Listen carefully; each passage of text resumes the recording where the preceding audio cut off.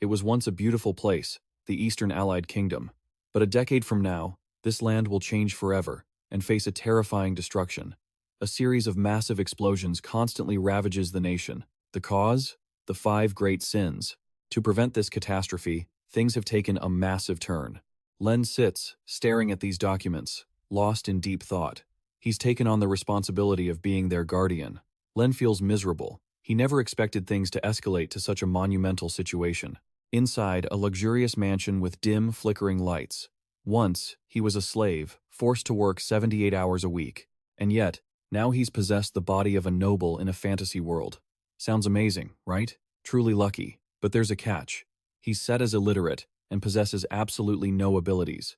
Len looks at the book, feeling down. What on earth is written here? A helpless servant. The young master is holding the document upside down.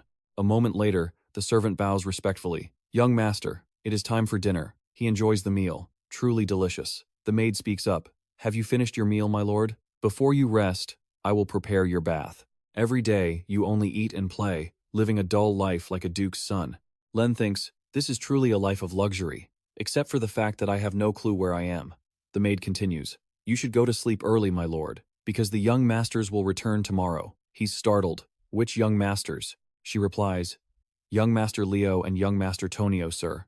He speaks as if he's never even heard of the Palatio family. His whole body turns to stone, the Palatio family. Deep down, he's terrified. The name is unbelievably familiar. The maids look at him, worried. He presses his face into his hands, feeling restless. Could this be Saelia? Len recalls the title of a game he once played. The game he used to play during those rare, precious moments of free time, back when he was an office slave. It was a turn-based RPG. No matter which storyline the player chose to start with, once the 5 great sins, wrath, greed, sloth, pride, and obsession appeared, the kingdom, noble families, and cities would begin to collapse in a disastrous way. Among them, the Count Palatio family was the most prominent. This was a corrupt noble family that appeared in a side quest before the main plot officially began. Len drops to his knees, crushed. That's right, he knows this place all too well. He digs through his memories, searching for information about this family. Len looks at the magnificent mansion in front of him in despair. Is this for real? Why the Count Palatio family, the very first place to be destroyed by the 5 great sins? Please, just let me go back to being a slave, working 78 hours a week. What's the point of living in luxury if everything falls in 10 years? This feeling is even worse than having your salary delayed for half a year. Why doesn't an Isekai protagonist like me have any special privileges? Wait, privileges? That's right, the fact that I know the game content 10 years in advance. Doesn't that mean I already know the future? If so, I just need to eliminate the causes of destruction before they even happen. And so, to enjoy a peaceful, noble life, he decided to reform the 5 great sins. He tells himself they must still be children. Perhaps there's still a chance to save them? 2 months later, in the office, he listens to a report. I have rescued the orphans in the East. More accurately, the victims who were turned into living test subjects. Among them, I have entrusted the management of the orphanage to a girl named Utia, Len says proudly. My eyes were not mistaken. You truly are very capable. He replies, Thank you, sir. But was that really a compliment? Because the young master never shows emotion on his face, he just nods. Right, exactly. Even, from now on, I expect your support. Even mumbles, this is still hard to get used to. Len looks at his reflection in the mirror, thinking, this face used to be very expressive, but it seems the soul possession wasn't entirely complete. Even is a rare side character in the game. He is a loyal person, which is why he recruited him. He says, regardless, thank you for the compliment, young master. But this time, you said the raid was to rescue a girl named Utia, right? Len replies, that's correct. Even continues, I have to admit, I understand why you chose her. Even with my experienced eyes, having spent many years as a mercenary, that girl is truly not ordinary at all. He recalls the scene when entering the prison to rescue the children. Even was shocked. The girl was so strong that I couldn't understand why she was willing to be imprisoned like that. Why didn't you bring her back here? Wouldn't that be a loss for you, sir? Len agrees. A spot-on observation. He falls into deep thought. On the surface, it looks like I'm wasting a source of power without utilizing it, but keeping things as they are is part of the plan. As a bloodkin who signed a contract with an indescribable entity from another dimension, she possesses unimaginable power, and later, she will become Wrath, one of the 5 great sins, causing the deaths of hundreds of lives. But if she is raised in a peaceful environment, she certainly won't go down the path of destruction anymore. So, I've defused the first time bomb. Now, I just need to come up with a reason not to bring her back. Len speaks up. Well, that's true. He leans his hand on his chin, emphasizing that the time isn't right yet. Even is surprised. The time isn't right? Len nods. That's right. Make sure this matter isn't leaked, and provide everything she needs. He accepts the order. Yes, I understand. Suddenly, he takes out an item. Oh, and deliver this to Yudia. Even is puzzled. A letter? Is the content important? Len replies. Just a letter of concern. She went through something terrible like biological experimentation, so I thought sending some comfort to help her calm down would be better. He takes it. You even write letters like this? Sir, I will deliver it carefully. Afterward, he stands by the window, watching, even ride off. Len feels uneasy. He doesn't know if it will truly provide comfort. The content actually hidden within that letter is something that was heard dozens of times throughout the game. This is the incantation to befriend a bloodkin, so it should have a calming effect. Sin of wrath, please calm your heart. The sorrow of darkness, the emptiness of light, a desire, a belonging. These are all incantations that appear in the Wrath storyline. But by then, she had already fully blackened. She was cold. It was too late. In the game, after failure, it leads to a battle. But now, with everything still 10 years in the past, perhaps it's not too late yet. Len stretches and sighs. One of the 5 death flags has been removed. So, is it time for the next one? Thinking that just with one incantation, you could befriend a monster is truly funny. But in the end, it's a race that worships the other world, so it's possible that's why it works. The fanatics in the extreme sects, their way of thinking is just impossible to grasp. Elsewhere, Utia held the letter in silence. Even was startled. Magic power was still radiating from the girl. It was absurd, yet she carried an eerie aura, as if she had no emotions at all. She spoke up. You sent that letter to Master Len, didn't you? Why didn't he call me to his side? Even felt a panic rising in his heart. What the hell is going on? Even stammered, that. He stared at her. Seeing magic manifest physically like that only happens when one reaches the level of a master. He recalled Len's words about how the time wasn't right yet. Even hurried to explain. Ah, right. It's just, the timing isn't right. She immediately pulled back her killing intent.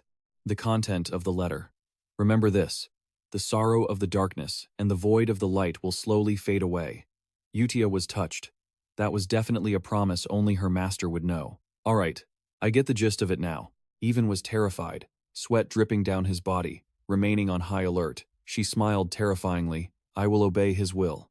As for Len, who was lying in bed, today had been a truly satisfying day. Even the bright moon seemed to be cheering him on. He had to keep trying for the next steps. Suddenly, a pile of books fell from the shelf onto Len's head. He squatted on the floor, groaning. It's not here either. Trying to find clues about the third danger is giving me such a headache. Even rushed over. Young master, we've rescued the second child you mentioned. Len had a bump on his head. Are you serious? Did you make sure to treat the child well? Even replied, of course, sir. Just as the child was pulled from the illegal slave market, the door was suddenly kicked wide open. A man walked in, looking aggressive. Well, look who it is. Isn't this the second son of Count Palatio? He nudged him and said, why is an illiterate guy like you holding a book? Oh, right. I heard you've been studying lately, haven't you? He glared at Len, who told him to go answer to his brother instead. Len thought to himself, he's always such a pain in the neck. How did the original Len put up with this? He really wanted to fight back, but he immediately acted obedient, bowed his head, and said, it seems you still want to use the library, so I'll take my leave. Tonio smugly stepped on his head. You know your place, don't you? Suddenly, a knife whizzed past Len's head. Looking closely, the blade was firmly embedded in the wall. Just then, someone walked in from the distance. You bugs are too noisy. Len felt annoyed. What the hell? The Grand Duke entered, pointing at them with a stern voice. I don't want to see blood this early in the morning, so get lost. This guy was the eldest son of Count Leo Palatio. Immediately, the two of them lunged at each other. Brother, I told you to drop that narrow-minded attitude when entering the library. Leo replied, get lost while you still can. Even was silently hiding nearby. The Palatio territory had disappeared from the game very quickly. Len recalled his mission. Investigate the Palatio territory of the kingdom. This place was a den of vice, running an organization called Avalan. But their power was greater than he had anticipated. Basically, These scumbag brothers were fighting for the position of head of the family, with one being a big shot in the underworld, and the other managing a massive illegal substance syndicate. Len thought to himself that for the sake of his life, he couldn't confront these two. Len and Even silently let them fight it out and slipped away. Inside the library, the sounds of a fierce brawl echoed, with objects flying everywhere. Even straightened Len's hair. Len secretly thought, I'm just going to live happily with the persona of a weak and incompetent bastard son. Afterward, he went back to his room, groaning lazily. Even though, the second child also didn't seem ordinary at all.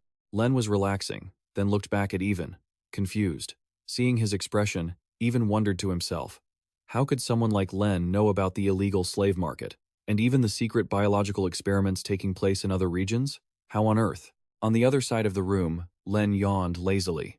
Even was baffled. It seemed like Len was having a hard time controlling himself. At that moment, Len was still lying on the bed, complaining, I'm so tired. Even suddenly spoke up. Young master, you really are quite strange. You sent that child to the orphanage. Len didn't look at him, thinking to himself, did he say that child isn't ordinary? That boy wasn't just not ordinary, he was at a destruction level. Within an empire allied from many nations, the central power was the Kingdom of Saelia. The child we rescued from the slave market was the second boss of Saya Deo Makalian. After being sold as a slave and tortured, and being transferred from place to place, he became the embodiment of one of the 7 deadly sins, Sloth. He transformed like a demon. After that, he destroyed nations in the most horrific ways imaginable. It was this part of the plot that shocked many players with the game's cruelty. Contrary to his title of Sloth, he was known to be extremely hardworking, and he would repay both kindness and grudges many times over. That was why I had to emphasize too, even to treat the boy with kindness. Len trembled, holding his teacup, and sighed. That's just too vivid. Len calmly said, the reason I sent him to the orphanage is because it isn't time yet. Even heard this and replied, I thought as much. So the letter you sent to Utia was about the second child? Len recalled the letter and replied, yeah, and they also chatted about other things. He told her, I told her to take care of the frail child I sent over. The boy's figure looked so lonely, his whole body covered in wounds. At that moment, a pair of small feet approached, and a voice asked, You. The voice wasn't hard to understand, echoing from behind the boy. Are you broken? The voice remained calm. That was the mark of that thing. The boy's hand moved slightly. Utia appeared before him and asked, You're the Black Sun, aren't you? She smiled and continued, But the Great Moon still chose you. Congratulations. Utia flashed a villainous smile like a witch, her whole body radiating powerful magic. So, feel the power that has been bestowed upon you, and let your potential be released. She reached out toward him, smiling. If you remain loyal and follow the Master's orders, you will be able to take your revenge. At that moment, threads of magic began to radiate from behind his back. Utia smiled, looking at the letter. Now, I should send my first reply. Under the moonlight, Len's messages appeared. She wanted to send him a gentle greeting. Back at the Count's estate where Len lived, Even burst through the door. Len was still mumbling. Where the heck is the third one? Even suddenly said, Big trouble, sir. Even continued, That scumbag, the second young master. Hearing that, Len looked up. What? You're asking if that guy is dead? The second young master's death was certainly unexpected. Len wondered if it was really true. Afterward, they gathered at the second young master's funeral. Just then, 2 beautiful girls standing on either side of Count Palatio whined. Master, the other one sighed. When is this going to end? I'm so bored. The one beside her chimed in, I'm hungry. Len was speechless, bringing illegal substances and women to his own son's funeral. I knew this family was rotten, but this is straight-up fantasy trash. Len looked down at his brother. After all, Tonio dying from an accidental fall was different from what I remembered. Back in the game, the guy next to him was the murderer. Finally, I've killed that pest after 50 years. Now, I am the rightful heir. I am Count Palatio. He sobbed dramatically, claiming he had finally killed that person after all these years. Yet, he now wore an expression that screamed, what a wonderful stroke of luck. Len glanced away, feeling helpless. Could he at least try to hide his emotions? The mastermind was definitely Leo or his lackeys. Either way, he stared at the person lying in the coffin. I just need to deal with the 5 deadly sins. A year passed. Since the inheritance issue was settled, and Leo had taken over the illegal drug trade, the Count's territory had become much more peaceful. Len and Even sat across from each other, Even quietly eating his meal. Looking through a stack of papers, Len thought about how Utia and he had become pen pals during that time. If I keep in touch with her, it will be useful for the future. Inside the letter, Yutia began to write that Yuna was great at hide-and-seek, and Hidan was good at war games. Du was growing up normally and loved puppet shows. Len smiled faintly while reading. They seemed like good kids. Below that was the list of the month's sponsors. Seeing it, Len exclaimed, "The list has grown again." It was fascinating to see so many sponsors appearing for that small orphanage. Even remarked that although it was unusual, it was a good thing. "Oh, right. About that thing you've been searching for all this time." Even continued, "I received a call from the Information Guild saying they found a lead." Len, still eating, replied, "Really? What a relief. It must be the list of the third boss. Finally, I can find him." At that moment, light from the window flooded the room. The two remained silent, each tending to their own business. Elsewhere, a piercing scream echoed. This was a distribution point for maggot drugs. Two figures walked forward, saying, "The Palatio family's fish is quite generous. He always gives us such handsome rewards." The person next to them replied, "That's right. Our organization has hundreds of members now." Suddenly, in front of them, they saw people who had been murdered. Just a moment more. Upon seeing the scene before them, they were startled. People there screamed in terror, "No, I've lost control of my hands. Help!" Immediately after, a nightmare unfolded. Everyone there, simultaneously, took their own lives. As the desperate screams rang out, a figure stood silently in the nearby shadows. Yuchia appeared behind them. She said, "I really enjoyed today's puppet show." It seemed there were many more things to report. In her hands, she held the magic strings to control the puppets. Du turned and asked her, "Is there any point in doing this?" Yutia turned back to him. "Why? Are you pitying them?" Du replied, "No, it's just that they used other people to make drugs. I just don't know if this has anything to do with my grudge." She answered, "Of course it's useful. We are creating space for his return." Yutia broke into a villainous smile. "How can we let this place look shabby when he arrives?" Hearing this, Du replied expressionlessly, "Understood." Right after that, the two activated their magic. A gust of wind swirled up, and they vanished. They were like ghosts hovering in the night. Everything would go according to his wishes. Then, a bright light flashed in the night. Under the peaceful crescent moon, Yutia's voice echoed.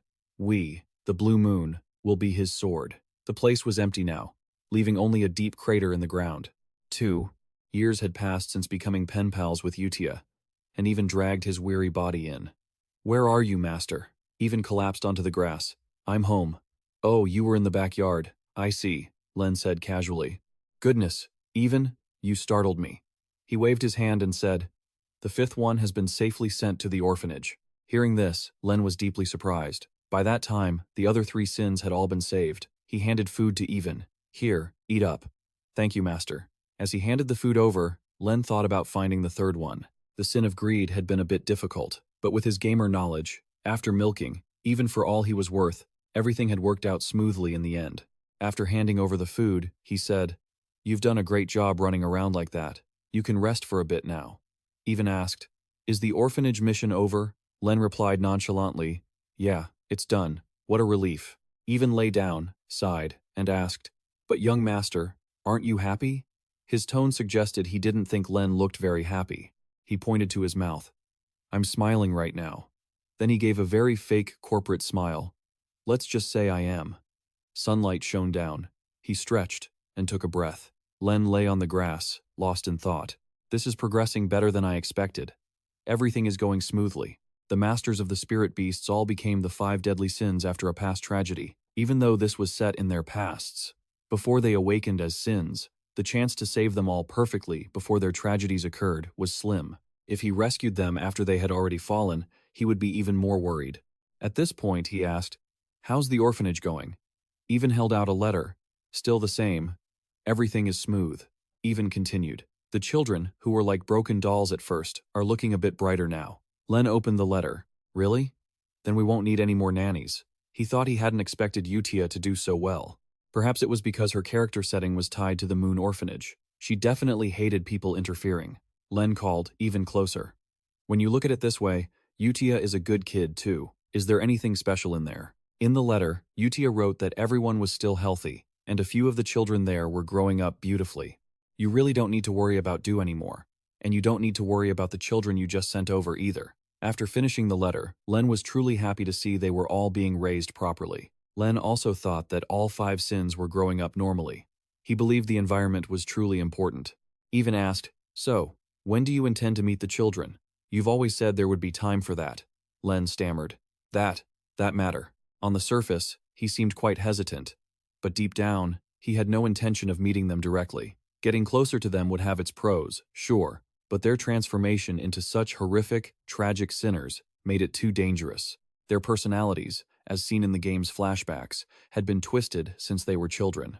He carefully weighed his options. It was true that he'd saved them before they awakened, so things should have been better, but it was still terrifying. He stammered, "Maybe next year." "Okay, I get it." Len let out a sigh of relief. "Anyway, in this terrifyingly dark fantasy world, you need some self-defense skills.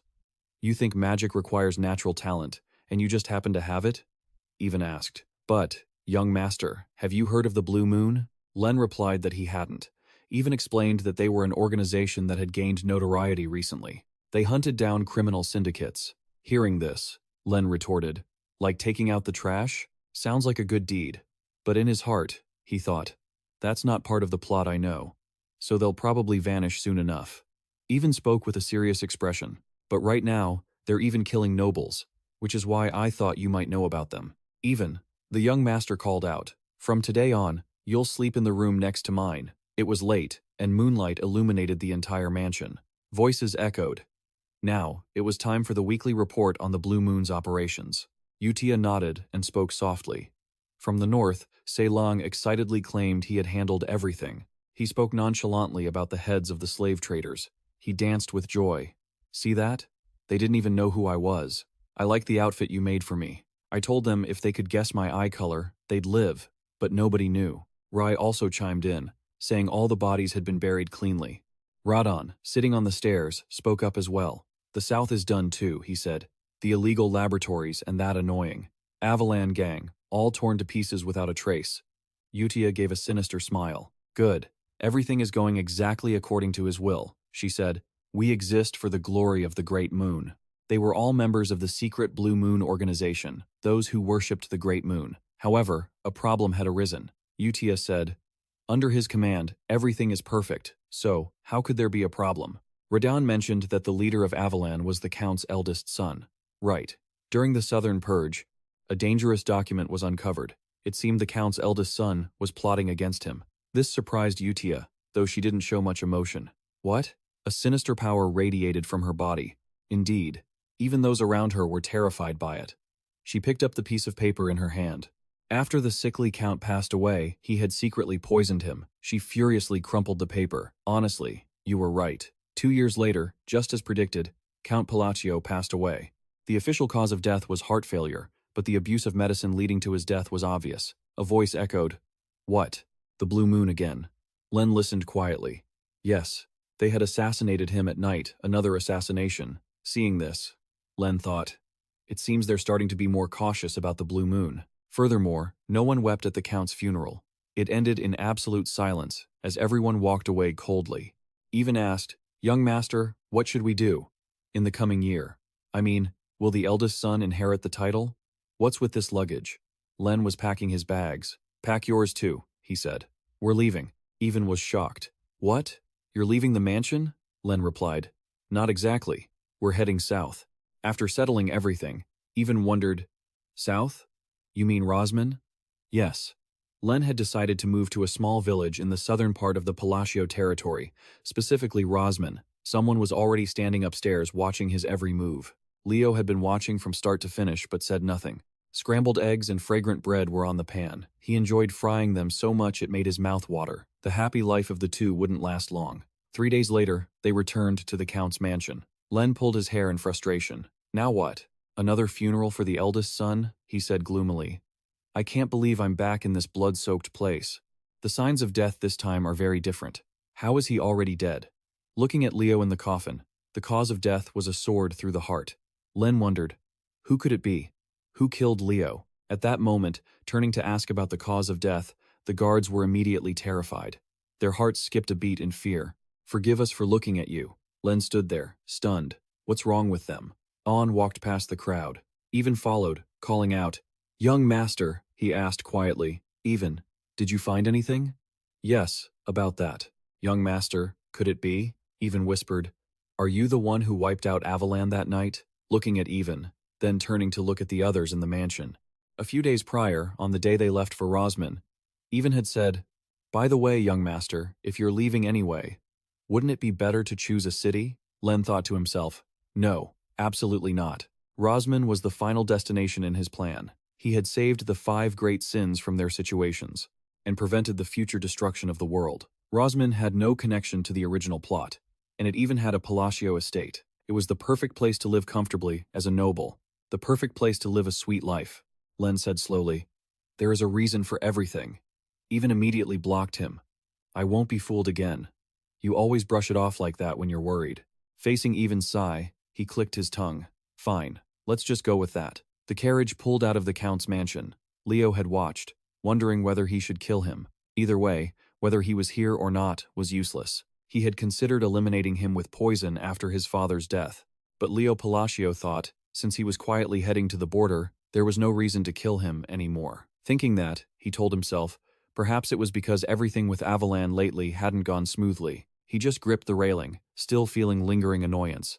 With that, he ordered his servant, An Min, to follow the carriage. An Min was Leo Palatio's right-hand man. He asked, "Does that mean you want me to kill him?" Leo Palatio was suddenly shocked by the question. "What?" He was taken aback. "An Min, you just do as I say without complaining?" Suddenly, he asked, and Leo Palatio replied with dissatisfaction. "Your job is to follow my orders." Just as he uttered those words, a sword pierced his chest. Leo's voice trembled. "You, how dare you betray me?" he said. "I enjoyed the civil war, but this person is Hidan, a member of the Blue Moon organization, not An Min. It's been quite fun so far, as we were taught by the Blood Moon. The Blue Moon is his sword. We act according to his will. But, if anyone dares to harm the Great Moon," saying that, he plunged the blade deeper into Leo Palatio. Then, he decisively pulled the sword out. "We are allowed to act on our own." Blood splattered across the floor. He watched as Leo Palatio collapsed. "That's why I've been waiting for you to say those words all this time. I didn't expect it to take 2 years." Leo Palatio still tried to threaten him. "My men won't let you leave here alive. Because of what you just said, Avalan will be wiped off the map forever." He looked at Leo Palatio with feigned pity. "What a shame. The Great Moon gave you a chance." With that, he leaped from the balcony and vanished. The sky began to brighten, and the sun rose to start its day, just like any other. For Len, Rodman was a true paradise. He woke up happily, greeting the morning. He woke up whenever he wanted to enjoy the peace of a new day, eating whatever he liked, whenever he wanted. Finally, he could truly live the life of a proper noble. As he ate, he thought about starting a bakery business. Even entered, holding a letter. "Young master, a letter has arrived." He took it, wondering, what could this be? The bread in his hand dropped to the table. The letter stated that after Leo Palatio's death, he was required to return home. Just like that, his 3 days of paradise came to an end. So, with a heavy heart, he stood before his brother's funeral, returning to the DH estate once again. Looking at the terrified crowd before him, he wondered, why is everyone reacting like this? Even spoke up, "Young master, since when were you the mastermind behind the annihilation of Avalan?" Len stared blankly, confused by the question. In other words, he had fallen into an endless loop. Caught in insane situations, he huddled in a corner, feeling miserable. "Hey, Dio, could you explain to me, so I can actually understand why I've become the mastermind?" Even replied calmly, "Because you are the sole survivor of this incident. Leo was murdered after we left the mansion. That gives you the perfect alibi and makes you the sole heir." Len froze, finally realizing the problem. Even continued, "With Avalan gone, there's no one left to cause trouble over Leo's death." And just like that, Even chirped happily, "You've become the mastermind of the case, with a master assassin under your command. Are you happy now?" "What's with that outfit?" Len thought carefully. "Good grief, when on earth did I even start this?" No organization could wipe out such a heavyweight of the underworld that quickly. Len asked, "Now that I think about it, didn't you say there was an organization that hunts down other organizations? Are you referring to Blue Moon?" "Exactly. Do you think it was them?" Even mentioned that the intelligence agency said it likely wasn't them. They said Blue Moon never leaves a body behind, but they always leave a signature. However, the members of Avalan were killed by swords. It was a scene straight out of hell. They said that, and it turned out to be the reason why he was labeled the mastermind, because he had a master swordsman under his command. He realized it then. That's right. Blue Moon didn't appear in the game. It's impossible for a weak organization to vanish before the main plot even begins. Then who the hell could it be? Over there, Utia interrogated them. Any traces left behind? Ra replied immediately. We didn't leave anything. Se Lang added. Same here. Me neither. He laughed triumphantly. It was nothing but corpses over there. Just then, the door opened, and a familiar voice spoke up. We're here. The Radan group arrived. There were 486 Avalan forces left. Radan spoke up, fulfilling the boss's request. He laughed and said, We cut them in half. Upon hearing everyone's report, Utia was extremely satisfied. Good. Perfect. And just like that, Avalan, the massive organization that had dominated the Kingdom of Austria, had turned to ash in just 5 days. Radan interrupted again. However, it seems the cleanup isn't finished yet. What do you mean? He held up a stack of documents. I found more nobles connected to Avalan. The Antia dukedom seemed to be deeply involved. After hearing this, Utia fell silent for a moment. She opened the documents Radan had brought. She exuded her usual terrifying aura. You already know what I'm about to say, don't you? Everyone understood what she meant. They didn't say another word. Radan spoke up. Let's handle them quietly. Let's just take care of them quietly. Utia let out a breath and turned to the intelligence agency, saying that everything was clear now, right? Ri picked up the paper and replied, Yes, they are considering this case unrelated to Blue Moon. Du, standing nearby, added that other guilds were the same. They called it a hell created by a sword master. She heard this and asked, Are we still monitoring them? Utia smiled faintly and said, Keep going. This matter must absolutely never touch that person. I've said it countless times, so you all know, right? He controlled the floating papers nearby and continued, but because that person's own blood tried to target them first, this case was not in order. Remembering that person's appearance, he said, We are just a sword. As soon as she heard that, Utia let out an excited gasp, covering her face as she said, A sword shouldn't think for itself, right? Her eyes flashed with a red light, staring toward the window. Blue Moon must act according to orders. Remember that. That person knew everything.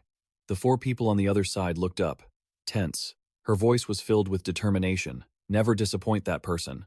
Du looked at Utia and felt confused. He couldn't understand why someone with such superior abilities as Utia would feel nervous and restless just because she was discovered. Then he held up the stack of papers and said, I understand. Everything is for the Great Moon, for that person. Meanwhile, at the Count's estate, the lights were still on inside. Len sat at his desk, sighing. I can't take it anymore. He tilted his head back, tears streaming down his face. After the funeral, he had been extremely busy for an entire month. Len lamented, I just wanted to relax and live off my money. That's what nobles are supposed to do. He looked down, thinking, even though he had caused so much hatred, Leo's death was supposed to happen 6 years later anyway. Because his brother's death had changed the game's timeline, all the family's work had fallen on him, the heir. Just then, a voice called out, Young Count. The old men rushed in, each carrying a pile of items, books, or scrolls. Seeing that, he sighed even more. By this point, the dark circles under Len's eyes were visible. He wondered, why are they working so hard?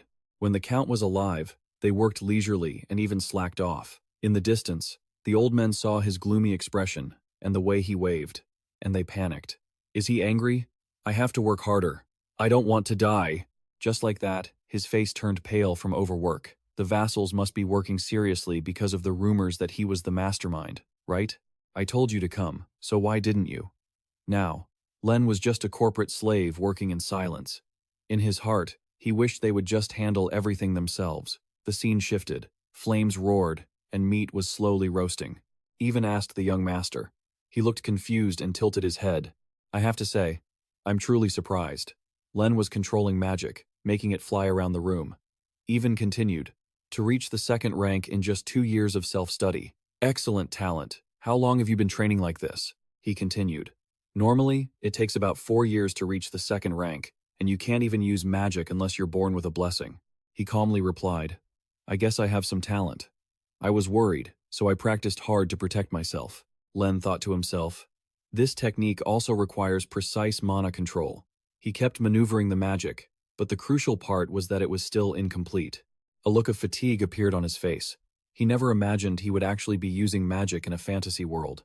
Manipulating the magic, he whispered. Biron, I was so excited at first. Once the plan is complete, there won't be any more danger, so I'll just slow down my learning. Shortly after, the magic orb floated up, but lately, survival had become a real problem. I've realized the truth, he thought, eyes welling up with sorrow. Your mana core is incredibly small, he sighed. Nothing seems to work. At this point, he recalled the information about it. The mana core a person is born with is like an athlete's physique fixed from birth, and his mana core was tiny. Thinking about this felt incredibly painful. He realized the truth. It was so small that even training couldn't help. As he sat eating, he thought, if all else fails, there's still one way. Just then, Even picked up a letter and said, "Oh, that's right. An invitation to a ball has arrived for the young master." Hearing that, he looked toward the dance party. Then, the dance party time arrived. Len was already at the luxurious mansion. All the nobles were gathered around. Dressed in his count's attire, he walked in with Even. Upon entering, he sighed. Ugh, I'm already exhausted. A typical ball to connect nobles was being held in the southern region of the Australian kingdom. Since he was about to become a count soon, perhaps he should use this opportunity to build some connections. Len adjusted his scarf and walked in. Even, behind him, was stuffing his face with food, and asked, "What are you doing, sir?" He thought to himself. Getting to know the nobles is important for my peaceful future. But as soon as he approached, everyone around him was frightened by his appearance and hurriedly scrambled away. Then he reached out to greet someone nearby. The man was instantly terrified, and then the whole group ran off as if chased by a ghost. Even, standing beside him, couldn't help but chuckle and comfort him. "Don't take it too hard, haha, don't be sad." He looked on and thought, sad? Not really, I expected this. So he said, "Even, I'm leaving." And with that, he turned away, knowing he would be ignored because he lacked dignity. I'm not like the illustrious great-grandfather of that era.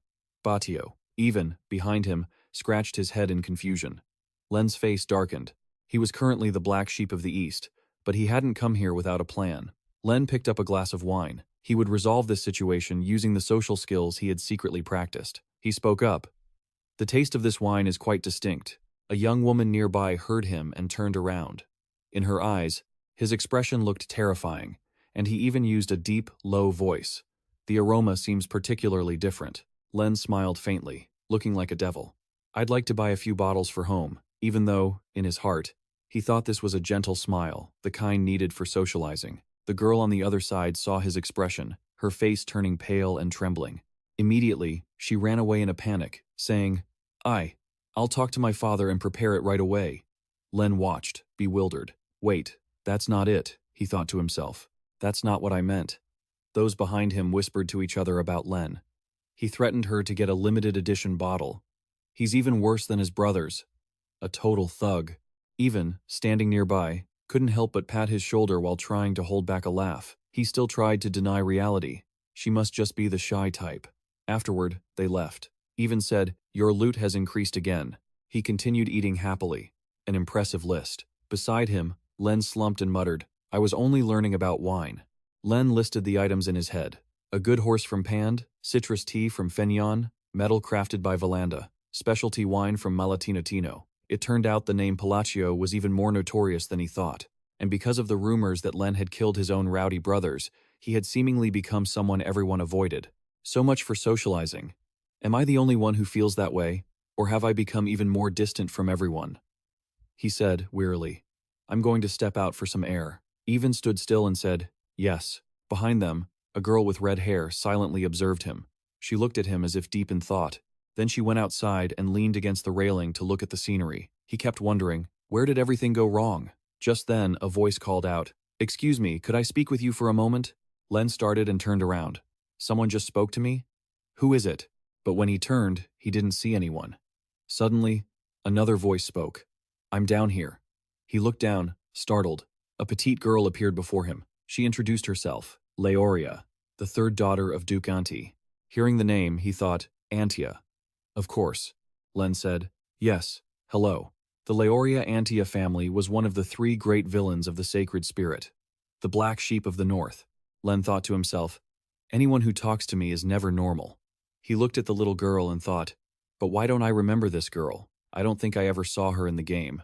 Leoria Antia suddenly spoke up. "I'll be blunt. Lend me your power."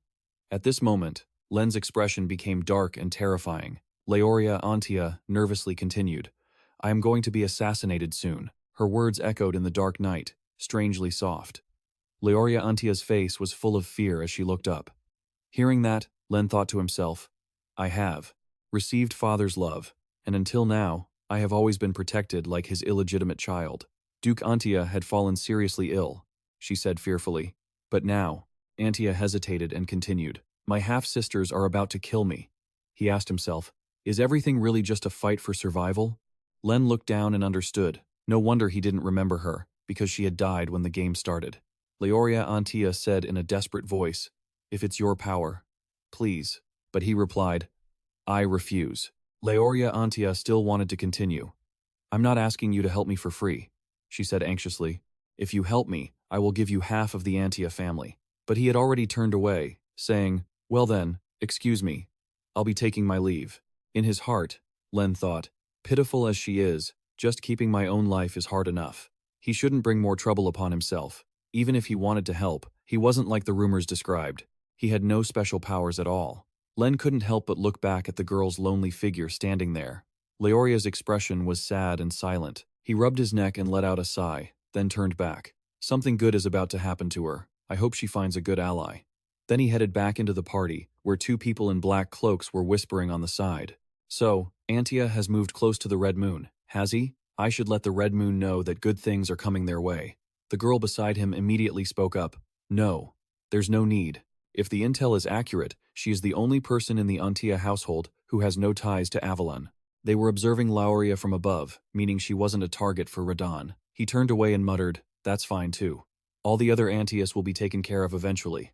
Exactly. Following the Red Moon's orders, we'll focus on cutting off the flow of information, so the incident in Avalon never reaches his ears. They were silently watching Len from above.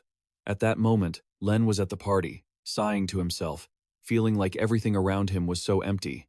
Was he being surrounded by some kind of barrier? Len didn't notice, but a mysterious girl was nearby. She said, hello. Len was touched the moment he heard someone actually talking to him. Was she talking to me? Seriously? Could this be the time I actually managed to befriend a noble? Len turned around and said, oh, hello. The girl covered her mouth with a fan and gave a slight smile. Seeing that, he immediately realized something. Not again. Another shady person? I've already seen this face in the game. Staring at her, he thought that anyone who takes the initiative to talk to him first definitely isn't an ordinary noble. As soon as he recognized her, he walked up and said, greetings, Lady Zenonia. Kalia was surprised to see that he knew her. Oh my, you know who I am? He replied calmly. Of course, you're quite famous. The three most notorious villainous families in the Kingdom of Australia. In the north, there's House Antia. In the east, House Palatio. And finally, in the west, the degenerate Zenonia clan. She reminded people of an elegant viper. Kalia chuckled. Famous? Me? She was, after all, the eldest daughter of Count Zenonia. If Palatio was a crime syndicate, then Zenonia was the high-end version, like a legalized mafia corporation. Thinking about this, he couldn't help but shiver. I just need a few noble connections to live a peaceful life. He silently resolved within himself. Even though half his life was already on the line, for the sake of this sweet, peaceful existence, he absolutely must not get involved with them. Len spoke to her, saying, you're just too beautiful. Kalia replied, thank you for the compliment. She smiled and said, I'd love to chat more. What do you think? Len replied calmly, I would like that too, but there are too many eyes watching. In his heart, he begged, please, just let me walk away quietly. Kalia looked at him and said something cryptic. Just as the rumors say, isn't it? Then she turned to leave. I look forward to seeing you again soon. Len was left confused. Then Kalia walked away. Len watched her, bewildered. What the hell just happened? The two people observing from above looked down and said, information about the Avalon incident is being completely locked down. The other one chimed in. However, a new variable has appeared. They looked toward the window, where someone was lurking in a tree, still tracking him. A tail. Huh? Then, the two small shadows quickly darted off. We don't have direct orders yet, so we'll just keep watching. We can deal with it if needed. Scene change. Even was scratching his head, looking confused. Young master, are you sure this is the real one this time? They stood in front of a canyon. Even felt doubtful. Is this canyon really the place we've been looking for all this time? He continued. Even though it's midday, it's strangely dark inside. As for Len, he looked like he was about to ascend to heaven. He clenched his fist. He had finally found it. His true objective, The environmental effects matched perfectly, so this was definitely the place. Even sighed, "If this turns out to be a fake too, I think I'll fall into a depression." They walked inside while observing their surroundings. There were inscriptions on the rocks. Len replied, "This is the real deal." In the game, this place was much easier to find. Actually, the reason he had gone to such lengths to come here under the guise of a scouting mission was because of the labyrinth in the south. That labyrinth was called the Whispering Maze. Solve all the puzzles in the 8 rooms, and you'll receive a precious, holy relic as a reward. Len smiled, looking ahead. He still remembered all the guides, and that incredibly satisfying feeling of grinding for loot. Before them was a massive gate, etched with strange characters. He looked up and marveled at seeing the entrance to the maze in real life. Even though he had gotten sick of this place in the game, standing in front of it now felt completely different. Even exclaimed, "This canyon looks like it was carved by human hands. How do you know about places like this?" He looked up and said, "I've been here many times." Even looked confused. "You've been here many times?" Even blinked, feeling like he was dreaming. Len said, "Just kidding. I have my own ways.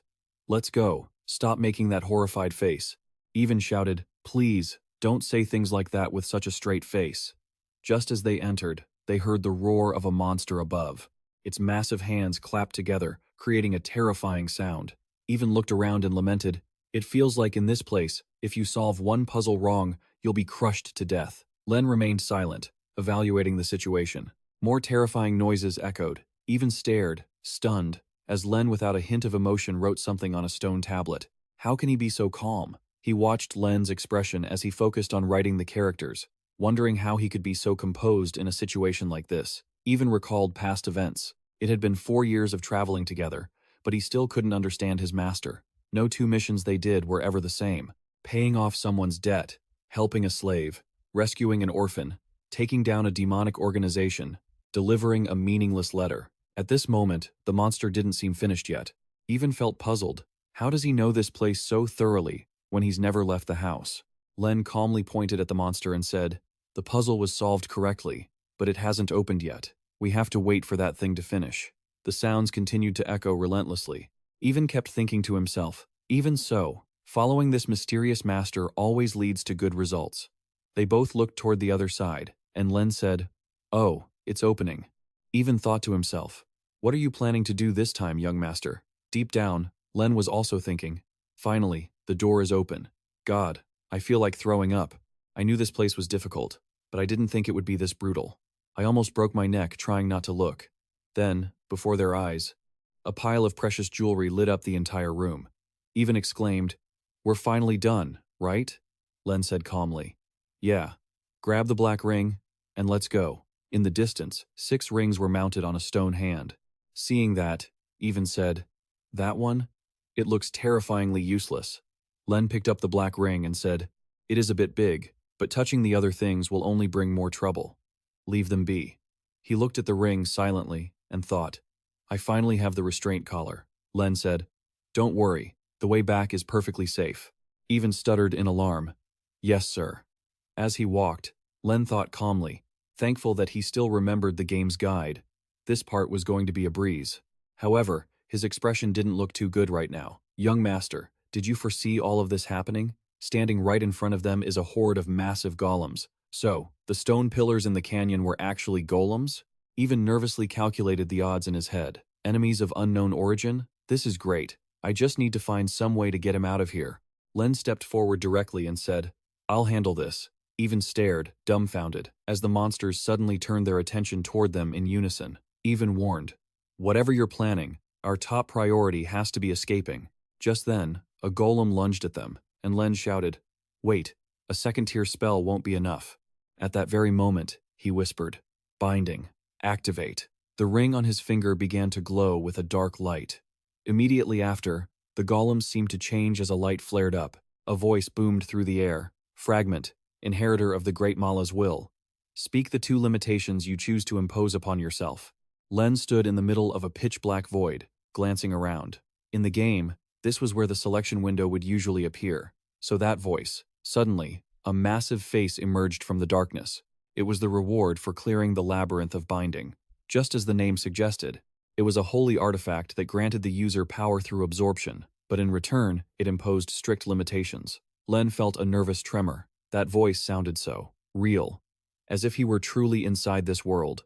He stated his first limitation, and the voice responded. Len continued. For all spells, the use of baby's hand signs is absolutely mandatory.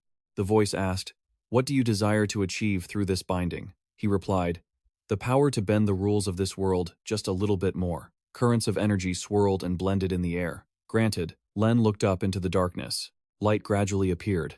He said, the second limitation. The voice echoed again, telling him to proceed. Len formed a different set of hand signs and continued. For all spells, one must only use baby's sacred incantations. The voice asked again, and what do you desire from this binding? He answered calmly, the same as before. The entity seemed to fall silent. Len looked up, feeling confused. Damn it, did I mess up a step? Even the skill icons are exactly the same. I chose both the hand signs and the incantations as limitations to unleash the strongest possible attack. He couldn't help but break into a cold sweat, worried, despite the fact that he had mastered every sign and chant from playing the game countless times. This had to work. Just then, the voice finally spoke again, accepting his terms. The voice faded into the void. O human who remembers the hand signs and incantations of the forgotten great god, we express our gratitude to you for inheriting their will. Len was bewildered. Inheriting their will? What does that mean? Suddenly, the ring on his finger vanished. He guessed the ring had been absorbed into his body. It seemed the binding was a success. The voice spoke one final time. I will always be watching you, inheritor of that will. Back in reality, Even was still panicking. Young master, the second-tier spell. In front of him were those colossal monsters. Len reached out his hand, unbothered by the lack of power. He stared ahead, his eyes completely calm. He began to channel his magic, but the orb of light that should have been brilliant only flickered weakly, even though he poured all his mana into it. No matter how much he trained, he couldn't break his limit. He calmly formed a magic orb in his palm. Well, it's time to test the power of the binding. The orb began to grow, gathering energy. The monsters were charging at them. He raised his hand to control the orb, and the price was paid. Count Palatio calmly activated the power orb in the face of the golem's aggression. Time to test it. He held the orb up coldly, the limits of the seal, and the price paid for it. Suddenly, that power rippled outward, creating a new skill, Night's End. The second skill, Rebound. The energy shot bolts of lightning straight into the walls. Then, Count Palatio summoned a brilliant beam of light. This was an ultimate skill, a blue light that he compressed into a massive orb. Finally, the ultimate move. Count Palatio Air Interference. Count Palatio performed the hand movements with fluid grace. Instantly, he coolly fired bolts of lightning that streaked forward, slamming straight into the targets. Even watched the scene, jaw dropped in pure shock. The violent surge of power quickly obliterated the golems. Lightning continued to arc through the air.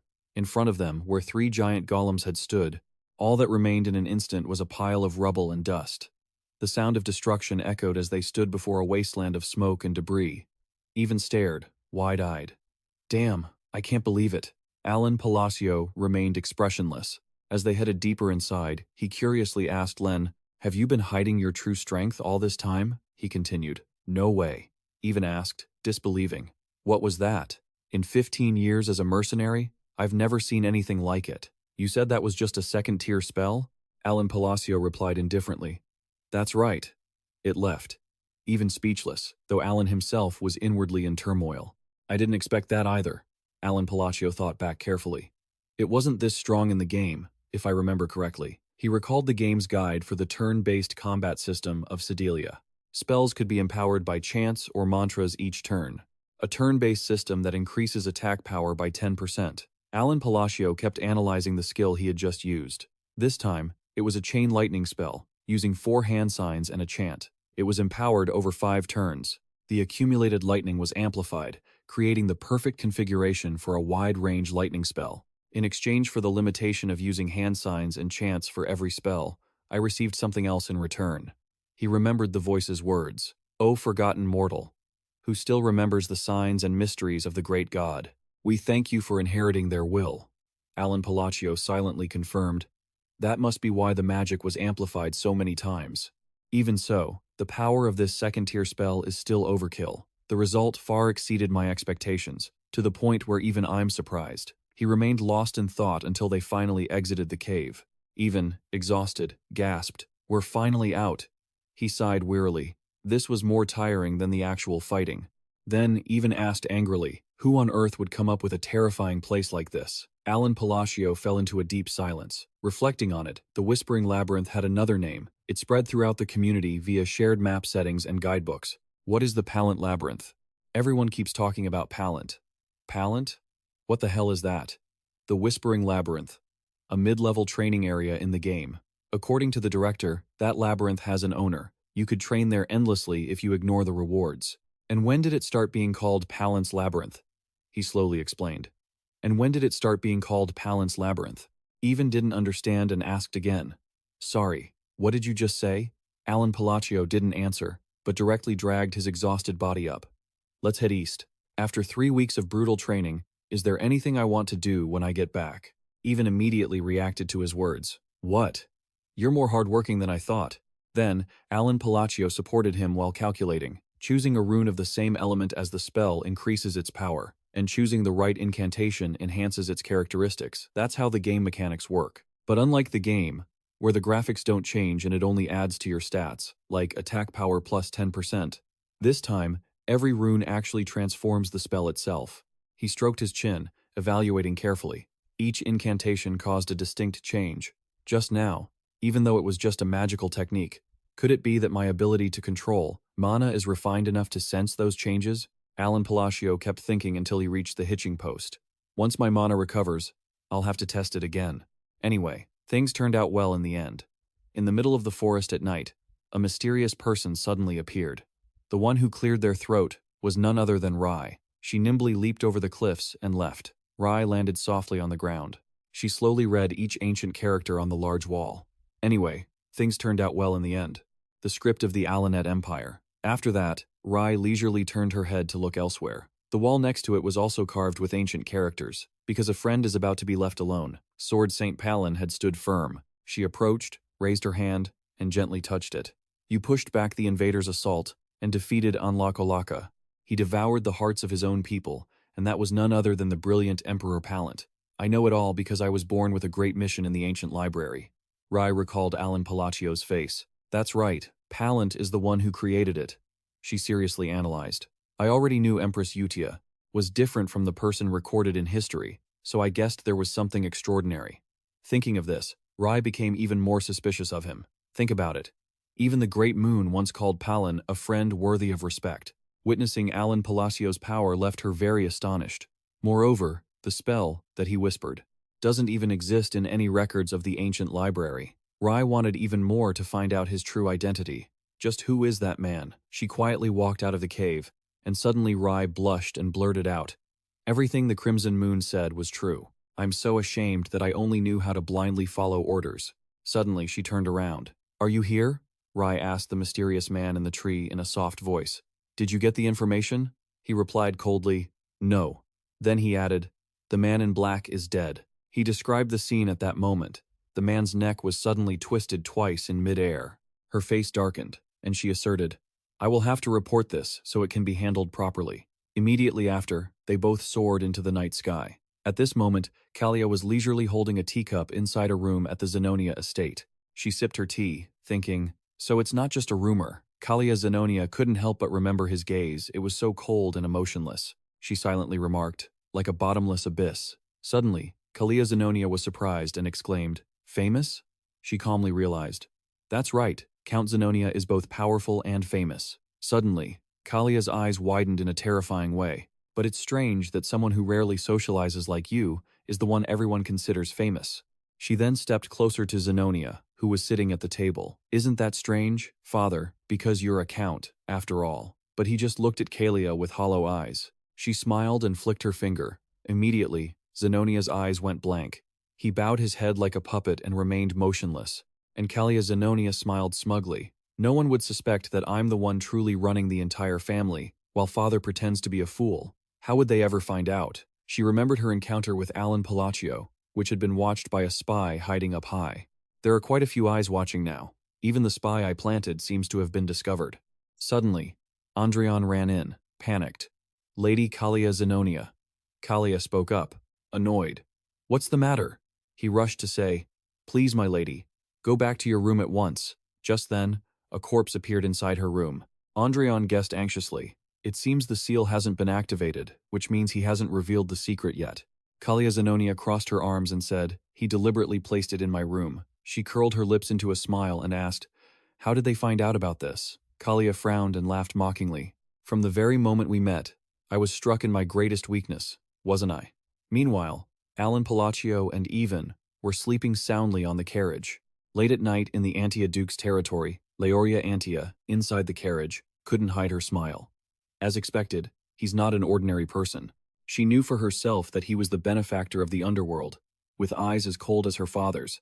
This is the type of person you must absolutely never make an enemy of. Leoria Antia knew for sure that he was her last lifeline. She couldn't help but feel afraid. But who's to say he'd accept such a losing deal? Having been stripped of all assets and power by her cowardly brothers, Leoria Antia was born into a family with many children, including the eldest son, Terion, the eldest daughter, Malian, the second daughter, Perrin, and the second son, Ki. So she felt very insecure because she had nothing left. Leoria Antia returned to the vast but unfamiliar house. Even now, I'm still struggling to survive by exploiting my father's pity and love. What should I do from now on? As soon as she stepped into the house, an incident occurred. The servant reported in a panic. Lady Leoria Antia, the youngest lady, has returned. They ran over in a frenzy. My lady, Lady Perrin and Master Ki have lost their lives. Leoria Antia turned pale with fear. What? She couldn't guess the culprit. Those who are willing to stab their own family members. Myself. This is so absurd. Leoria Antia tried to calm herself. Then what about Brother Tarian and Sister Malian Antia? The shrill scream of the servant echoed throughout the mansion. They had found those two as well. Master Tarian, Lady Malian Antia. The whole family was plunged into chaos. Leoria Antia was terrified. What is this? Not far away, Radon was escaping very quickly. He flashed a cruel smile. Task complete. In the blink of an eye, Radon disappeared into the night. Leoria Antia was lost and lonely in the middle of the mansion. Finally, she remembered one thing. Alan Palatio had once said that something good would happen.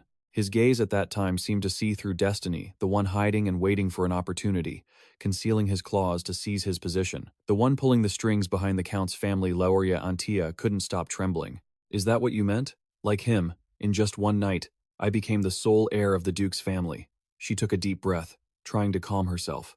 Leoria Antia shuddered in fear, wondering just how insane the devil was that she'd signed a contract with, but there was no turning back now. She paced back and forth, anxiety gnawing at her. What if she betrayed him? There had been too many precedents already. Leoria Antia steeled her resolve. I have no choice but to keep walking down the path I've chosen. 2 months later, things had finally settled down. A servant arrived with a delivery. I'm here under the orders of the Duke of Antia, they said. Alan Palatio was taken aback. The Duke of Antia? Even couldn't help but marvel. This kind of wine, he stammered, completely stunned. He'd heard each bottle cost thousands in gold, but never expected to see it with his own eyes. The handwritten letter inside was addressed to Leoria Antia. He couldn't wrap his head around it. Was it not the Duke, but the youngest child, Leoria, who had prepared this? Why would she send this to him? I'm just living in hiding, struggling to get by, he thought. Alan Palatio asked to confirm. Are you really sure this is for me? The servant replied firmly. Yes. The Duke prepared this personally and ordered me to deliver it into your hands. He suddenly realized, the Duke personally? Wait a second. Did that mean Alan Palatio had no idea that the youngest, Leoria, had become the Duke of Antia? At that same moment, Leoria was busy handling business in her new position. 2 months had passed in the blink of an eye. She stood up and looked around her office. After my father's funeral, he passed away from illness. I held the succession ceremony and became the Duke. At first, I couldn't even step foot into this office. Even though it was the sudden death of my siblings, I managed to avoid any suspicion. I had my alibi from the ball at the time. Even my secret organization was wiped out by my siblings, so when I returned to the estate, I was truly stripped of all my power. Leoria Antia was still trembling with fear. By the time I realized it, it was too late. I was stunned. He even took advantage of this situation? She shuddered. On the surface, he had coldly rejected her, but then he handled everything perfectly. Leoria Antia had kept the news under wraps. Just how many steps ahead was he looking? I was so afraid of bothering anyone that I didn't even announce the funeral. She confirmed to herself. It's obvious he needed the Antia family for some plan, which is why he came to me. Leoria Antia knew for certain that even though she had unified all the organizations under the Antia name, it still couldn't compare to the power he was hiding. It meant he wanted something else from her. She tried to guess. Palatio. A lord of the underworld who built his power solely through business.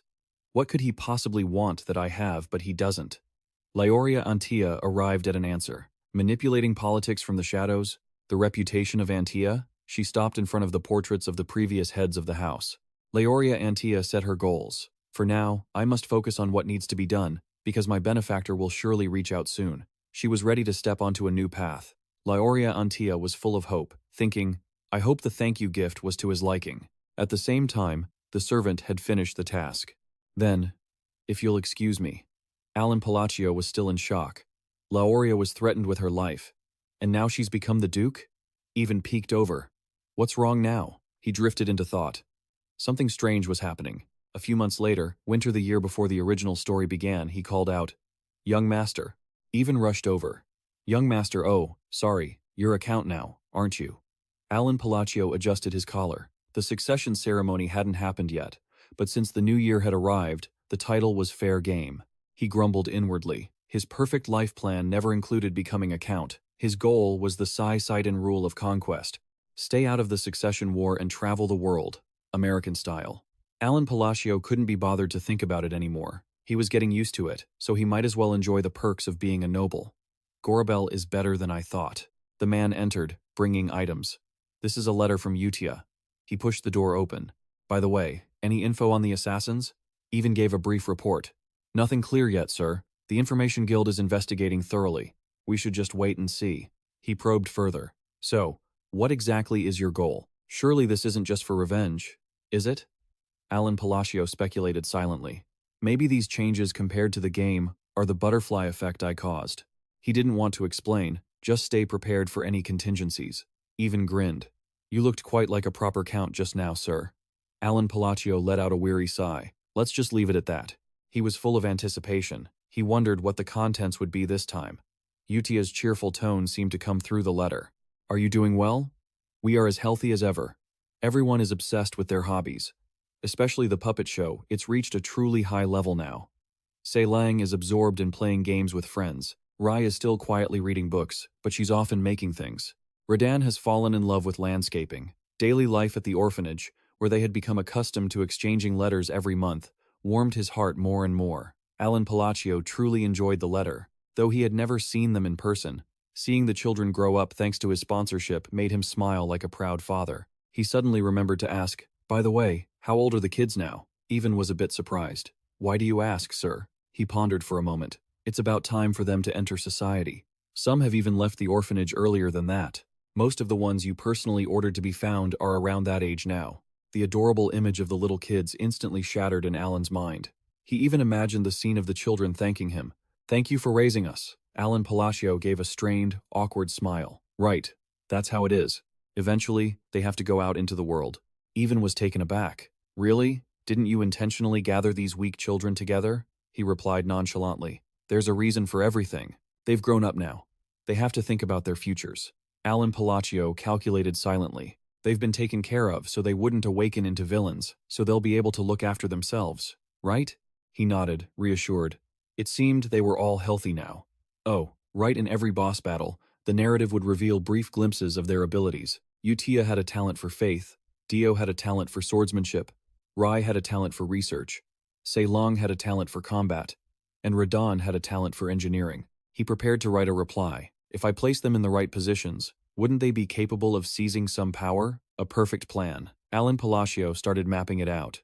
While I'm at it, if I give each of them a gift, they'd probably like it, right? I did tell them I'd give them something eventually. Time passed quickly until evening, and he finally finished. All done. Even ran off excitedly. Then I'll be off. Alan Palatio couldn't help but look forward to it. Later on, if everything goes well, will I receive at least a small portion of the benefits? He was filled with hope for the future. My children, receive this letter and step out into the wider world. Not long after, Utia gathered everyone together. The orders had arrived, and this time, they were specifically addressed to each individual. Everyone had received a gift from Alan Palatio. Everyone was taken aback, but no one could hide the joy in their eyes. Utia opened the letter with a serious expression. Utia gathered them all. The orders had arrived. This time, he sent them to each of us individually. Selang was so happy she jumped for joy. Everyone was quite surprised, yet they couldn't hide the joy in their eyes. She coordinated everyone. But before we do anything else, we should reread the previous letters, because the orders require a high level of understanding. The young girl asked excitedly. Will we really be able to read them? Before, only you could read them, Utia. Utia then reasoned. But if he sent orders to each of us, it means he decided that everyone can read them. But as soon as they opened them, everyone was surprised. How have you been lately? You seem to have many talented friends, don't you? If you need anything, just tell me. They were clueless. Is this an order? It just looks like everyday conversation. Utia smiled and pointed out. Right? He disguised the orders from the beginning as casual conversation. All right, take a look. She provided evidence one by one. This is the first order after the greeting letter. Utia, how have you been lately? I have some free time. My second child was used as a chair today. Funny, right? I will write to you and reply occasionally if you feel okay with it. And the child I sent this time, he designated targets that needed to be eliminated, assigned tasks, and asked us to report the situation afterward. Thank you for replying. I'm very happy. I hope you can tell me what happens at the orphanage on the 1st of every month. I leave that place to you. Together, you will be fine. That was when he entrusted the blue moon to me. As you can see, he chose all of you himself. Du realized it. I understand now. To prevent information leaks, I remember my first order. Udia gave careful instructions. Like this, you must understand the orders clearly and execute them correctly. They made a few suggestions. Shouldn't we meet him in person or use magic communication? That makes sense. If we're afraid of leaks, why use letters? She reminded them in a cold tone. I hope you haven't forgotten that all we have to do is follow orders. He broke into a sweat, a chilling sense of trust. Du answered cautiously. I haven't forgotten. Selang excitedly opened her letter. All right, let's read the orders. After studying them for a long while, it seems all 5 of them had misunderstood something. He read, he told me to go to Caliber, the nation of knights. The young girl shed tears the colony, but I don't like deserts. Radon also determined that he had to go to Jasas, the city of entertainment. Everyone's destination was different. He told me to go to Latanya, the labyrinth city, and Yala's destination was the holy nation of Rosario. Everything you are capable of doing is recorded in the letters, right? Du concluded that he didn't know why, but he told me to become a knight. Selang happily said he also told her not to worry, because he would continue to provide for her. She seemed quite excited. He even pointed out the locations of the gifts. He was quite indifferent. We'll know what they are when we get there. Utia spoke up to remind them. Good. But remember this. Unless he says so beforehand, she gripped the letter tightly and warned, don't mention the name Blue Moon. All 5 of them quickly set off. They were all headed to the locations Count Palatio had mentioned. 3 months later, he was bored, reading books in the study. Just as expected, there were no changes in magic power or signs. I have to research it myself. Count Palatio suddenly asked, Even, now that you mention it, how is the information gathering on the killer going? He reported that the Information Guild said they hadn't found anything yet. He seemed quite disappointed. Is that so? Count Palatio began to feel a bit anxious. It seemed the butterfly effect had spiraled out of control. When I saved the 5 deadly sinners, even Leoria Antia, who was supposed to have died in the original plot, became the Duke of Antia, expanding his power at a terrifying speed in the underworld. He decided to order them to stop investigating the assassin. Huh? Even couldn't help but be startled. Really? Count Palatio wasn't surprised at all. This was clearly a situation where knowing less is better. According to this world's settings, almost nothing could escape the Information Guild's network. He shuddered in fear. If I try to dig into things I shouldn't know, what returns to me? If preventing an unexpected situation leads to death, then it has no meaning. Count Palatio tried to keep himself safe. In the end, those kinds of secret organizations won't touch me unless I interfere in their business. There's no reason for them to attack me if I don't go looking for them first. He concluded that continuing the investigation was pointless. Even received the order quickly. All right, I'll tell them to stop. He suddenly remembered something else. Oh, right. There's this news too. It seems Du has just been appointed as a knight in Caliber. Count Palatio wasn't surprised at all. Really? Good for him. 3 months later, even reported back while holding skewers of grilled meat in both hands. The Earl, it seems, Du has established an entire order of knights. He could only exclaim that it was truly impressive talent. But Count Palatio was suddenly startled. What? That means he's at least at an expert level or higher. There are 3 basic levels: Swordsman, Swordmaster, and Sword Saint. He skeptically recalled that he had only been appointed for a short while. He added, "People are talking about how the world is about to have its fifth Sword Saint in less than 10 years. Alan Palatio was clearly happy. Sword Saint? You mean the one known as the Sword of Caliber, right? I'm very proud of him. Even couldn't help but exclaim. Truly a talent. Caliber must be in an uproar because of this. 6 months later, a year had passed. Since the 5 sinners left the orphanage, and when I started getting used to the work at the Count's mansion, he brought news. Count, I just heard some very new information. Even surprisingly said that it seemed Doe had become the Sword of Caliber. He was so shocked he dropped the pen in his hand, becoming the 5th Sword Saint.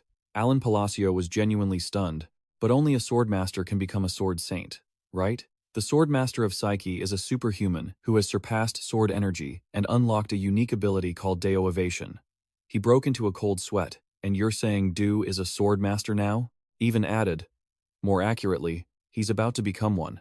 He still hasn't created his own Deo Evasion. He gave details, but the nation had already bestowed upon him the title of Master Knight. Not only did he win in a duel against the 4th sword, even shared the result, which was that Caliber had also lost a Master Knight to the northern tribes. Alan Palatio also remembered. That's right. They had been at war for over a decade. He did some simple math. Sensing mana and controlling it takes 15 years, and Deovation needs at least a few decades.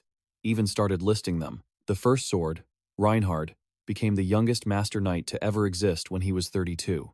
Episode 93. Accepted as a temporary teammate. Removed from the group. After the episode ended, Reinhard, I've held a sword since I was 5. Believe in the youngest sword master to ever exist. That made Alan even more doubtful of his life. That's right, Reinhard is unbelievably strong. Even with talent, it usually takes over 20 years for someone who knows nothing about the blade to become a Master Knight. He started calculating, wait, he was just waiting for the derivative.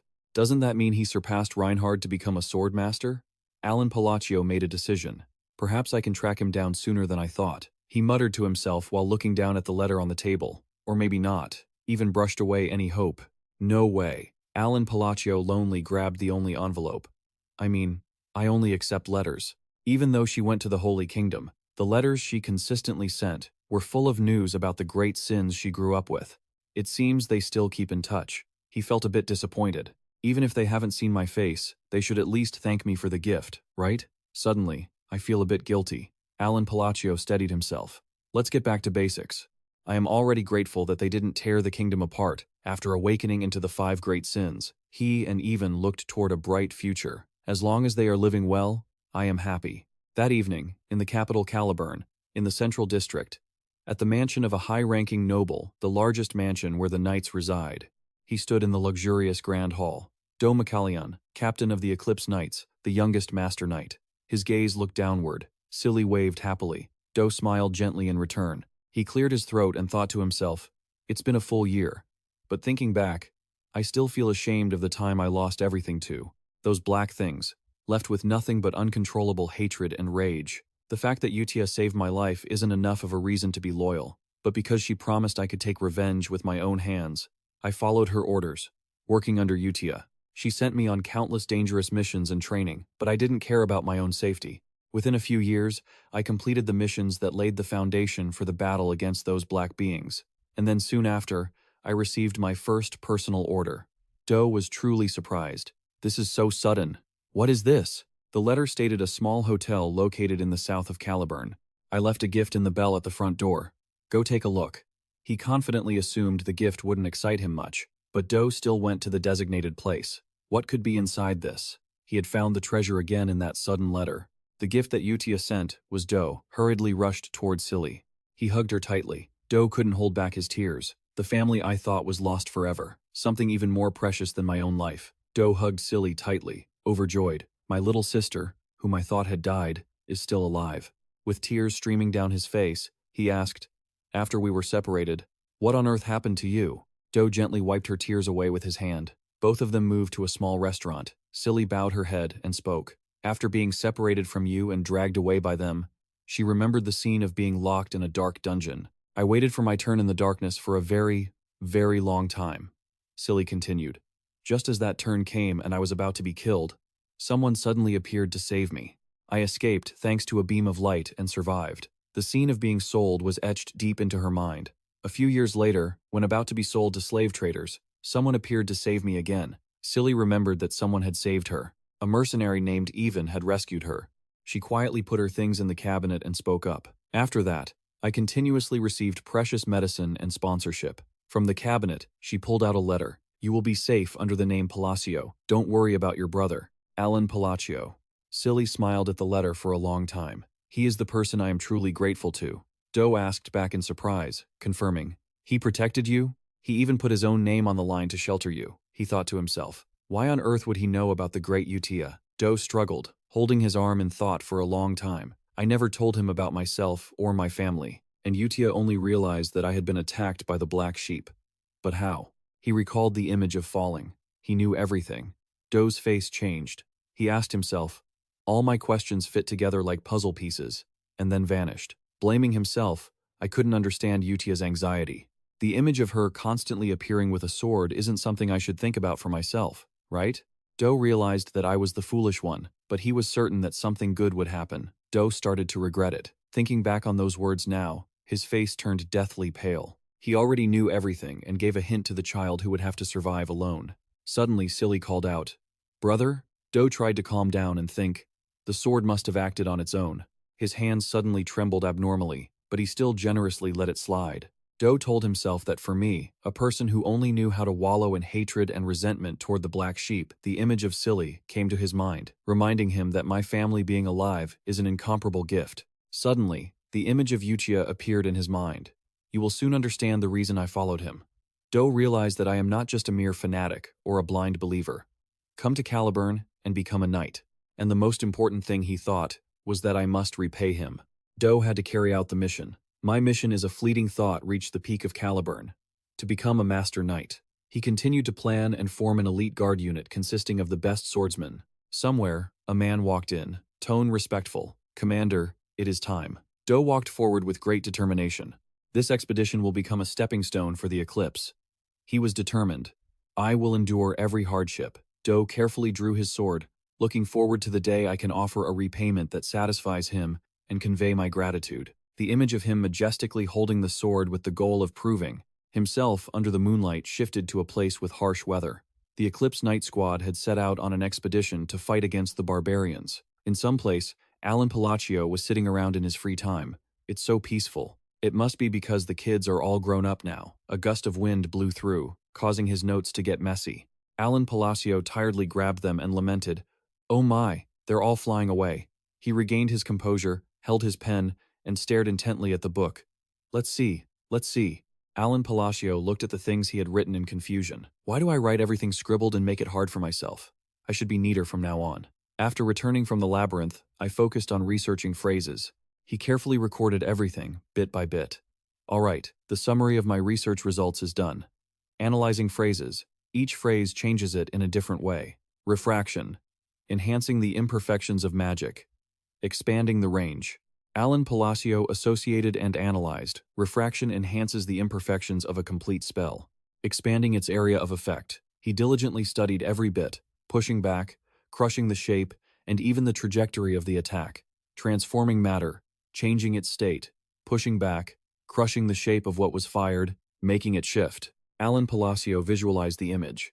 A magic sphere, analyzing blue light like a magical lightning bolt running parallel. The blue light intensifies the magic cast in tandem with the lightning. He jots everything down in his journal. Count Palatio diffraction, penetration, critical hit, piercing.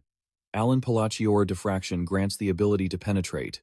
Images of soldiers affected by the skill flash in his mind, in other words, a critical strike. After a moment, Count Palatio looks confused, tapping his pen against his head repeatedly. The phrase cluster rule is crucial. If the spell fails, don't use incompatible phrases, and don't repeat the same phrase more than 4 times. With my own mana core, I can only use the spell once a day, so it's taken quite a while to get this far. Count Palatio remembers clearly that the phrases and the baby beast are concepts originally forgotten in the original story, so there's absolutely no information on them, not even an explanation in the notes. Then, he realizes something. Now that I'm researching it myself, I realize that magic, originally meant for self-defense, is actually pretty interesting. Count Palatio tries to use his mana. Alright, let's see the results of 2 months of experimentation. He performs a gentle hand gesture, then releases a massive amount of lightning-shaped mana. Alan tries changing the method by removing the center point of the mana-gathering sphere. It creates an electric shock due to the imbalance. He analyzes the weak magic and this object more thoroughly. Alan Palatio tries chanting, "Fix." A sphere surrounded by lightning appears. He chants the next command, "Compress." Alan Palatio continuously experiments by chanting these command phrases. He still doesn't stop. Collapse. Alan Palatio is getting closer to the result, gradually reaching his goal. Bloom. In a flash, after the chant is finished, a lightning storm with powerful bolts appears. Alan Palatio stands there wondering. The order of the chants is important too. He looks up at the lightning storm, remembering when he used collapse first, and it failed. From somewhere, another voice speaks up, making him turn his head in confusion. No, it can't be. In the distance, two figures are standing, watching Alan Palatio. The faces of Kalia Zenonia and Bianco turn pale. She stammers, "Genesis." Alan Palatio is momentarily stunned. What? Why is Kalia here? Bianco trembles as he looks at Alan Palatio, unable to speak. The unique magic Genesis is something only a seventh circle mage can perform. Alan Palatio thinks, his face pale. Genesis?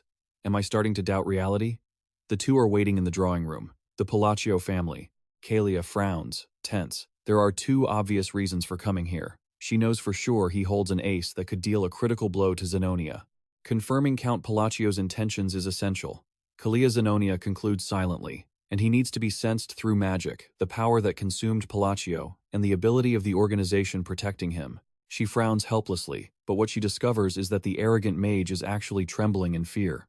Bianco, a fifth-rank mage expelled from the magic tower for inhumane experiments. Someone capable of easily wiping out an entire battalion. A man who was always arrogant even toward me, despite all the years I've backed him. Kalia Zenonia can't believe it. I can actually sense deep, profound terror radiating from him. I've never seen him like this. Could that magic earlier really be a primordial spell?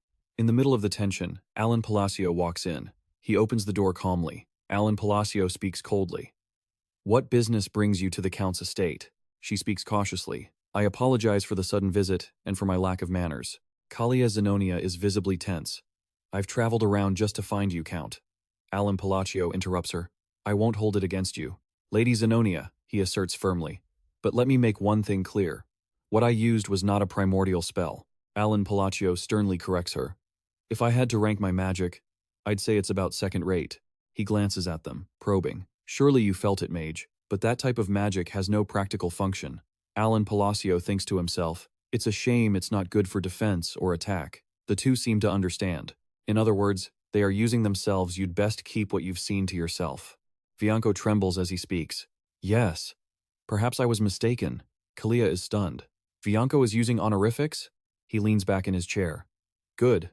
Then I'm relieved. Since the misunderstanding is cleared up, what is the real reason you came here?" She dodges the question. "We just happened to be in the area for other business and wanted to stop by to pay our respects." He confirms, "So, nothing special," Kalia assures him. He mentions lightly, "It's a pity I have work to do, so I can't spend too much time talking." She immediately stands up. "I understand. Thank you for granting me this brief audience. I shall take my leave." Alan Palatio suddenly speaks up. If she is looking for someone to talk to, he unexpectedly offers a suggestion. "It would be better to visit Duke Antia. I have a feeling you two would get along very well." Kalia Zenonia narrows her eyes, wary. She bows politely. "Hearing you say that, perhaps I will go meet the Duke, Alan Palatio, and even see them off." He raises a question. "If it's Kalia Zenonia, why would a declining Western family come looking for us?" He also doesn't know. He can't think of anything. Alan Palatio thinks wearily. So troublesome. If the rumor spreads that I used a primordial spell, those hungry for power will swarm me. This place is already a fantasy stone, he thinks as he turns back. Do you get what I mean? There is no reason for Zenonia to approach Antia, their rival in the underworld. Alan Palatio's face darkens with exhaustion. "In any case, don't come looking for me alone again." In the carriage, Kalia Zenonia wonders about Count Palatio's magic. She is still doubtful. Was it really a primordial spell? Bianco is sweating with fear. It wasn't. Kalia is even more confused. "Then what was your reaction earlier?" He trembles, explaining, "Primordial magic is the kind of magic that draws its own laws onto the canvas of absolute, immutable principles. It's a privilege only supreme archmages have." Bianco really did try to look, but the Count is different. As you asked, I activated my eye to observe and saw his magic. The canvas is being torn apart. He is bending the absolute principles himself. He shouts in a panic, fixing the lightning at a single point. Bianco describes it in detail, distorting and collapsing the laws, yet he still managed to activate the spell. He screams in terror, an absurd miracle that goes beyond common sense. But that's not all, and behind that, an eye carrying horrifying pressure right behind him. There's no mistake, that is the trace of a forgotten ancient god. Bianco tries to stop himself. I must stop thinking about it. Going further will be dangerous. He is on the verge of collapse. There was a time. I was praised for pursuing ancient knowledge, researching what people call the magic of the forgotten era. So, listen to my warning. Do not confront Count Palatio, and do not make him your enemy. Kalia Zenonia laughs at herself, mocking. Then there's no point in probing his intentions. She has become a pawn herself. Perhaps the best thing really is to visit Duke Antia. Kalia feels a chill down her spine. I have already become a pawn in his game. 5 months later, 2 years since the kids were sent away, Even entered the study upon request. Hey, Even, Alan Palatio asked while working on some papers. Any news? I hope it's about the kids. Even paused, his expression shifting. It wasn't about them. He broke the shocking news. The Kalia Zenonia territory and the Antia Duchy had formed an alliance. Alan dropped his pen in shock. What? The two pillars of the underworld? Aligned? He muttered, adding that while it might seem logical under the underworld's treaty, it had actually been confirmed. Alan Palatio clutched his head in distress. I worked so hard to raise those little villains, and now they've formed a shadow alliance? Is the Australia Kingdom going to collapse? Could she have actually taken my words from that day seriously? He still remembered telling her, if you're looking for someone to talk to, you should probably pay a visit to the Duke of Antia. Alan Palatio tried to be optimistic. Come on, surely it's just a temporary alliance. Given Kalia's cold, arrogant personality, there's no way. He began to calculate. Still, I should probably prepare for the worst. Alan Palatio hurriedly started writing a letter. Kalia, if I seemed blunt or cold, I apologize. Though, that doesn't really sound like much of an excuse, does it? It took him a long time to finish. Exhausted, Alan Palatio handed over the task. Even, I'm leaving the rest to you. Even took the letter and left, saying, I will send the message to Lady Zenonia via the Mercenary Guild. I will also continue to look for the kids' whereabouts. Alan rested his chin on his hand, feeling drained. He wondered what Deo and Sei Lang were doing right now. Even in Utia's letters, those two had vanished after arriving. Alan Palatio couldn't help but worry. Sei Lang can't be dead, right? He clung to hope. If they followed the letter and found the tribute, they could become warrior seals. They might even be promoted to Yaga status. The Golden Mane tribe's godly hand, when worn, it increases critical hit rate by 20%. If she hadn't been burdened by the sin of pride, she wouldn't have become a fallen sinner, but a valiant beastman warrior. Alan Palatio remembered the description clearly. It was written right in the item details. He looked out the window and whispered to himself, I even told her about the hidden treasure to use as travel funds if needed. With that talent, she should be able to survive. Alan reassured himself. After all, that land was a place where the strong could seize the world. At the same time, in the colony desert, deep inside a massive cave, Sei Lang was pacing around. She stretched refreshingly. She had finally passed the trial. Sei Lang looked at the item in her hands with excitement. Moon God's Spear. Thank you for the blessing, she smiled smugly. I thought the essence of the Golden Mane tribe was just some random charm. Sei Lang's eyes danced with amusement. What I heard as a child wasn't just folk tales or fairy tales. She recalled the peaceful days of the past, when the tribal chief of the Golden Mane had taught her, yes, we beastmen are the descendants of the Golden Mane, the kings of all beast kind. They claimed the essence of the Golden Mane was a holy relic passed down for hundreds of years, granting them power and divine authority. I have searched for it, and now, I have obtained that essence. Facing all the challenges in the inner realm, Sei Lang had confirmed it all because it was real. The most clear realization was this. On the day she was dying like a lab rat, the savior bearing the moon god's bloodline had saved her and granted her the power to avenge her parents. The black dragon who killed them, power surged around her. I must repay that kindness. With energy flowing fiercely, Sei Lang speculated, surely the true meaning behind that gift wasn't just for me to become some mediocre gladiator. Her eyes blazed. What I must do is... Sei Lang set her goal. She would become the strongest warrior alive, gather the scattered Golden Mane tribe, and restore their glory. With that strength, She threw a powerful punch. I will slay the black dragon. Seilong stepped out of the cave and looked up at the moon. Everything is for my benefactor. She wore a mischievous grin. Let's begin. The Golden Mane, kings of all beast kind, will be reborn under the blue moonlight after 500 years. Even suddenly spoke up. That reminds me. He mentioned that the Information Guild had received news about the kids. I intended to tell you while we were at the training grounds, but it slipped my mind. Count Palatio didn't seem to care much. All right, go ahead. Even explained in detail. Seilong is performing exceptionally well in the settlement, earning the nickname Golden Lightning. Alan was slightly surprised. Golden Lightning? I feel like I've heard that somewhere before. Well, hearing that she's doing fine puts my mind at ease. Even nodded in agreement. Exactly. In that land, as long as you have power, you can become anything. Count Palatio asked out of curiosity. What about Redan?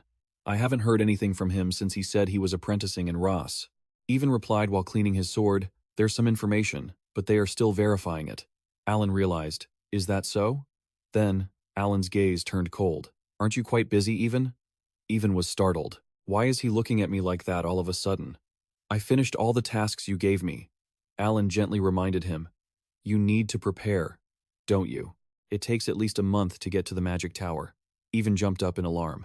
What? The Magic Tower? I haven't heard anything about this. Count Palatio put on an innocent face. Oh, did I not mention it? He sighed wearily. I'm used to it. Even asked again. But a month? It only takes a week to get to the Blue Magic Tower.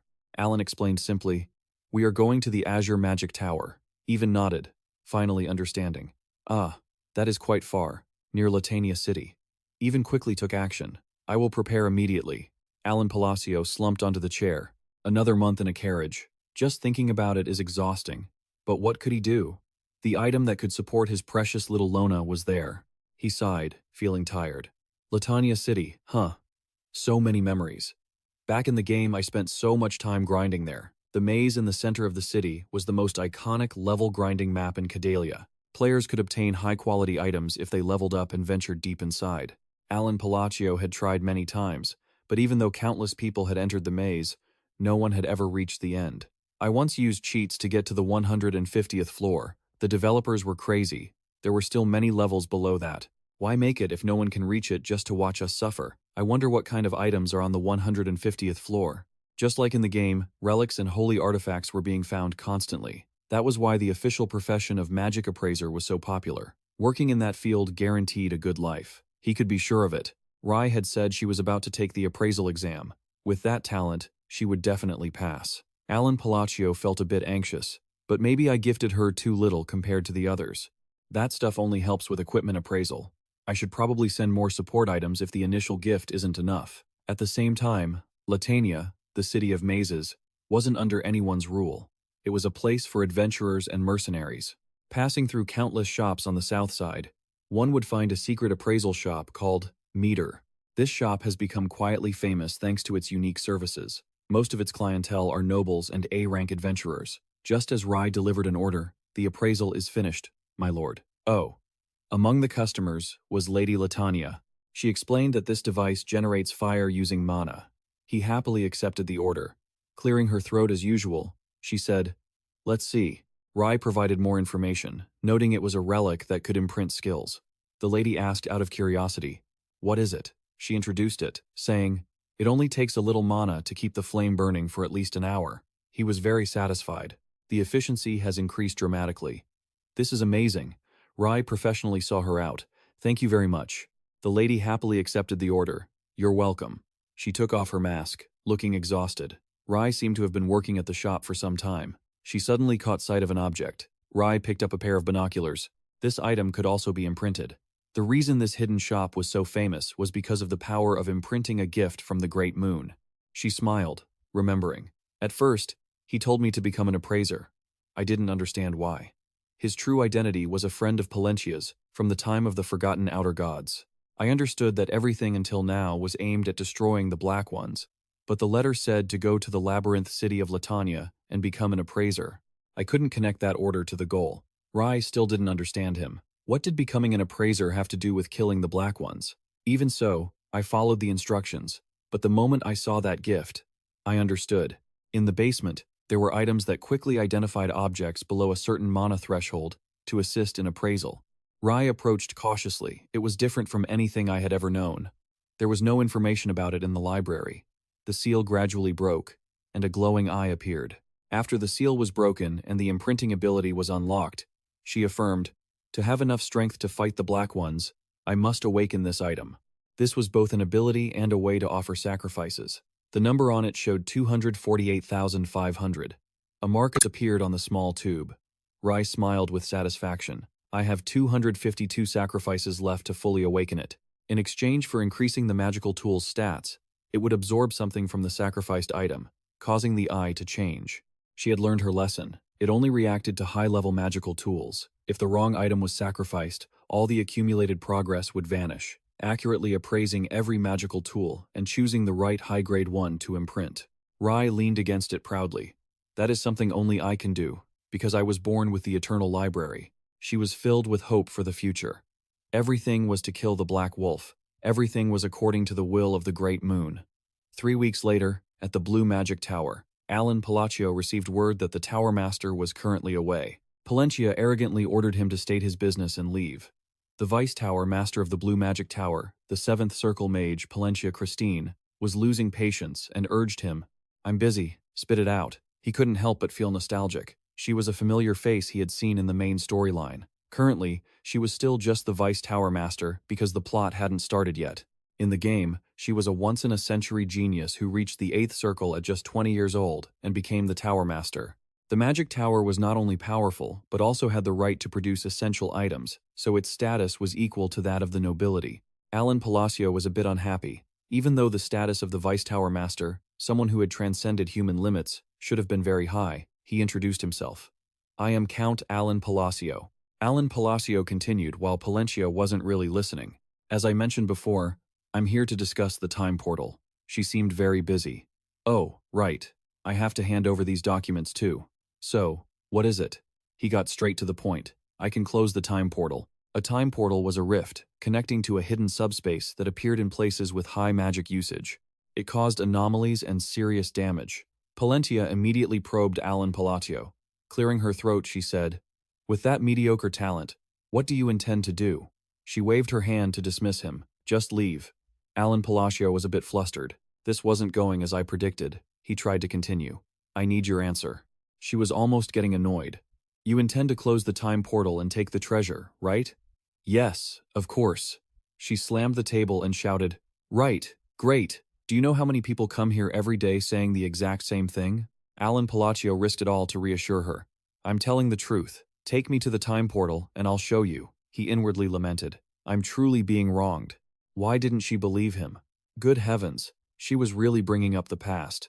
"I understand you need something huge to turn public opinion around, because people have started to find out that the only reason you became a count was due to the luck of your brother's dying." She created overwhelming pressure, but that doesn't mean you can come here and cause trouble. Count Palatio looked truly surprised. "The rumors have gotten that far? It must be because I've been living so quietly." She seemed like a workaholic, yet she was surprisingly well informed about the world outside.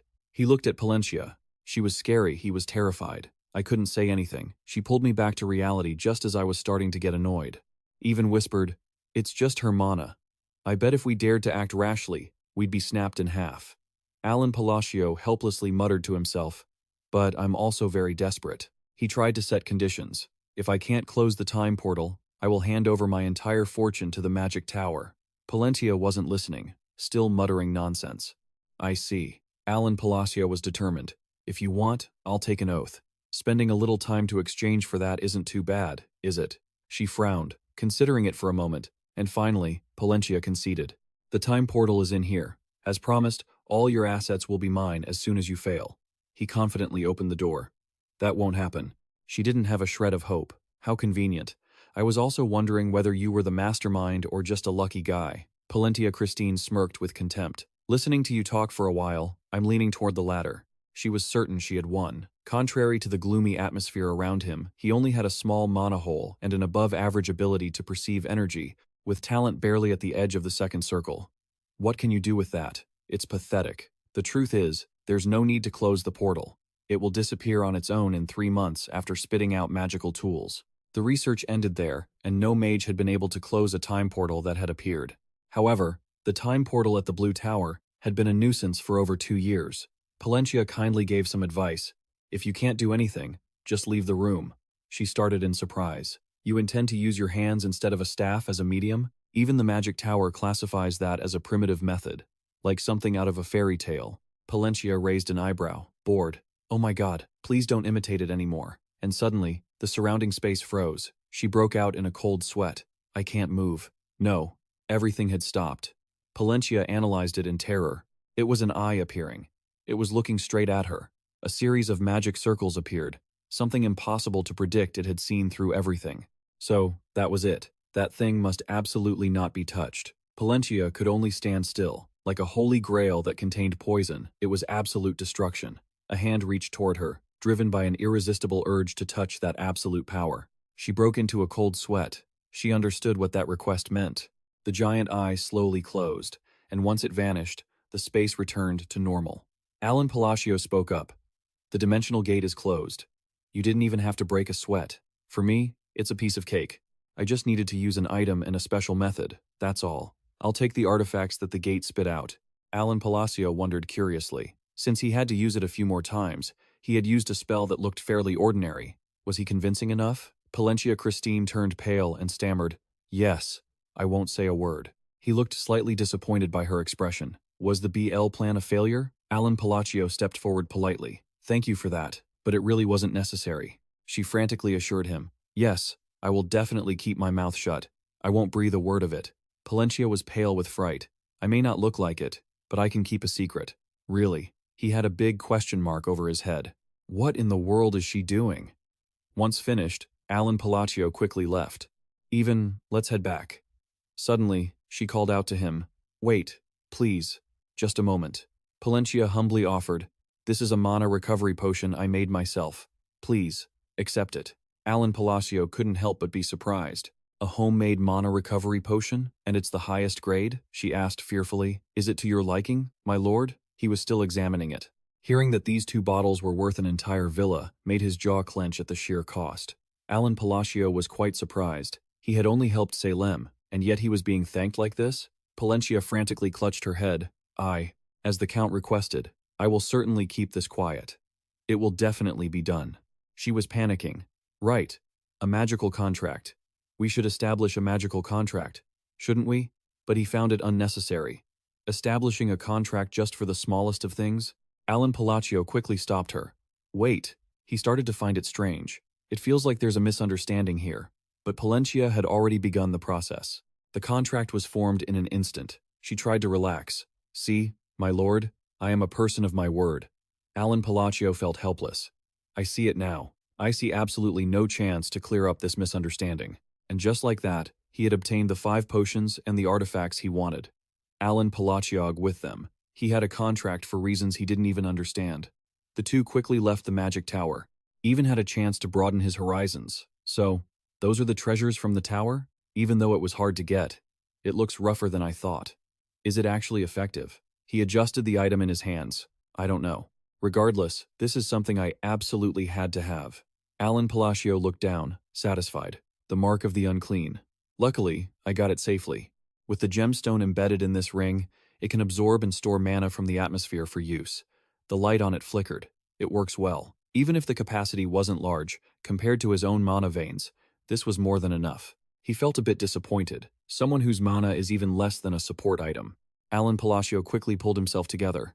"No, the goal is magic research and self-protection, not combat anyway." He nodded, concluding that it was enough. Alan Palacio suddenly thought, now that I mention it, what exactly did Palencia Christine misunderstand? He was genuinely puzzled. That sudden display of politeness was really strange.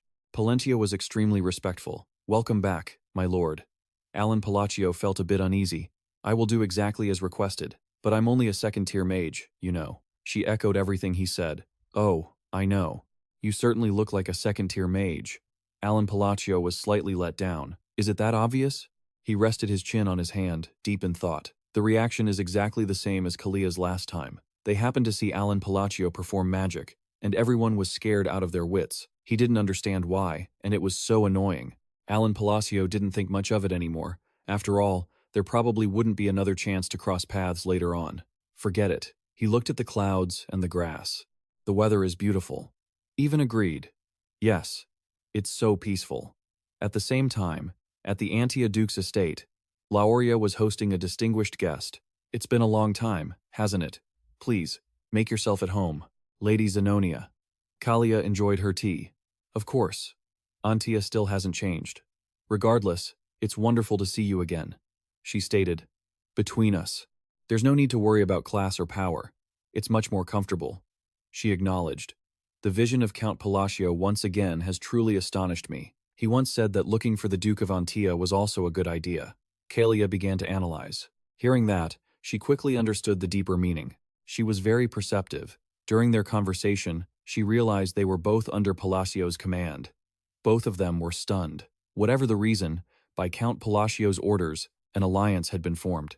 Under an absolute, unquestionable authority, all struggles for power became meaningless. Lauria Antia got down to business. The meeting isn't until next month, so what wind brings you here? Kalia took out a small note as the reason for her visit. The Count sent a letter. She carefully opened it. What could it be that required returning to the noble families personally? It stated that thanks to Kalia Zenonia and Antia, a closer relationship could be established. Lady Kalia Zenonia, I hope you are safe. Regarding your visit the other day, some nobles complained to me. Therefore, I am not favored by many nobles. I hope you will forgive me. She spoke first. It looks like a normal letter of apology. Leoria Antia affirmed, definitely, but it certainly hides some kind of order inside. Kalia agreed. Yes, I think we should discuss this more thoroughly. They were very much in sync. Not favored by many nobles. Huh? Baron Kenia belongs to the noble faction. Marquise Malatino is one of the key figures in the royal faction. Count Valanda is with the royal faction. And Duke Pandion is the main figure of the noble faction. The nobles he talked to at the ball, eventually, both reached a conclusion. In short, because both the noble and royal factions don't see eye to eye with him, should we just kill them all? She sighed. We should reach a conclusion based on common sense. She responded, I agree. Exactly. Leoria proposed a hypothesis. He wants to overthrow the existing nobility and establish a new government. Kalia trembled. Is it really like that? She turned pale, confirming, that's exactly it. Leoria Antia seemed to realize. So this is why he needed the reputation of Antia, and to make me a duke. She connected the clues. If the Overlord of the West also joins, then surely. Kalia seemed to think the same. It seems that's true. They moved to the next step. Then let's discuss the plan. Meanwhile, at the Blue Magic Tower, Silly exclaimed in surprise, Count Palatio? Did he actually climb a poem? Palencia was still dazed. Yes, Tower Master. You asked for the details. She looked up, weary. Just like that, the pieces of the puzzle appeared on their own, caused chaos, and then fit back together. Suddenly, Alan Palatio didn't feel well, even asked worriedly, Are you okay? He coughed violently. Must be the sweet potato. I choked on it. Alan Palatio calmly took the water bottle, though it was still delicious. He was exhausted, and just wanted to head home as soon as possible. Alan Palatio quietly wondered, shouldn't Utia's letter have arrived by now? At that same moment, in the temple, Utia had taken on a new appearance. She looked just like a well-behaved nun, radiating a triumphant joy. Bent, my apprentice, I have returned. He looked around in surprise. But, I can't feel the time gate anymore. Did something happen? Palencia Christine looked like she had lost her soul. My lord, you've returned. Tower Master, I've completed the task you gave me. Salem panicked. He was burning with anxiety. Had something serious occurred? The girl wasn't snapping at him, as she usually did. Salem asked quickly, What's wrong? Ever since Palencia, Christine had become an assistant tower master at such a young age due to her gifted blessings. Her arrogance and recklessness had reached the skies. He had seen it far too many times she had made yet another new mage cry. This was the 77th time already. Salem didn't pay it much mind. However, he had never intended to fix her personality, because when it came to magic, she was incredibly serious. The moment she reaches the 7th circle, she will realize how small her achievements are, and naturally become humble. He truly didn't understand. That was why this situation was so very strange. Salem tried to find a reason. I mean, this northern business trip was quite long. Were there too many things to handle while I was away? Palencia Christine sighed wearily. She told him the whole story. So, the Count closed the space gate. Salem grasped the situation, but she couldn't explain the cause because she had taken a vow of silence. She was completely listless. Actually, there isn't much to say in detail. That's all I can tell you. He immediately guessed part of it. The reason Palencia had become humble was some kind of inexplicable magic, or perhaps one should call it primeval magic. Salem rarely got to pat Palencia's head like this. She was so scared she didn't even dare to pull my hand away. He became quite interested. Count Palatio of the Kingdom of Austria, you say? How interesting, truly fascinating. Back at the training ground of the Count's estate, 1 month after returning from the Lamb Magic Tower, after receiving the Mark of Corruption, I began to seriously study the activation incantations, because now I can use more magic every day. Alan Palacio wrote down in his notebook with satisfaction. Important. Rules for using commands. The magic will break if these conditions aren't met. Do not use incompatible elements. Do not repeat the same thing. Only a maximum of 4 can be used at once. Using similar phrases can create overlapping effects. It seems a certain command needs to be properly set up in advance. I think that's for the best. And so, I learned a new rule for using activation incantations. He clicked his tongue and thought, it might also be related to the positioning and how I arrange them, but I'm still not sure. Even stated firmly, your magic gets stronger every time I see it. Count Alan Palacio didn't pay it much mind.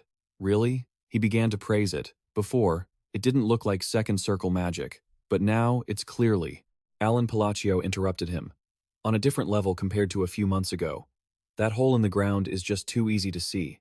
After all, second circle gravity magic, even at maximum output, isn't enough to crush someone to death. He doubted himself. I think I'm getting stronger.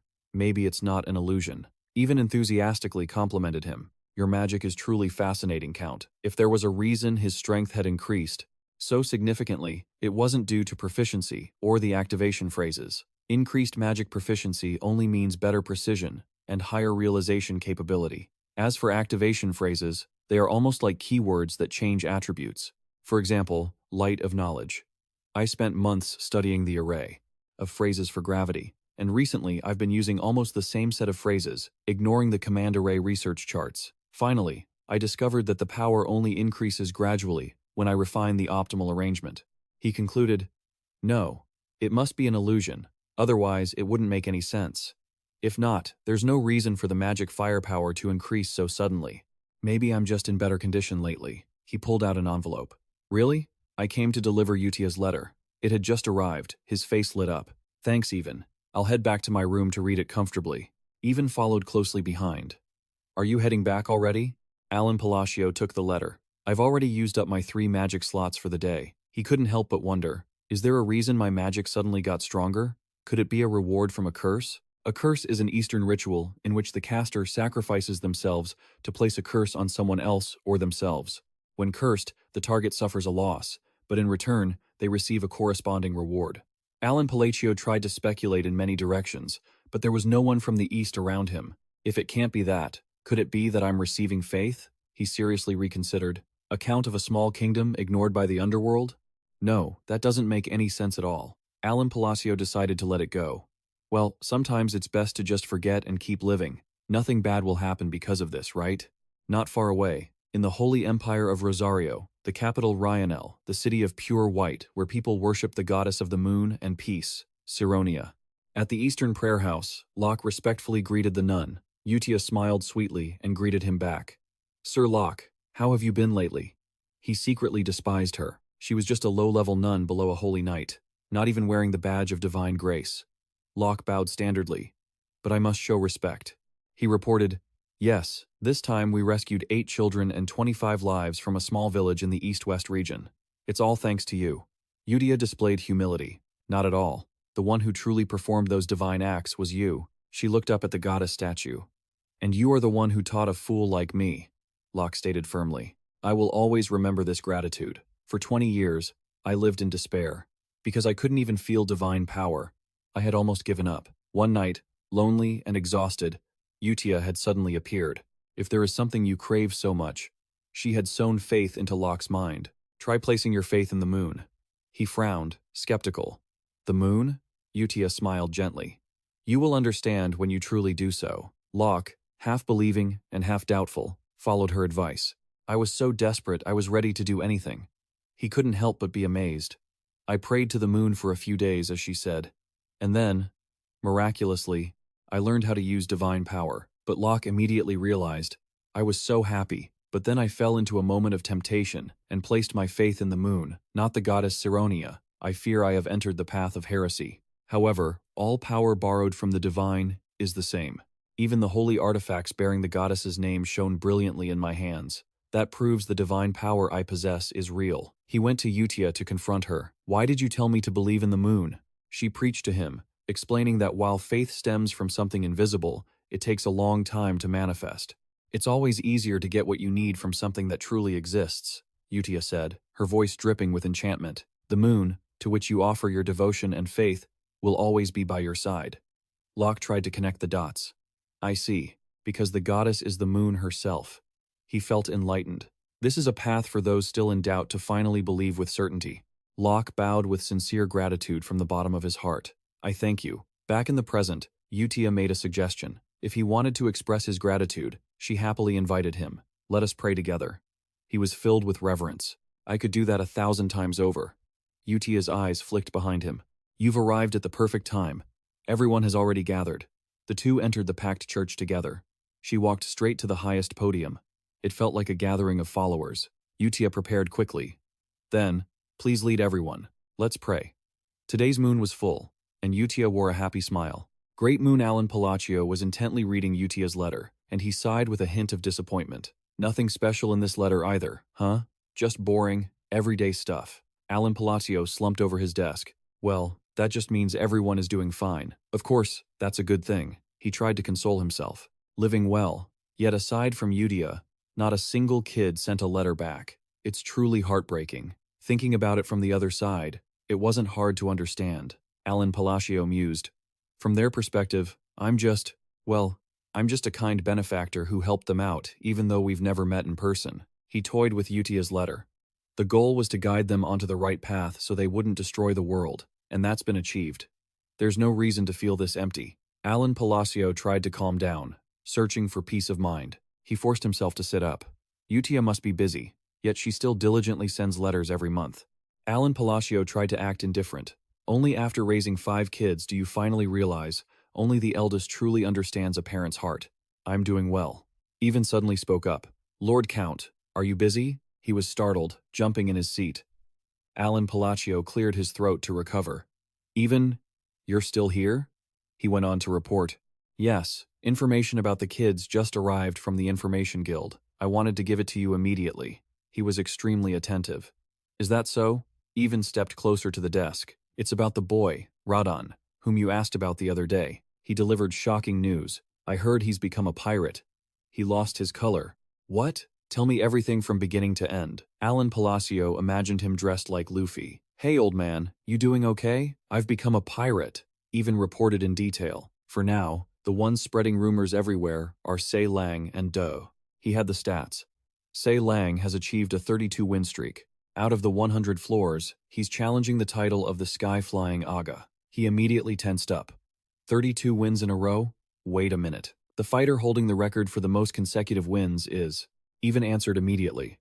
The Lion King, with 41 wins. Alan Palatio was incredibly shocked. If the Lion King joined the team as a companion in the game, wouldn't that be like a cheat code character? He fell into deep thought. Colony possesses people so strong that their military power relies on those fighters, and now, someone is about to surpass that peak? Even continued to report, and the knight, Da, has achieved glorious feats, having slain Kurag of the White Snow, one of the 8 ministers of the Magi tribe. He emphasized that those monsters had transformed into superhumans through sacrificial rituals. You know this, right? The danger level of the mission is beyond doubt. Alan Palatio muttered to himself, do I know it? In the game, I had to.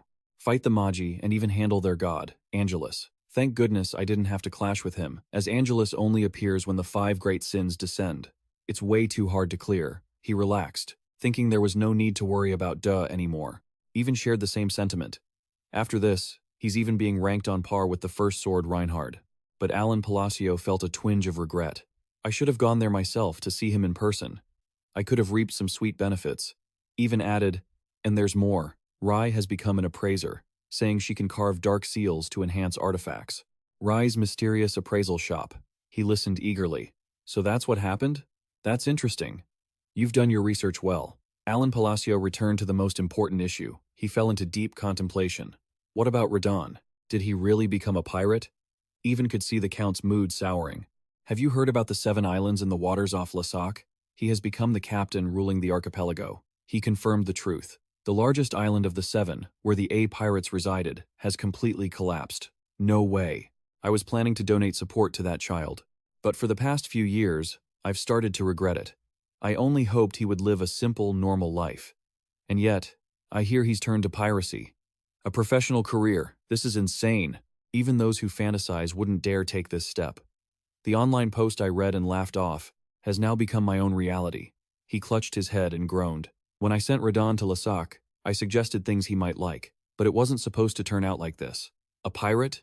Radon has the makings of a captain and is exceptionally good at tracking, at finding the enemy's trail. Because he belongs to the sea god tribe, which is extremely rare on the continent, he can move freely underwater. The Lasak waters have many precious artifacts, so I suggested he become a treasure hunter for a promising future. Even the gifts I chose were specialized for tracking. And yet, even clapped his hands. He enthusiastically became a great pirate king captain, which is no different than being the lord of the islands. He has truly become a major figure, but Alan Palacio wasn't having it. Well, I just can't understand it. How did Radon deal with the captains of the 7 islands? Those captains were all superhumans. Furthermore, the pirates of the 7 islands have never lost a naval battle. Even had an idea. Maybe he salvaged all the top-tier ancient artifacts? He suddenly felt sympathetic. I mean, I myself used to spend so much time playing the treasure hunter minigame to get top-tier equipment. Did he end up taking the captain's seat because of that broken, overpowered gear? Alan Palacio was clearly distressed. I know very well that nothing in this world ever goes according to plan. He was so shocked he lost his color, but this time, it felt strangely bitter. This is the heart of a father whose child has become a pirate. He called out anxiously, "Count, are you all right?" The Duke's heart, that massive sea city, trembled. Out on the open water lay the pirates' paradise, and among them, the greatest paradise of all, was the 7 archipelagos. The one who once ruled this place, the captain known as the Great Pirate. The Crimson Slasher Ankra, the man who received the blessing of the Heavenly King through sacrifice, had finally been destroyed. Radon stepped onto the ship with confidence. He was the new captain of the 7 archipelagos. Radon pondered for a moment, then sighed, completely unable to make sense of it. He kept asking himself, what on earth is the Great Moon? He sat there reflecting. I never cared, so I never thought about it. I just thought of it as a respectable person. Is that all there is to it? If I hadn't met Utia, I probably would have died as a test subject for slave experiments.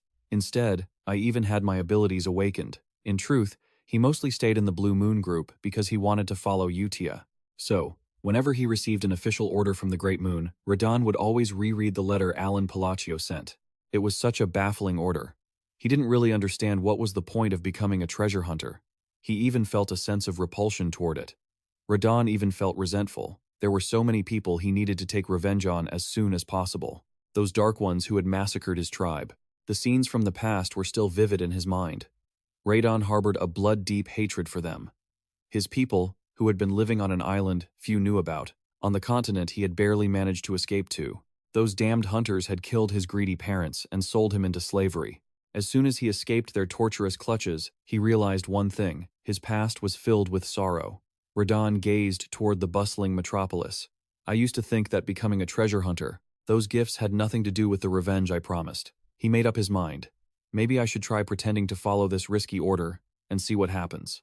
Radon looked down at the massive ship below. Regret was already too late anyway. Then he saw the bounty board. On the bustling, lively ship, someone was bragging loudly. Only the chosen great pirates can receive the protection of the Heavenly King through sacrifice. To the chosen captains of the 7 archipelagos, may you last forever. Radon's blood instantly boiled. A bloodthirsty demon, indeed. Until he saw those who had cleared their throats after killing his parents, they had finally gained power. The Heavenly King? They are just deliberately spreading nonsense.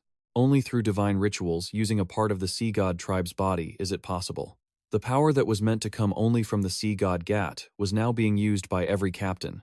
He immediately understood everything. Those damned hunters. They carved up my parents' bodies.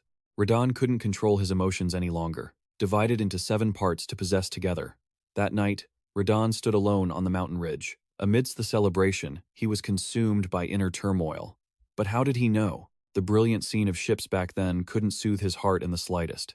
As far as Radon remembered, he had never told his story to anyone. Thinking this, he could only stare into the distance. But life is not a dream, and Radon understood one thing clearly. It was as if the great moon had prepared this opportunity for revenge just to keep its promise. However, I can't take revenge right away. They are superhumans wielding the power of the sea god. Meanwhile, the crew on the ship were happily enjoying themselves.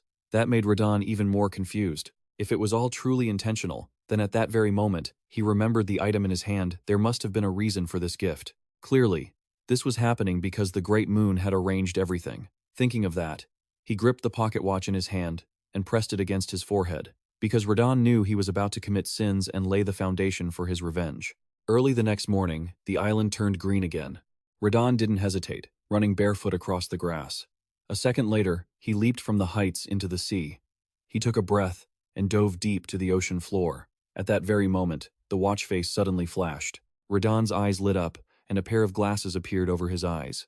The great moon gave me the Amrita glasses, making it easy to find holy relics buried deep under the ocean. The specific holy relics he found were more than enough to make up for his lack of strength. It wasn't until sunset that he stepped ashore, full of self-reproach, and I only offered a simple, "Thank you." How foolish. The great moon had kept its promise, which made Radon torment himself. Not only did it bring his target of revenge right in front of him, it didn't stop there. It gave him so much more, and even granted him the power to carry it out. Only now did he realize, "Now I understand the order you sent in the letter. Your true intention was," but this seemed to be getting more and more unstable, "to take revenge and seize control of the 7 archipelagos." At that moment, the old memories flashed through Radon's mind once more. Am I right? So never forget, everything is because. Even so, he still couldn't understand. Was that really it? That empty statement gave Radon the feeling, as if he were on the right path, gradually becoming a beacon of faith. Thinking of that, his cold heart was finally warmed, and it was, deeply etched into his heart by the great moon. Having said that, Radon could only cast his gaze out to sea. Meanwhile, time slipped away. 3 months later, the suffocating heat had eased, and autumn had arrived, the season for the Austria Exchange Festival, held every 2 years. Alan sat in the carriage, like a lost soul. I was also forced to come along. Every 4 years, it's mandatory to attend. I really hate this. Meanwhile, they kept charging forward. Just then, Even spoke up. The carriages of the Crest and Edon families have joined the convoy just as planned. He nodded and replied, "Right." But deep down, Alan Palatio wasn't happy at all. Traveling in a large group to avoid trouble with bandits. What a strange tradition. How annoying. A while later, they arrived at a small house. As he sat sipping his drink, he finally understood. The person who looked at Alan that night remarked, "Count Palatio. Honestly, having only one guard is a bit much, don't you think?" Even Crest added, "Since you inherited the title by accident, is the treasury having trouble?" For me, the problem isn't the bandits, it's the nobles. More than anyone, he understood they were spewing pure venom. He'd almost prefer them to come straight to him instead of talking behind his back, but that was nothing new. For me, it's not the bandits I'm worried about, it's the nobles. You know better than anyone that they're just spewing venom. Honestly, I'd rather they just come straight to my face instead of backstabbing me though. Knowing them, it's not like that's anything new. With his reputation as a notorious scoundrel for as long as anyone can remember, the power of the Palatio family, which once ruled the entire, vast eastern underworld, was built on the massive influx of money flowing from those dark places. Yet, for a long time now, Alan Palatio hasn't cared about any of it. However, since I'm satisfied with my current life, I've hung up my hat and left the underworld behind. Honestly, I don't have any trouble making a living right now. The underworld is just too dangerous, no thanks. But that has caused some obstacles. Consequently, the eastern underworld is currently being eyed by some small-time losers, and there are rumors that I only became a count due to pure luck. At that moment, you realized it had become something universally acknowledged. I know the rumors that I'm the puppet master manipulating the territory have died down and been downgraded to some lucky kid who got a lucky break. Just as Alan Palatio was deep in thought, he suddenly cut in. "Oh my, it's such a shame that you're so short on cash. That guy is just stirring the pot, you know? I can help you anytime. All you have to do is ask." Although he didn't say it out loud, he was clearly annoyed. I didn't expect them to mock me right to my face like that. They're acting way too childish, don't you think? Even so, Alan Palatio just ignored them as they rambled on. But these jerks are definitely crossing the line. Suddenly, his eyes lit up as if he had just had an epiphany. Finally, Alan Palatio understood. So, it's the Palatio Victims Club, the Crest and Eden families. The very people who were once mercilessly suppressed by the Palatios. That's why they're taking it out on others, which just makes him even more annoyed. Now, those two houses are dumping all their long repressed resentment and frustration, controlling them unconsciously. He gritted his teeth. It's not like I was the one who bullied them from the start, but Alan Palatio could only sit there and mutter to himself. I feel like I'm dealing with some pathetic internet trolls. Just then, Even stepped up and asked, "Goodness, are they not tired yet? You have to admit, they're really persistent." Seeing that, he turned and said, "Just ignoring them is the best answer." Even, "Where are you going?" he replied immediately. "They're handing these out in the kitchen." As soon as he saw it, Alan Palatio exclaimed, "Grilled corn, huh? Looks delicious." While scooping up the food, he thought, vegetables are always the best, especially on a chilly night like this. However, the two people on the other side kept on rambling. "I guess those underworld subordinates of yours disappeared because you couldn't manage them? It seems like you can't even take care of your own carriage." He sat there chewing the corn, his mind wandering. Listening to them talk forever, it's like hearing music. Rapus, but he just brushed it aside. So good. Even also said it would be even better with a bit of butter. Meanwhile, in the north, an endless frozen land was being swallowed by the savages, a place that only existed in a cursed, pale white, as if everything living had vanished. Kern finally woke up, and the more he thought about it, the angrier he got. Damn Caliban bastards, those people who know nothing about honor. One of the 8 great savage leaders. For the savages who worship war, dying in battle is honor and glory. Yet, this was a failure caused by a cowardly ambush, falling into a trap set by a Caliban knight who proposed a duel. Thinking of that, Kern was so angry he spat blood. Just a second later, his entire body collapsed onto the white snow from exhaustion. Before fading away, Kern still tried to ask what happened to the Legion of the Snowy Region. Afterward, his body was buried by the snow, but Kern still wouldn't let it go. "Legion.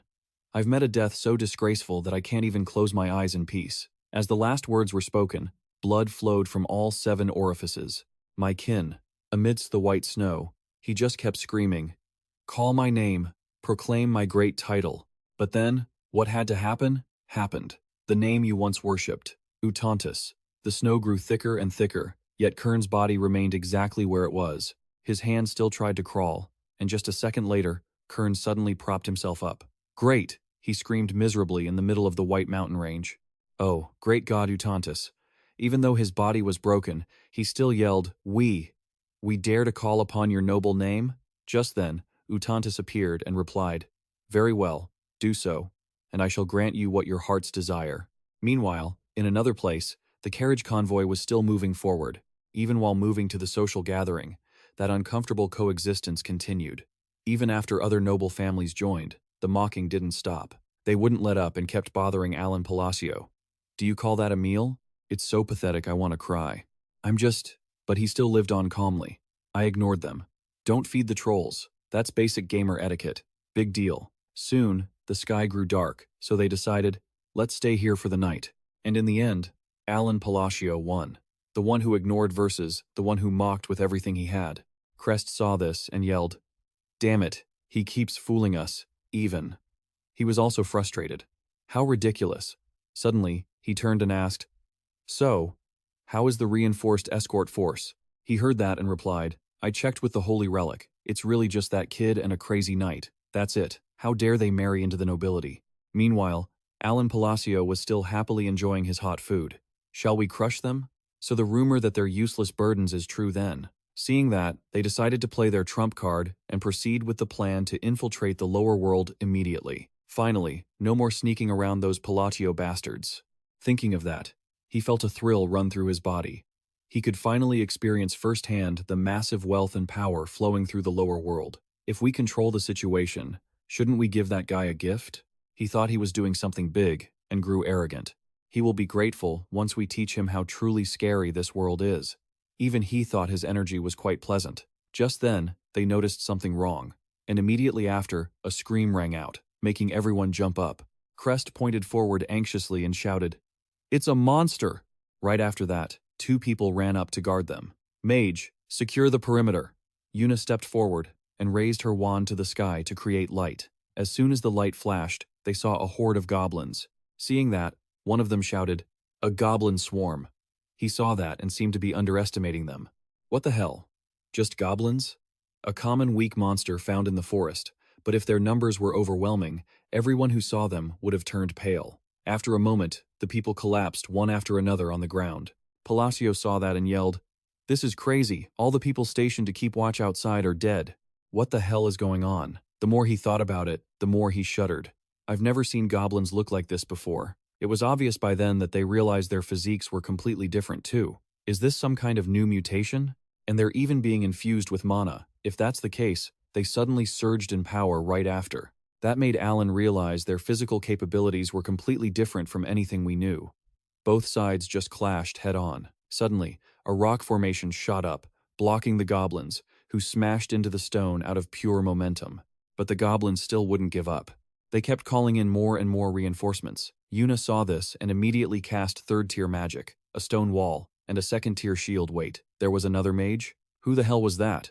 Right at that moment, Alan Palatio appeared, empowered. The soldiers were stunned, and then he continued with his compression spell. The goblins caught in the spell were wiped out instantly. The ones standing outside were frozen stiff. A moment later, the whole swarm of goblins was lifted into the air. Everyone let out a sigh of relief. Meanwhile, Alan Palatio remained composed. He clenched his fist as he cast a vacuum spell, and the monsters were obliterated in droves. However, Alan Palatio was still pushing back to his origins. Just then, the bracelet on Alan Palatio's wrist flashed, followed by a massive explosion. Finally, they all fell to the ground one by one, and everyone stared, dumbfounded, not understanding what happened. Right then, he spoke up. "Don't just stand there like idiots. Get ready." Immediately after, the goblins rushed in. The soldiers heard the command and were ready to fight. They struck down every goblin with lightning speed. On the other side, Alan Palatio couldn't rest either. His hands were constantly casting spells to take down the goblins. Even the grumbling had to keep fighting. Until dawn broke, the soldiers fought fiercely. Finally, the goblins were wiped out. Seeing that, Tyrion finally emerged. It's over. The soldiers had smiles on their faces. However, they still couldn't believe it. No one could fathom his existence in this world. Who on earth was he? Meanwhile, Alan Palatio was shivering on the other side, thinking, "I almost got myself killed." It was a close call. The number of times he could cast magic per day had increased, but even so, it was only 3 or 4 times. From the middle of the battle onwards, he had become a normal person again, and his pitifully small mana supply was completely drained. Just then, Even approached and asked, "Count, are you hurt anywhere?" He replied, "I'm fine." Even though Even was here, his face had turned pale with fear. Losing the ability to protect himself was truly terrifying, but that made Even a bit worried. "Are you really okay?" Alan Palacio just reassured. "Even I told you, I'm genuinely fine. I had intended to go alone because it was too noisy, but coming with the nobles turned out to be the right decision. Even so, this is the real problem. Why did a divine manifestation occur? A divine manifestation? A strange phenomenon that happens when an outer god tries to descend. The affected monsters become savage, and their physical abilities are enhanced. As he walked, he couldn't stop wondering, how could this be? This shouldn't be happening yet. Clearly, these were just fringe outer gods that were supposed to appear only after the 5 great sins descended and the world's laws collapsed. This implied that they would soon descend upon this land. It gave Alan Palatio a headache because he couldn't figure it out. The children hadn't even awakened as the 5 great sins yet. Then why? What on earth is the problem? Later, after they had left, Alan Palatio was still lost in thought. "I need to gather information as soon as we arrive." Suddenly, he looked back at the people behind him, thinking that if things continued like this, someone would lose their heads sooner or later. Meanwhile, the other 2 thought he was staring at them, so their faces turned pale with fear. Before long, time had passed to the next day at the Reger Duke's mansion. Seeing they had arrived, he sighed heavily. "We finally made it." Through one hardship after another, the curtain was raised at the Grand Cathedral. Alan Palacio's whole body went limp, forcing Even, who was behind him, to hold him up. "I just want to go home and sleep." The grand hall was filled with noble guests. Alan Palatio remarked, "Truly a place worthy of a grand cathedral. Everywhere you look, it's just gold, isn't it?" Even held up a glass of wine, probably just to show off wealth. No one would even notice if 2 fingers were missing, right? but it looks kind of fake somehow. Suddenly, a voice rang out from behind. Duke Rote is truly a genius. Rote was embracing two girls, swaying. My little birds, you won't stay well behaved for even a second, will you? Someone teased him. Duke, you must take good care of your health. Seeing this, he stayed quiet and walked away. If I keep getting involved with these nobles, nothing good will happen, right? Better to steer clear for safety. Suddenly, someone called out, Greetings. Alan Palacio's expression immediately went stiff. Where did Crest and Eden come from? Count Palatio, could you spare us a moment of your time? They took turns introducing themselves. This is premium meat brought from our territory. Would you like to take some? We are also planning to support your territory. What do you think? He tilted his head, arms crossed, not understanding what was going on. What the hell is this? Are they showing off? But in their eyes, his expression looked terrifying. The Count's expression. We're dead meat. They were terrified and remorseful, thinking they shouldn't have provoked him. A day earlier, after the battle with the goblins, they had been deathly pale. Edon turned to ask if he had seen it. Crest held his head, stuttering. Magic. They grabbed him and dragged him away. Baron Amon, lend me your mage for a moment. I have something to ask. Just for a second. She looked at the two of them, dazed. Baron Amon had brought a third-tier mage to show off his wealth. Crest panicked, mentioning that massive magic from earlier. He asked with disbelief. It was only second tier at most, right? Yuna replied. Yes, it was second tier. She added, Only second tier, you say? Of course not. That magic was far beyond my level. As soon as she finished speaking, the other two looked frozen. That means it was third tier or higher. 2 lines of tears streamed down their faces. The rumors that Count Palatio became a count through luck were all lies. A power level that didn't even require bodyguards, and that coldness always present on his face. That face suddenly looked terrifying. It turned out he had been hiding the cold and cruel nature of Palatio all along. Crest and Edon hugged each other, shivering. They thought they could save their lives with bribes, but damn it, it was too late for that now, so they decided to beg for forgiveness. The two bowed deeply before Alan Palatio, having dared to show arrogance toward Count Palatio, blinded by their own delusions. No, I must have gone insane. Tears and snot smeared their faces. Count, please have mercy. Even asked curiously in a low voice. What's this? Trying to pull a stunt to get attention here too? I let out a helpless sigh, wondering how thick-skinned those people could be to pull off such a joke. Even tapped my shoulder. Are we really just going to let them be? I replied, if they keep causing trouble, it'll just get more annoying. In my head, I thought, even for the coolest guy around, this had crossed the line. It was way past the point where I could just let it slide. Alan Palatio glared at them and shot back. I'll handle this myself. Inside, I thought, I don't need strength to deal with you clowns. Keep shaking. Hearing that, CR and Eden slumped over, groaning in despair. We're done for, man. We're literally dead. The banquet table was overflowing with food. I looked around. Even had already been sent off to the Information Guild. Maybe I should try digging for some intel on the new nobles. Suddenly, I noticed some movement across the room. It looked like 2 men were off to the side, whispering about something secret. Alan Palatio closed my eyes and focused my mana. Once I enhanced my hearing with magic, their voices became crystal clear. That may be true. But Baron, have you heard about this earth-shattering news yet? It's Duke Laoria, Antia, and Count Zenonia. The other one replied, Of course I've heard it. I heard they're even trying to start some sort of women's faction now. I honestly don't even believe that alliance exists. Hearing that, I grew bored. It wasn't anything interesting. Don't need to worry about that, right? Alan Palacio took a bite of an egg tart. Those 2 dark families never got along anyway, so their alliance definitely wouldn't last long. Suddenly, I got excited. This is delicious. It really is that famous egg tart shop, the voices continued. And there's even crazier news, but you have to keep your mouth shut about it. They looked incredibly secretive. The person leading that faction isn't one of those 2. So, who is it then? A name was whispered. Palatio. Alan Palatio was stunned, as if struck by lightning. The other 2 continued. The leader of the faction is. The egg tart dropped from my hand just as the identity was revealed. Count Palatio. I couldn't even close my mouth in shock. My head was spinning.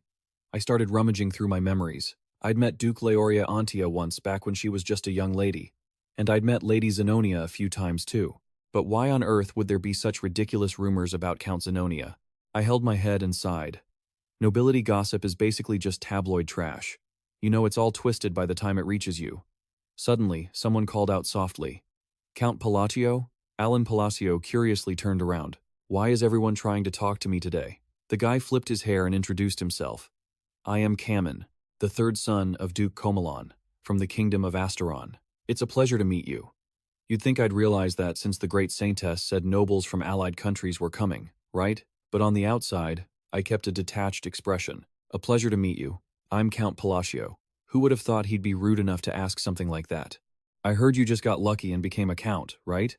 I'm so jealous my face is stiff just looking at you. Do you have some special secret?" Alan Palatio silently judged his appearance. Even a piece of fried dough knows how to talk now? Right at that moment, Madano sternly cut in. "What did you just say?" He stepped up to confront him. "Are you looking down on and insulting the nobility of our Austria kingdom?" Seeing this, Kamin shrank back, losing his attitude. Not like this, he thought in a panic. What the hell is going on? Wasn't he just an easy target? Originally, he had been busy trying to get to know other noble ladies. Young master here is Kamen Comelon, a romantic and charming gentleman. From a distant land, I've come here to propose to the youngest daughter of the Rote Madano family. Milady, would you like to taste the wonderful egg tart I brought? Kamen was very confident. No girl could refuse someone as perfect as him. While passing by two other ladies, Kamen paused slightly, covering his mouth to gossip behind their backs. That lady needs to take better care of her figure, and that lady next to her has a weird nose. Then he turned to suck up to Rote Madano. Luckily, Lady Rote was as beautiful as her mother, so she obviously just turned away in disgust. "About our marriage. I think you should rethink it." He looked confused, not understanding a thing. Camille tried calling after her. "Milady, Lady Rote." For some reason, the marriage proposal to the youngest daughter of the Rote family fell through. He was furious afterward. "I went through so much trouble to get here. So annoying." Just then, Camille spotted me. He observed me silently. Black hair, cold appearance. "Is that guy Count Palatio? I heard he's just a lucky kid with no connections." Kamen's expression turned twisted. Perfect for me to blow off some steam. Back to the present. 3 people were surrounding him. "Have you lost all respect?" "The Kingdom of Asteron has been our longtime ally." Kamen was backed into a corner. "No, that's not it." Alan Palacio looked at the 3-on-1 scene, feeling helpless. What kind of ridiculous situation is this again? Even the most politically ignorant noble would recognize those 3.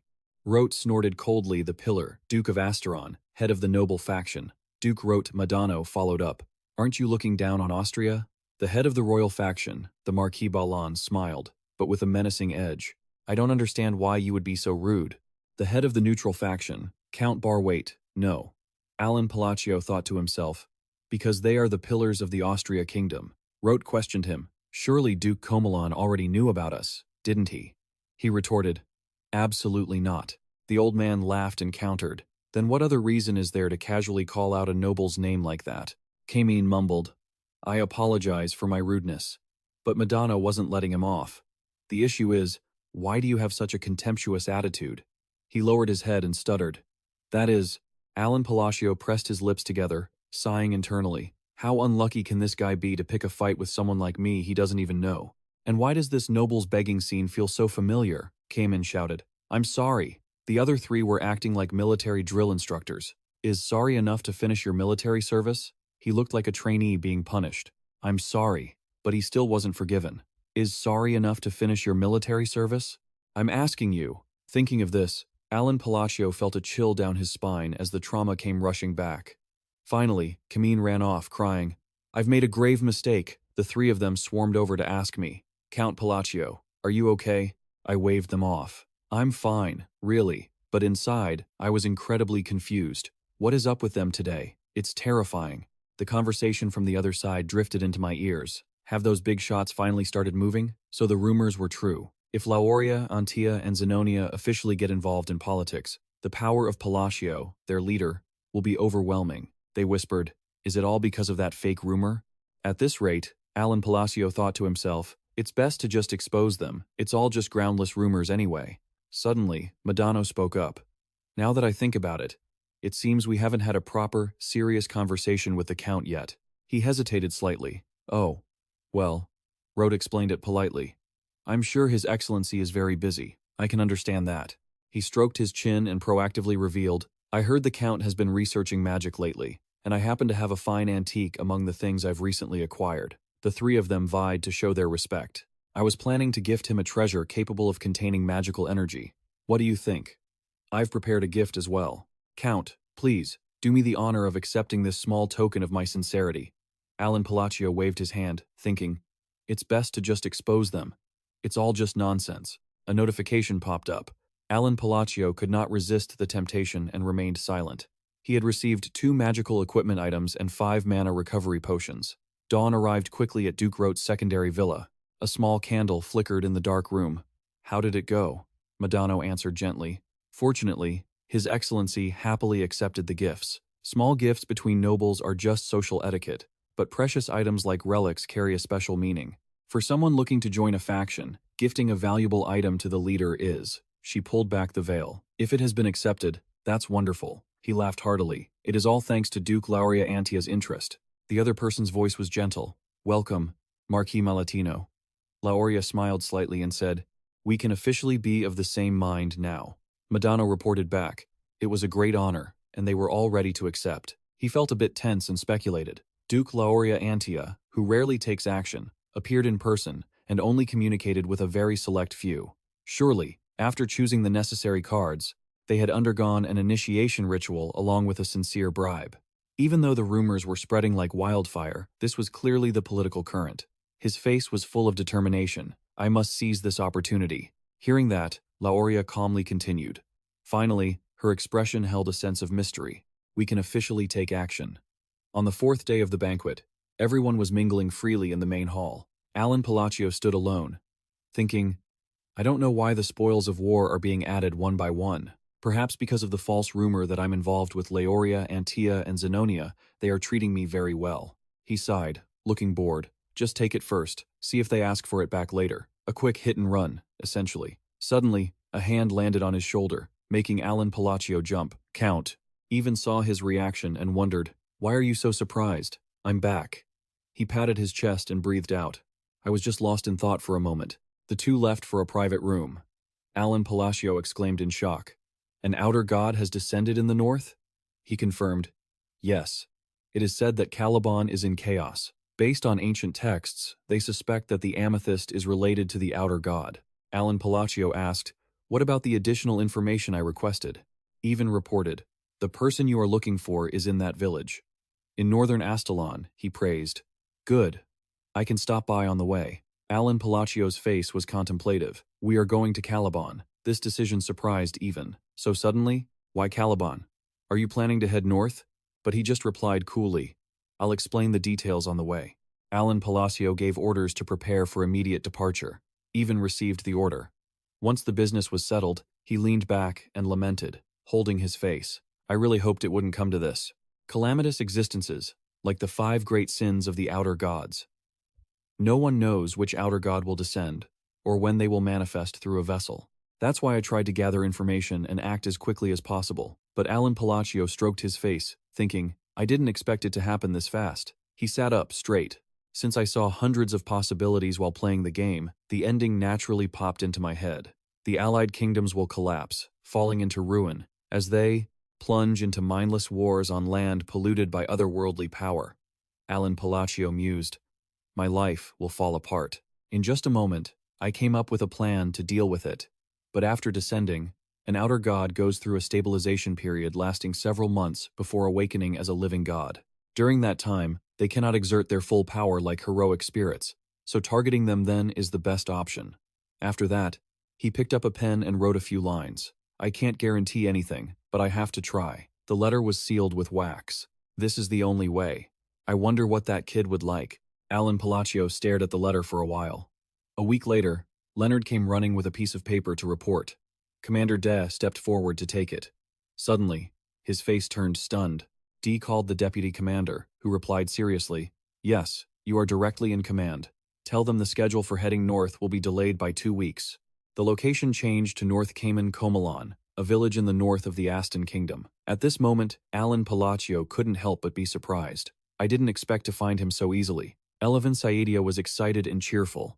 Hello, he thought to himself. He really stands out. That protagonist, the playable character from the turn-based RPG game, Eleven Saelia. Alan Palatio evaluated. As expected, the protagonist is still the protagonist. He looked at the other person's face and told himself, he looks exactly like the illustration. Is he a boy? He's way too pretty. Alan Palatio leaned down slightly to speak. But do you know who I am? He scratched his head and replied innocently, oh, I'm just happy to meet someone new. I'm Reborn Saelia. He took in all that reaction. No matter how different this world is from the game, the protagonist is still the protagonist.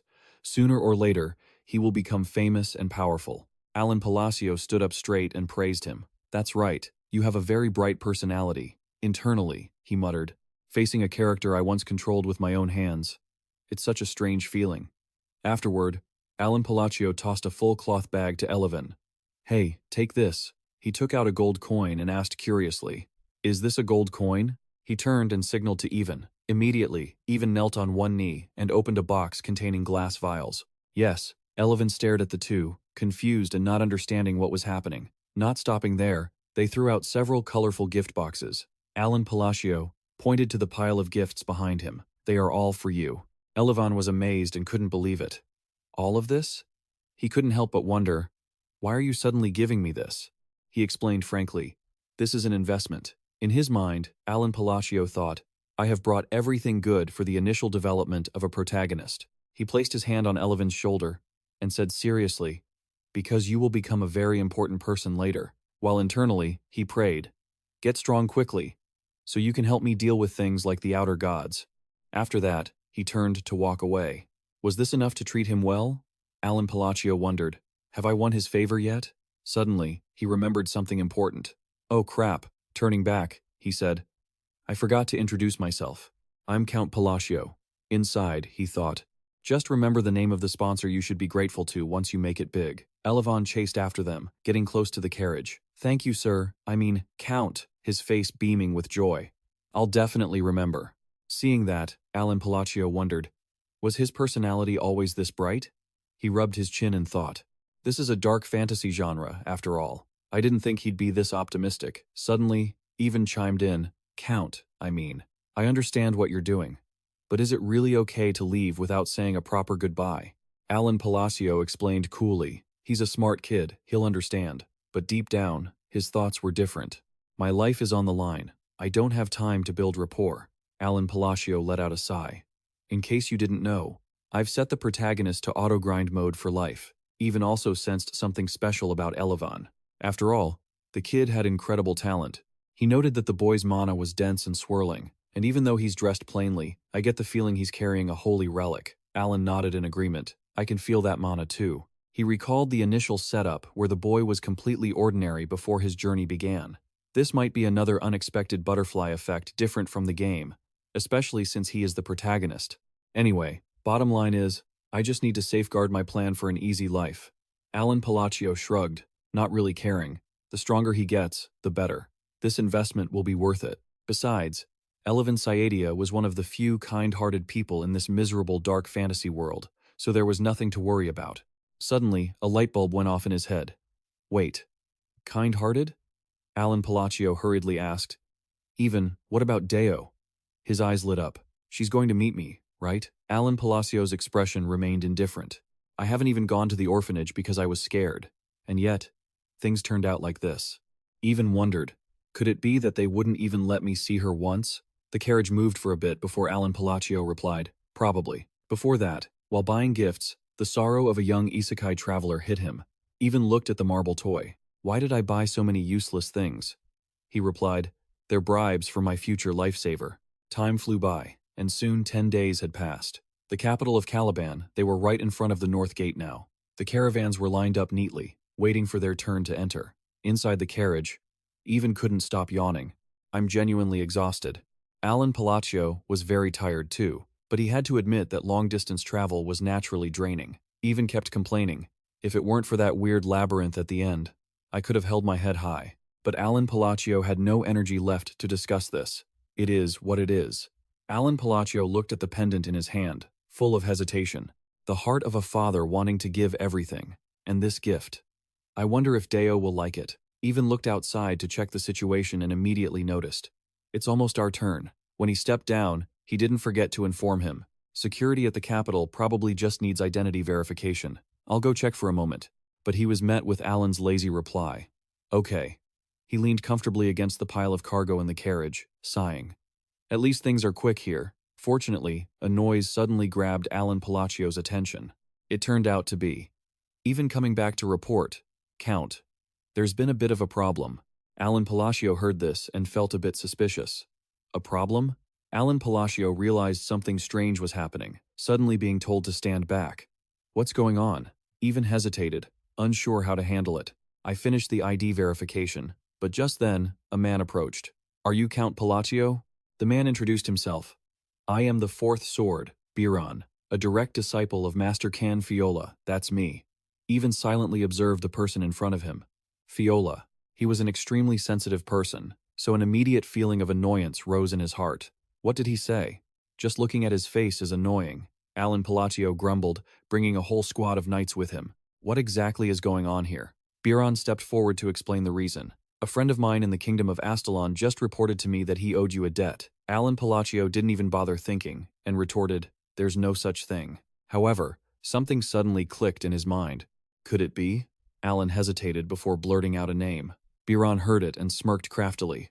Looks like you made quite a deep, bad impression on my friend. Before that, unable to swallow his anger, Cayman had reported to Biran. He dared to make a fool of me? Biran just silently listened to the guy's words. I heard that bastard is on his way to Caliban. Beat him into a cripple for me. Kameen laughed deviously, looking like he understood perfectly. Don't you still need abyss artifacts to boost your power? And it was true. He had followed Cayman's advice. Since I owe that friend a debt, I have to at least make a scene to pay it back. In no time, all the soldiers had surrounded Alan Palatio and his group. Alan Palatio couldn't help but curse inwardly. He was the one who picked a fight first and then ran away. And yet, now he was acting high and mighty. Seeing the guy standing there, he became even more arrogant. What now? If you know what's good for you, and hand over all the valuable items in the carriage, he became even more aggressive, pointing his sword at Alan Palatio. What I was entrusted to do is exactly this. Biran secretly felt excited. After all, he had nothing to lose. This guy comes from the Kingdom of Australia, a place with little voice in the alliance.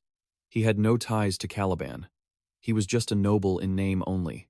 I've already investigated everything, but what he didn't notice was that Alan Palacio's face was growing darker by the second. Birds of a feather flocked together, indeed. He was silently unleashing his own power. Biran was still overly arrogant, and, without any precaution, swung his sword, intending to attack Alan Palacio. Even if things go a bit off track, it's fine. The master will step in and sort it out. Little did he know, a second later, his throat was gripped tightly by a hand. Biran had no strength left to resist, and was lifted high into the air just like that. His whole body wouldn't stop shaking, and he could barely get the words out. Who are you? Alan Palacio's group saw this scene, and couldn't help but be shocked. Dio's cold voice rang out. What the hell are you doing? Alan Palacio, nearby, watched everything with great tension. How dare you? Dio's face now looked truly terrifying. Lay a hand on my benefactor. Biran was carried off by his neck, unable to fight back. Unfortunately, there was one important fact that Biran didn't know. Then, he was tossed aside by Dio without a shred of mercy. Count Rio didn't stop there. Dio let fly a painful kick right to the face of Biran, the man who had just won the duel against Kay. Biran was caught completely off guard, beaten to a pulp without even knowing why. He finally managed to choke out, "Wait, Sir Dio." But even then, Dio had no intention of stopping. The hero who had earned the title of Sword Saint was relentless. Biran kept pleading, You can't treat me like this." But Dio just retorted coldly, "Anyone here." They never expected Alan Palacio's true identity to be so significant. He is the benefactor of Master Macallion. Dio scanned the nearby soldiers. Any soldier who dared to twitch froze in place when they heard him warn that no one would be walking away in one piece. Still unsatisfied, Dio landed another kick on Biran.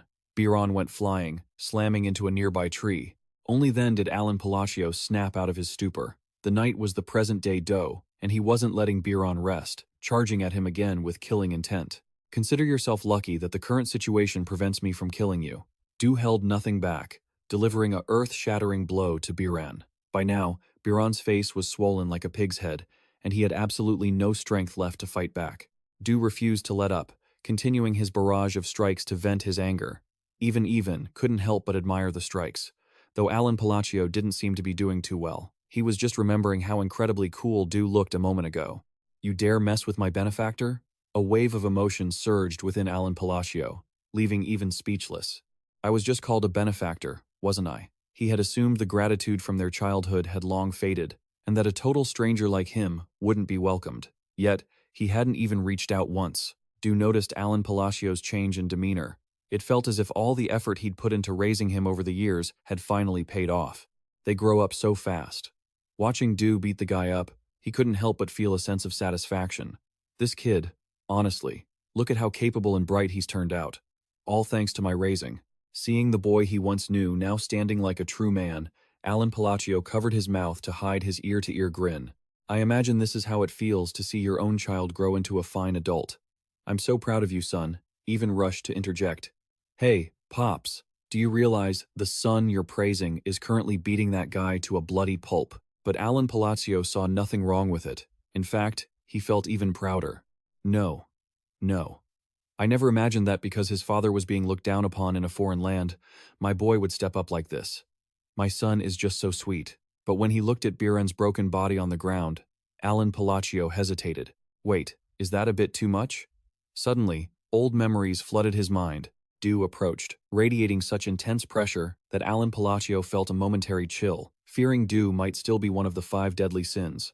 But in the next second, Du bowed respectfully. Du made a proposal that left all the nearby soldiers with their jaws on the floor. I request permission to personally escort you, sir. Somewhere else, the sound of weapons clashing echoed everywhere. A man stood tall, looking down at the soldiers lying scattered across the ground. He shouted loudly. One of the 8 great tribes and his entire clan have been completely annihilated, and that man was none other than Delman, the 3rd Holy Sword of Caliba and captain of the Red Flame Knights. All the soldiers behind him cheered in triumph. Victory belongs to the Red Flame Knights, Delman quickly ordered. The whole army, retreat to the outpost and pack up. Without delay, his subordinates answered in unison. Yes, Captain. Delman's expression darkened as he thought to himself, with a feat this glorious, I won't be overshadowed by that bastard who became Master Knight anymore. Even if it meant using underhanded, secret methods, he would succeed. It all started long ago. For ages, Calibo and the tribal clans had maintained battles that respected each other's honor. But I tricked Ke, and with a secret infiltration force, I took him out while he was alone. Ke didn't even know he'd been betrayed so viciously until his dying breath. That coward Delman won't easily let go of such a rare opportunity. Taking advantage of the momentum, we successfully wiped out that entire clan. Because that bastard sent word of his victory, claiming he killed the K of the snowy region. I need a concrete result for this expedition. Whether the tribesmen had hidden it or not, K's body had disappeared during the battle. However, Delman had a more thorough plan in mind. Even if he's still clinging to life, the lethal poison has taken effect. He's bound to die. The more he thought about it, the more excited he became.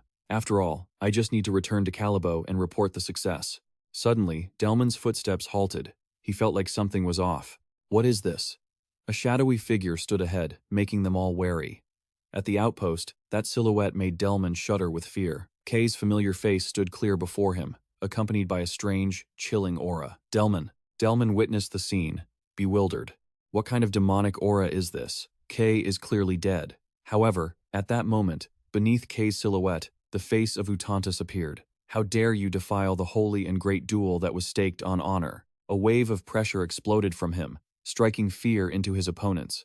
Terror consumed even a superhuman who could take hundreds of lives with a single sword stroke. Sweat poured down Delman's brow as he stood frozen at the sight. You're not K. Who are you? He raised his sword, trying to harden his voice to intimidate the stranger. Answer me! Delman went berserk, unleashing a massive, world-shaking blow. Isn't the mistake on the one who believed in the word duel on the battlefield? Utantis just stared silently at the damage Delman had left on the ground. He glanced at Delman coldly and suggested, Oh, you who have reached a high realm for a mere human, this is your final chance, duel me. Delman didn't hold back anymore, shouting, All troops, prepare to fight.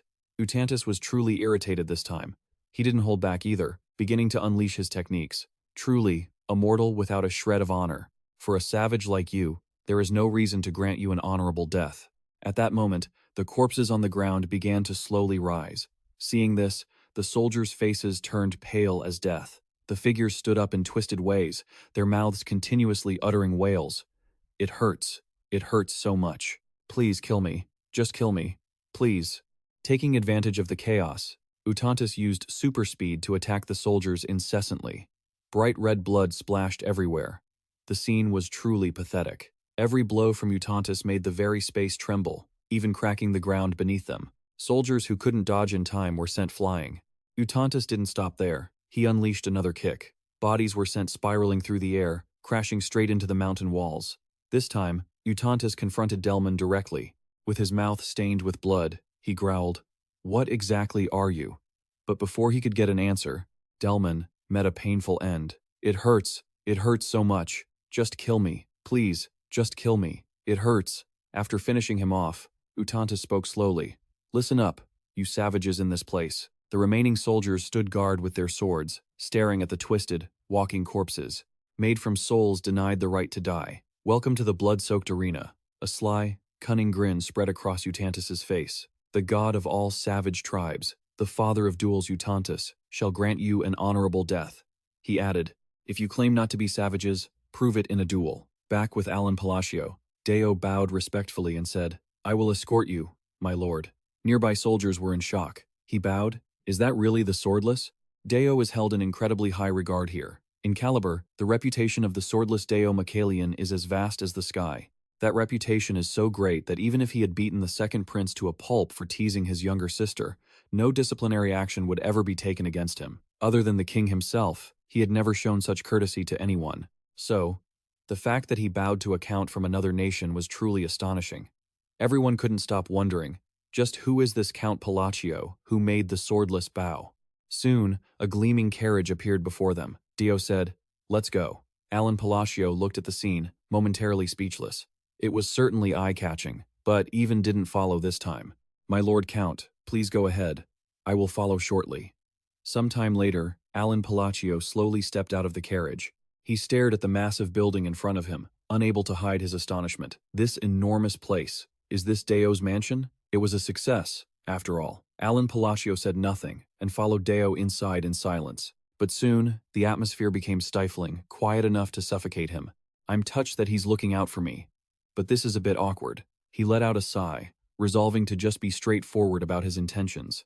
That's the best way to show respect and care for the other person. After a moment of hesitation, Alan Palatio finally spoke up. "Deo, wait a second. It's nothing. I just came to you because I have a favor to ask." Deo looked clearly surprised. "A favor?" Alan Palatio nodded. "Yes." Deo still hadn't processed it. "A favor, you say?" Deo thought to himself. "It's not a command?" Even so, he kept his cold, stoic expression. "If so, is there anything strange about that?" Hearing this, Alan Palatio's heart ached. "Does he still think I'm shameless?" Deo turned around coldly. "Sit down, and let's talk." However, Alan Palatio suddenly felt something was off. Usually, wouldn't the host sit in the head seat? "I'm very glad that you think of me as your father," he started. Alan Palatio didn't waste any more time and got straight to the point. "I have 2 requests, and they might be a bit difficult for you. I have to head to the north. Would you be able to accompany me?" To his surprise, Deo didn't even hesitate. "I will do so." Alan Palatio was incredibly stunned. "Huh?" He agreed that easily? Deo then explained, "As it happens, I was already planning an expedition to the north." Hearing this, he let out a relieved sigh. "Thank goodness." Deo watched him silently, as Alan Palatio spoke up again. Deep down, he thought, this is truly a difficult request. Alan Palatio's voice turned serious. "Could you lend me the Ring of the Arrogant from the Caliber Royal Treasury?" Just then, someone approached to report. "Vice Captain, I have returned from the escort mission." Leonard nodded with satisfaction. "Well done," he thought to himself. Since the captain went personally, I wasn't too worried. Previously, Deo had said, "I will personally escort him here." Right at that moment, Silly appeared behind them. "An escort mission? My brother must be hosting a very important guest." Leonard was flustered, not knowing how to respond. "Lady Silly," he gave specific instructions beforehand. "Inform them that the schedule for the north will be delayed by 2 weeks." Leonard asked curiously, "May I ask why?" Deo's eyes had been full of anticipation. "Because my benefactor is coming here." Leonard recalled that moment, thinking, I've never seen him show that kind of expression before. After a moment, he replied, "Count Palatio of the Kingdom of Austria has arrived." Silly's mouth fell open in total surprise. Back at Dio's mansion, Alan Palatio spoke carefully. May I borrow the ring of the madman from the Caliber treasury? Alan Palatio wasn't very confident about this request, because he knew it was an unreasonable demand that would put him in debt to the royal family. But the ring of the madman was essential for his plan. To his surprise, Deo agreed without hesitation. Naturally, even finally arrived. I am terribly sorry for being late. Alan Palatio breathed a sigh of relief. You're right on time. Right. Let's improve the atmosphere first. Maybe he'll like the gifts I brought? Alan Palatio immediately offered a suggestion. You've come at the right time. Did you bring that stuff? Understood immediately. Of course, I'll bring them out right away. Before long, a pile of gifts filled the living room. Deo hesitated, unsure of what to say. This is... Alan Palatio quickly started introducing the gifts he had prepared. I especially recommend this slim necktie. I heard it's a very popular item. He thought to himself. This is the way to break the ice. I chose this after careful consideration. I hope you like it. However, Deo's attitude remained cold. Thank you. Alan Palatio felt a bit suspicious. Are you not going to open the gift to see it? But unexpectedly, Deo shyly turned his face away. It would be rude to do so, so I will open it when I am alone. Seeing this reaction, Alan Palatio became even more confused. There's no need to do that. Could it be he doesn't like my gift? Or is he truly trying to show me respect? He remembered Deo once declaring bluntly, "Who dares to harm my benefactor?" Alan Palatio spoke awkwardly. Regardless, if my request puts you at a disadvantage, I will find a way to compensate you. But before he could even finish, Deo cut him off. I will bring the ring of the madman immediately. Anyway, if my request puts you at a disadvantage, I can compensate you. Before I could even finish, D cut me off. I'll bring back the madman's ring immediately. Alan Palatio couldn't believe it, and asked again to confirm, Did you not hear me mention its current location? Day remained completely calm. The Caliber Vault, right? Hearing that, he couldn't help but feel strange. Doesn't that make things extremely difficult? At that moment, De suddenly hesitated. Normally, it would take about a week. But while he was deep in thought, Alan Palatio and the others were nervously waiting for his answer. Finally, D spoke up. Dealing with the king will be the most troublesome part, but I only need to take care of about 50 people, and it'll be done. Alan Palatio was stunned. Huh? Is he really planning to go that far? He sure likes to joke around. However, Day's expression was deadly serious. Should I start right now? At that very moment, Alan Palatio couldn't believe his ears. Wasn't that enough? He had to advise him briefly. You don't need to go that far. De nodded in reply. I understand. Then I will retrieve it as quickly as possible. Alan Palatio silently assessed De. Is he trying to get it for me at any cost? I'm truly grateful that he seems to care about me. But, isn't this a bit excessive? After discussing everything, everyone started leaving the room. The graceful figure of Silly approached them happily. Silly, it's been a while. Silly also showed clear joy. Brother even. Both of them held hands happily. Alan Palatio realized then that she was the younger sister he had ordered even to save. In the game, her death was only briefly mentioned. Silly seemed so happy. Alan Palatio was too busy observing to notice Day's expression nearby. Seeing her in person, she looked exactly like Day. Finally, Day couldn't hold back and said coldly, Silly. With zero affection, he pulled his sister away. This man isn't your brother. He's just an old guy. Alan Palatio wasn't surprised to see this scene. He knew Da always carried a sense of loss and emptiness regarding his family, but even was completely different. Calling me an old guy isn't exactly wrong, but all things considered, Alan Palatio concluded, he seems to cherish her more than I thought. Day was radiating pure killing intent. Shut it, old man. Don't talk to her. Even looked incredibly pitiful. I was just saying hello. Right then, Alan Palatio suddenly realized. Wait, I get it now. I understand why D has been so good to me. It's because I saved Silly. He had been so focused on De not yet becoming a villain that he hadn't considered this. Good heavens. At this point, what would he not do to help me? Maybe I'm overthinking this. Or am I? Silly approached timidly and asked gently. Excuse me, you must be Count Palatio, right? Alan nodded in confirmation. That's right. Silly then asked, I heard you were the one who ordered brother, even to save me. Alan didn't take the credit and quickly clarified. It was your brother even. I just did what I had to do. Because if you had died, your brother would have become a killing machine. I even had to ensure you two met at the right time, as that perhaps still wasn't enough. Silly gratefully took Alan Palatio's hand. Thank you so much, sir. In that moment, Alan Palatio was a bit dazed. Although it was for other reasons, receiving gratitude from someone felt wonderful. And so, Things flowed naturally. I ended up staying at Dee's mansion for a while. But unexpectedly, Day quickly completed the mission. He announced, "I've brought the ring back." Alan Palatio was genuinely surprised. Huh? It's only been 1 day. Alan Palatio looked at the ring in his hand, full of doubt. How could he have possibly brought it back in just a single day? Just then, Even rushed in. "Count," he broke the news immediately.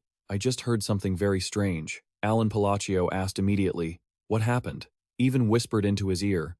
"De caused a scene at the palace, demanding the ring." The second prince, who had been prying into his affairs, got slapped a few times by De. Alan Palatio was dumbfounded. Huh? Thinking of Tyrion getting slapped by De, Alan couldn't believe it. Very quickly, they set off. And so, after 3 days of preparation, I joined the Eclipse Knights for the Northern Expedition. 2 weeks later, from the northern border outpost of Caliber, terrible news began to pour in. First it was Delman, then Kiriana. Utantis was slaughtering everything in its path. At one of the camps, a desperate voice cried out, "You're saying we should retreat? You want us to turn our backs on those savages?" A heated argument broke out. "But, you've seen it yourself, Viscount. The soldiers are suffering from severe injuries." "That's right. The first sword is in seclusion, so we have no chance of defeating them." But at the most tense moment, a clap broke the silence. Everyone fell completely silent, not daring to make a sound. Then someone stood up and said, "Everyone's opinion has merit. Let's make a decision after we've calmed down." That person was none other than Fiola, the fourth sword of Caliber, and the captain of the Royal Guard. After stabilizing the soldiers, Day and Fiola went outside to discuss. "So that foreign god is wiping out our bases with his undead army. The third sword, Day, has fallen at the eastern base. The second sword, Kiriana, was severely injured at the western base." Day said coldly, "I can already see it from here." Fiola nodded. "That's right. It's covered in a terrifying flow of mana, a strange crimson color. Only those who have reached a higher realm and opened their eyes can see such a gruesome mana landscape." Fiola felt incredibly uncomfortable. "That ominous aura keeps drawing my gaze. Perhaps retreating really is the best choice." Day also looked in that direction with suspicion. Smoke refracted and condensed over a stove nearby. Day was surprised to see Alan Palatio eating there heartily. Sweet potatoes? Where did he get those? Meanwhile, Alan was focused on his meal. Just then, an argument broke out, catching Day's attention. "I told you it's impossible, you idiots." The girl kept struggling. "I've already said it, the treatment is finished, and there's nothing more I can do. I only came here to investigate the savages' rituals." 2 nearby soldiers kept trying to stop her. "But human lives are more important than an investigation, aren't they? Don't you think so? Just one more time." Dee watched the scene quietly. The King's Grace Knights, belonging to the Second Sword, and the Deputy Tower Master of the Blue Magic Tower. Palencia Christine left in a rage. All the soldiers could do was stare at her. She shouted angrily at Day, "Hey you, get out of my way." However, Palencia Christine's expression changed rapidly. "Wait, why is he?" At that very moment, Alan Palatio suddenly shouted in excitement. "Second in command, I heard you were here. Guess the rumors were true. Come here." Palencia, Christine's hands were trembling with rage as she spoke. She avoided Alan Palatio's gaze. "The medicine you just mentioned is currently out of stock. Brewing, it takes quite a while. And since I'm pretty busy right now." Alan Palatio began to sound self-reproachful. "I really hoped you could help me, but I understand. Perhaps I was asking for too much." Palencia Christine hurriedly corrected herself in a panic. "I mean, I can absolutely get it done right away." Alan Palatio was stunned upon hearing that. "What?" he asked coldly. "My budget is a bit tight right now, so payment might be delayed a little," but Palencia Christine didn't seem to care much about that. "No problem at all. Just 1 gold coin is more than enough." Alan Palatio nodded, reluctantly agreeing. I can't turn down such a generous offer. But his 2 subordinates were shocked to see Palencia Christine smiling. The vice commander is smiling? Even after getting scammed out of hundreds of gold coins? Has she lost her mind? She didn't dare wait any longer and got right to work. "All right, I'll brew it immediately and get it to you while it's fresh." The 2 subordinates nearby watched, with their jaws dropped in astonishment. It was truly impressive. They now looked at Alan Palatio like he was some kind of god, genuinely stunned. However, danger was closing in on them. Fiola keenly sensed it. "Can you feel that energy surge?" Do, hearing this, also raised his guard. "We're under attack." Now, soldiers with twisted postures were approaching their position. The scene suddenly became incredibly chaotic. "All of you, charge. Die, you bastards." The soldiers were constantly being wiped out, and within a short time, Palencia Christine began to unleash her power. Icebind. With just a single strike, all the soldiers were frozen on the spot, then turned into dust. Over on this side, Du was also launching constant attacks. With just one swing of his sword, he sliced the soldiers in half. Du seemed to have discovered something. He's over there. Palencia Christine immediately looked up, following his gaze. A bolt of lightning struck down from the sky, a sense of despair that only overwhelming power could cause. Utantis's voice rang out, shrill and high. "You savages! Do not tarnish the sins of those who have lost their honor." But as soon as Utantis finished speaking, a sword light darted forward. It turned out to be a sneak attack from Fiola. However, his expression suddenly turned ugly. Fiola's attack hadn't even touched Utantis. Could it be that even his lightning-fast strikes were useless against him? With one blow, Utantis sent Fiola flying. Those who have abandoned the nobility of their souls will not be granted a glorious death. Fiola's end was pathetic, and the soldiers nearby were shocked, speechless. Lord Fiola. Just then, a shadow slowly approached. Oh, Utantis, the great god of duels. That person was none other than Count Palatio. Following the oath of Canuinia, I, Count Palatio, am here to fulfill this sacred promise. I demand a baby on duel. However, Utantis wasn't afraid. He laughed gleefully. His laughter echoed throughout the space. Someone who understands the oaths of our era. How surprising, but quite interesting indeed. At the same time, a thick, evil aura surrounded the entire space. All those soldiers rose again. Utantis's spine-chilling voice echoed, "Noble challenger, welcome to my bloody arena." Just like that, Count Palatio was trapped in Utantis's isolated circle, a place where no one could intervene. In accordance with the great decree, I, Utantis, accept this sacred Babylon duel. Count Palatio's whole body was trembling uncontrollably. His mere presence was terrifying. I was wrong. I didn't think he had gotten this close to manifesting a physical form. The closer an outer god is to possessing a body, the more power they hold, nearly rivaling the 5 great sins. Count Palatio was deeply anxious. If he hadn't taken the absolute elixir earlier, he would have passed out long ago. This was truly his last chance before the manifestation process was complete. He tried to suppress his anxiety and spoke up. "Let's begin this duel." Utantis agreed immediately. "Indeed, let us begin." The two of them lunged at each other. The Great Babylon duel is played in turns. Rule number 1. The challenged party gets to attack first. Now, Utantis was still smug. "Let me play you a symphony of destruction." Outside, those nearby scrambled away. Everyone, hide, fall back. Wait. But someone had noticed something different about Count Palatio. Why is he still standing there after everything he just saw? That was rule number 2. The defender cannot move outside of their turn. If bound by the decree, they would be completely immobile. Utantis was highly appreciative. "Count Palatio, excellent. You truly are a man of honor." And finally, rule number 3. A turn consists of 1 attack and 1 defense. The opponents switch positions after each turn. A began to unleash his power. It was the defender's turn. However, basic defensive tricks would be useless against this kind of power. Immobilize, condense, reinforce, deepen. Count Palatio silently steeled his resolve. Even if I have to exhaust all my mana today just to block this one single attack. At that moment, a massive wave of power was hurtling toward Count Palatio. He wasn't worried though, and stood his ground. But the destructive force of the attack was immensely powerful. A terrifying explosion, shaking heaven and earth, followed. A massive crater was carved into the ground. Others stood frozen like statues, watching the dust slowly settle. Palencia, Christine spoke hesitantly. Is he still alive? At that moment, a light radiated from where Count Palatio was. The necklace he wore was still intact. It seemed to have protected its master. Though wounded, Count Palatio kept a firm grip on what he held. Previously, Palencia Christine had happily introduced it. Surely you've heard of it. This is the absolute elixir and remetin herbs, helping you soothe even the most intense pain. Back then, she had some doubts, but she wondered, when is he going to use them? Count Palatio looked at the bottle in his hand, trembling. This stuff works like a charm. If not for this, I wouldn't even be able to stand here. And luckily, everything had gone according to plan. Count Palatio began applying the medicine to his body. It won't heal me instantly, but because it's a top-tier medicinal herb, I can at least move immediately. His gaze was now ice cold. I have met all the conditions to enter a state of rage.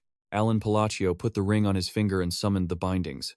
The moment for the long-awaited attack had finally arrived. Utantis had previously warned, "Oh, you savage one, prove your honor through this great Babylon duel. Rules. Combat. Fleeing. It is recommended to read the combat rules thoroughly before beginning. To restrict the Outer God's movements, I voluntarily accepted his challenge by following these rules. Utantis was incredibly excited, demanding a sacred Babyan duel. However, Alan Palatio was extremely lucky. Thanks to his reincarnation pendant, which prevents death, and a healing potion, I barely escaped his attack. In those final dying moments, he activated his powers, unleashing a binding stronger than anything else. Alan Palatio understood perfectly.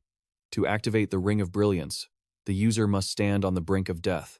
Alan felt a surge of excitement. This was it, the compulsion spell was active, and this was a sacred duel, where neither defense nor counterattack was permitted. Alan Palatio wiped the blood from the corner of his mouth. In the game, I only had to endure the first strike, and I'd be done. Plus, the buff effect isn't limited by turns, but by real time. But here, it's different. There is no time limit. Alan Palatio smirked with pure contempt. He flicked the ring on his finger. First binding. When magic is cast on snowy terrain, I can bend the rules of this world a little. The sky shifted strangely, flickering between light and dark. Alan Palatio unleashed his diffraction technique. And then, the second binding. When magic is used at the threshold of death, I can bend the world's rules even further. Primal point. Finally, a beam of concentrated energy erupted that was the third binding. Annihilation. When fighting a god, I can warp the rules of this world even deeper. However, it didn't end there. The front line went silent, and a blinding light surged forth. Fourth binding. When magic is used against the great dual god Utantis, I can bend the rules of this world once more. An explosion roared, even more seismic than the last. Deep down, Alan Palatio was incredibly anxious. Please, let this work, he has to be destroyed in one hit. But things weren't that easy. An outer god doesn't just disappear because its physical vessel is hit, even if it's a piercing strike. Utantis wore a cunning smile. Not bad. Alan's entire body went rigid at the final blow. He couldn't believe his eyes. Did I fail? I even drained all the mana stored in my bracelet. Utantis's shrill laughter echoed. Are you truly worthy of inheriting his will? To think you managed to go this far? Alan Palatio stood there, dazed, not understanding what was happening. What's going on? Utantis sat down calmly. What an admirable duel. O noble warrior. Alan Palatio realized with a start was he fading away. Utantis stroked his chin and spoke. I am very curious to see how things will unfold between the black and the blue. Since I lost the duel, a mysterious item appeared. I grant you this gift, and all of its power. O noble warrior, you have remembered the rites and secrets of the great forgotten god, and you are the one who pursues his will. When those usurpers break free from their chains, call my name. Not that shameful, deceitful title, but my true name. As soon as Utantis finished, he vanished. The Chaos God. After the battle, everyone began the cleanup. Once the outer god disappeared, the army began burying the fallen. Finally, they could rest in peace before returning to Caliburn. The carriage moved slowly along the snowy road. Inside, Alan Palatio spoke up. All right, next question. Palencia Christine eagerly grabbed the chance to answer. Yes, you are a second-tier mage. He hastily corrected her. Ahem, third tier. Palencia, Christine looked a bit embarrassed upon hearing that. Right, third tier. I don't know where my head is, Alan Palatio asked. What do you know about the black thing and the blue thing? Palencia Christine shook her head helplessly. I know nothing. I've never seen anything black or blue. That's the truth. I swear I'm telling the truth. Alan Palatio felt utterly weary. Fine. As soon as she heard that, Palencia Christine happily ran off. Thank you, sir. Goodbye. Alan Palatio just stood there silently, watching her figure fade away. I didn't even tell her she could leave yet. If everyone keeps thanking me for the smallest things, I'm gonna start believing I'm some kind of dangerous criminal. He sighed, frustrated. But why did he disappear, even though my attack failed? And his final words left me with even more questions. And this belt, I saw it in the game. It's the Belt of the Forgotten. The reward for defeating Utantis, it doubles the damage dealt and damage taken. Engraved on it were the words, O heir of his will, let your steps lead you to Kahara, city of the ancient gods. This is the first time I've seen this line. What could I possibly discover in Kahara? Just then, Alan Palatio caught sight of Du outside and was surprised. Du, is something wrong?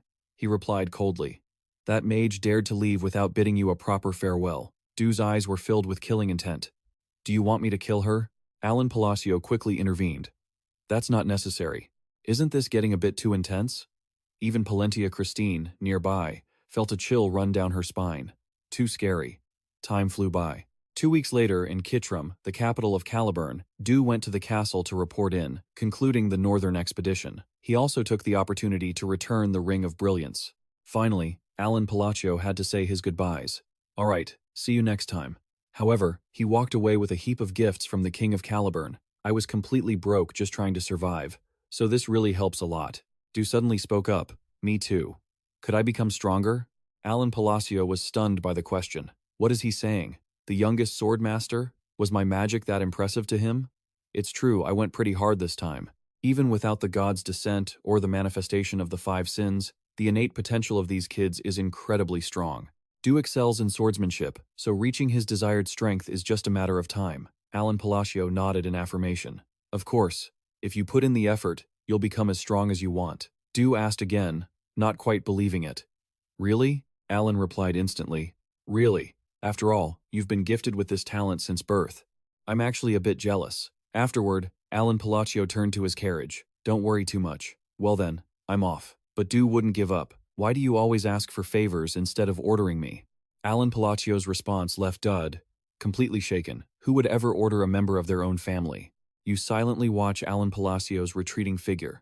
Nearby soldiers bow respectfully, offering their solemn farewells. Alan Palacio sits alone in his carriage, feeling deeply melancholic. He wonders, are they still suspicious of my sponsorship?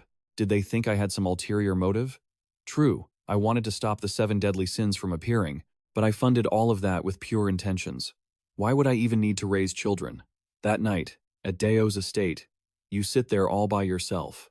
Deo sighs as he looks at the pile of gifts on the table. I followed him out of debt, yet he has granted me another favor. Suddenly, he glances at his own fingers after waving his hand around. The front remains eerily silent, and Dio experiments repeatedly. A thought crosses his mind. I wish I could use magic just like he does. Am I really considered part of his family? Alan Palacio feels a wave of excitement seeing the familiar scenery after being away from home for so long. Finally, back home.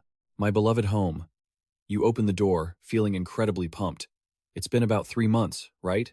Man, I'm exhausted. I really need to get some sleep. But the sight that greets him inside is a mountain of paperwork. Alan Palacio stares at the documents that have been waiting forever. Welcome to the den of overdue work. Come on in. He can't help but shout in disgust. Alan Palacio slams the door shut without a second thought. For a split second, I actually thought this was my room. I've got to get out of here. Yet, he stands there for a moment, deep in thought. Eventually, Alan Palacio accepts reality and starts tackling the tasks. Fine. Once I clear this backlog of work, I am taking a vacation, no matter what. After all, he's the only one who can get it done. The destiny of an overworked employee. When will I ever get a peaceful, noble life? And so, Alan Palacio decides that afterward, he will take a week off as a reward for himself. A slice of perfectly toasted bread and 2 slices of soft, delicious fluff. What could be better than peace and prosperity? But not long after, Alan Palacio begins to feel bored again. A workaholic's nature leaves him feeling restless. He's only been on break for a week, and he already feels the pressure. Thoughts keep spinning through Alan Palacio's mind. He ponders the ritual movements, the mysteries of the forgotten high god, and the energy required to perform them. Black, blue, the god of chaos. As the heir to his will, I have to start by solving the problems Utantis left behind. Oh, you who remember the rituals and mysteries of the forgotten high god. I've definitely heard of the rituals and mysteries of the god of chaos, but that's all I know. How could Utantis have a forgotten name, just like the Eastern gods? Plus, this is the first time he has seen something evaporate like that. Alan Palacio feels completely baffled. Why did that outer god even appear in the first place? That's the real issue. If he can get here, others can show up too. He is very conflicted right now. Of course, this is less troublesome than the 7 deadly sins. At least the gods gave a warning first. I really want to visit Kahara, but even knowing where it is, I can't go. Alan Palacio flips open his notebook again, jotting down notes about Saelia so he doesn't forget a single thing. Oh, heir to his will, let your footsteps guide you to Ka, the city of the ancient gods, the historical ruins, the secret dungeons of Colony. According to the story, it was discovered 3 years before the protagonist left the village, 3 years before the game began. Is it this year? That city hasn't even been discovered by adventurers yet. If I rush in blindly, things will just get more complicated. Just then, Evan's voice rings out. My lord, it's strangely cold in here. Is it because of magic? Alan Palacio looks at the surrounding space, quietly assessing the situation.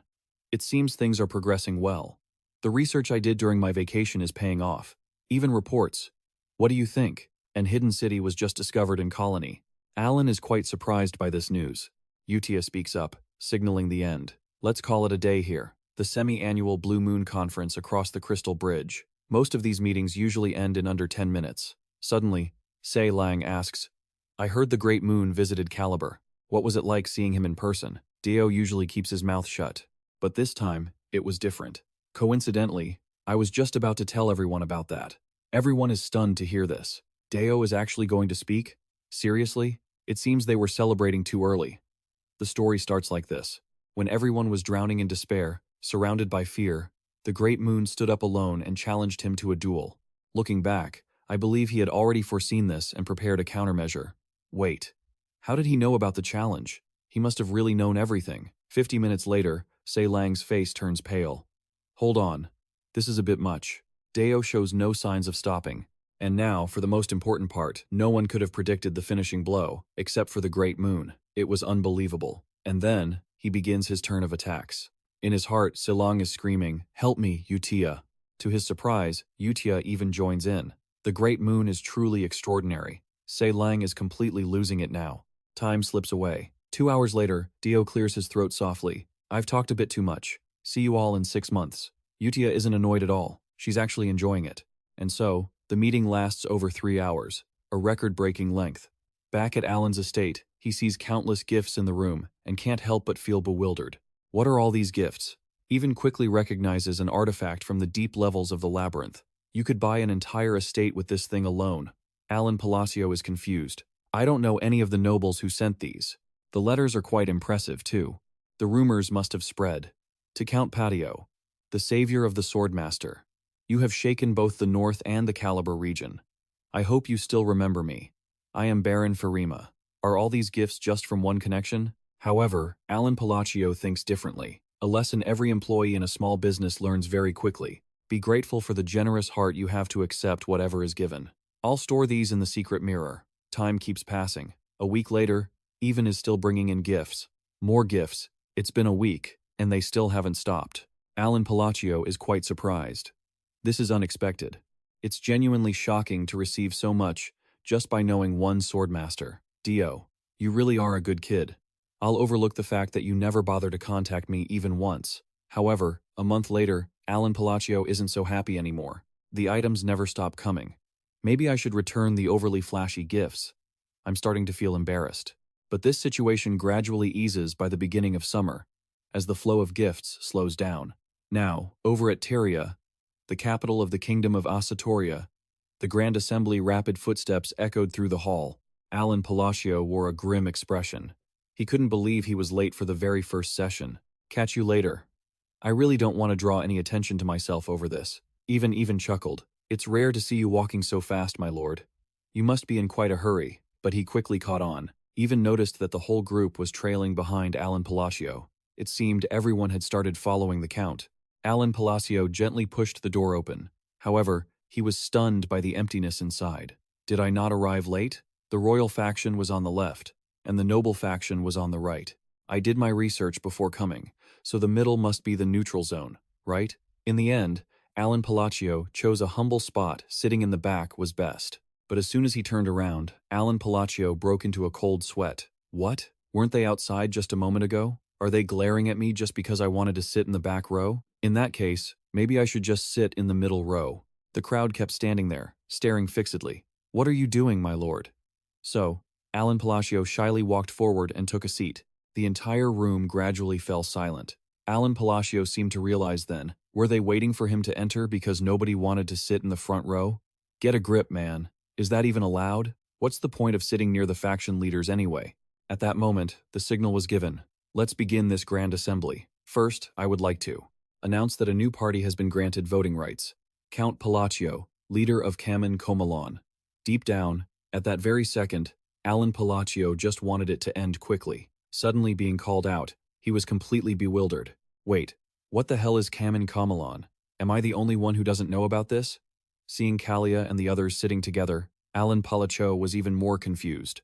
What's wrong with them? Why are they sitting together? Did the alliance between Zenonia and Antia form a new party? But what on earth is this? And they named it Kamen Komalan. I thought their relationship wouldn't last.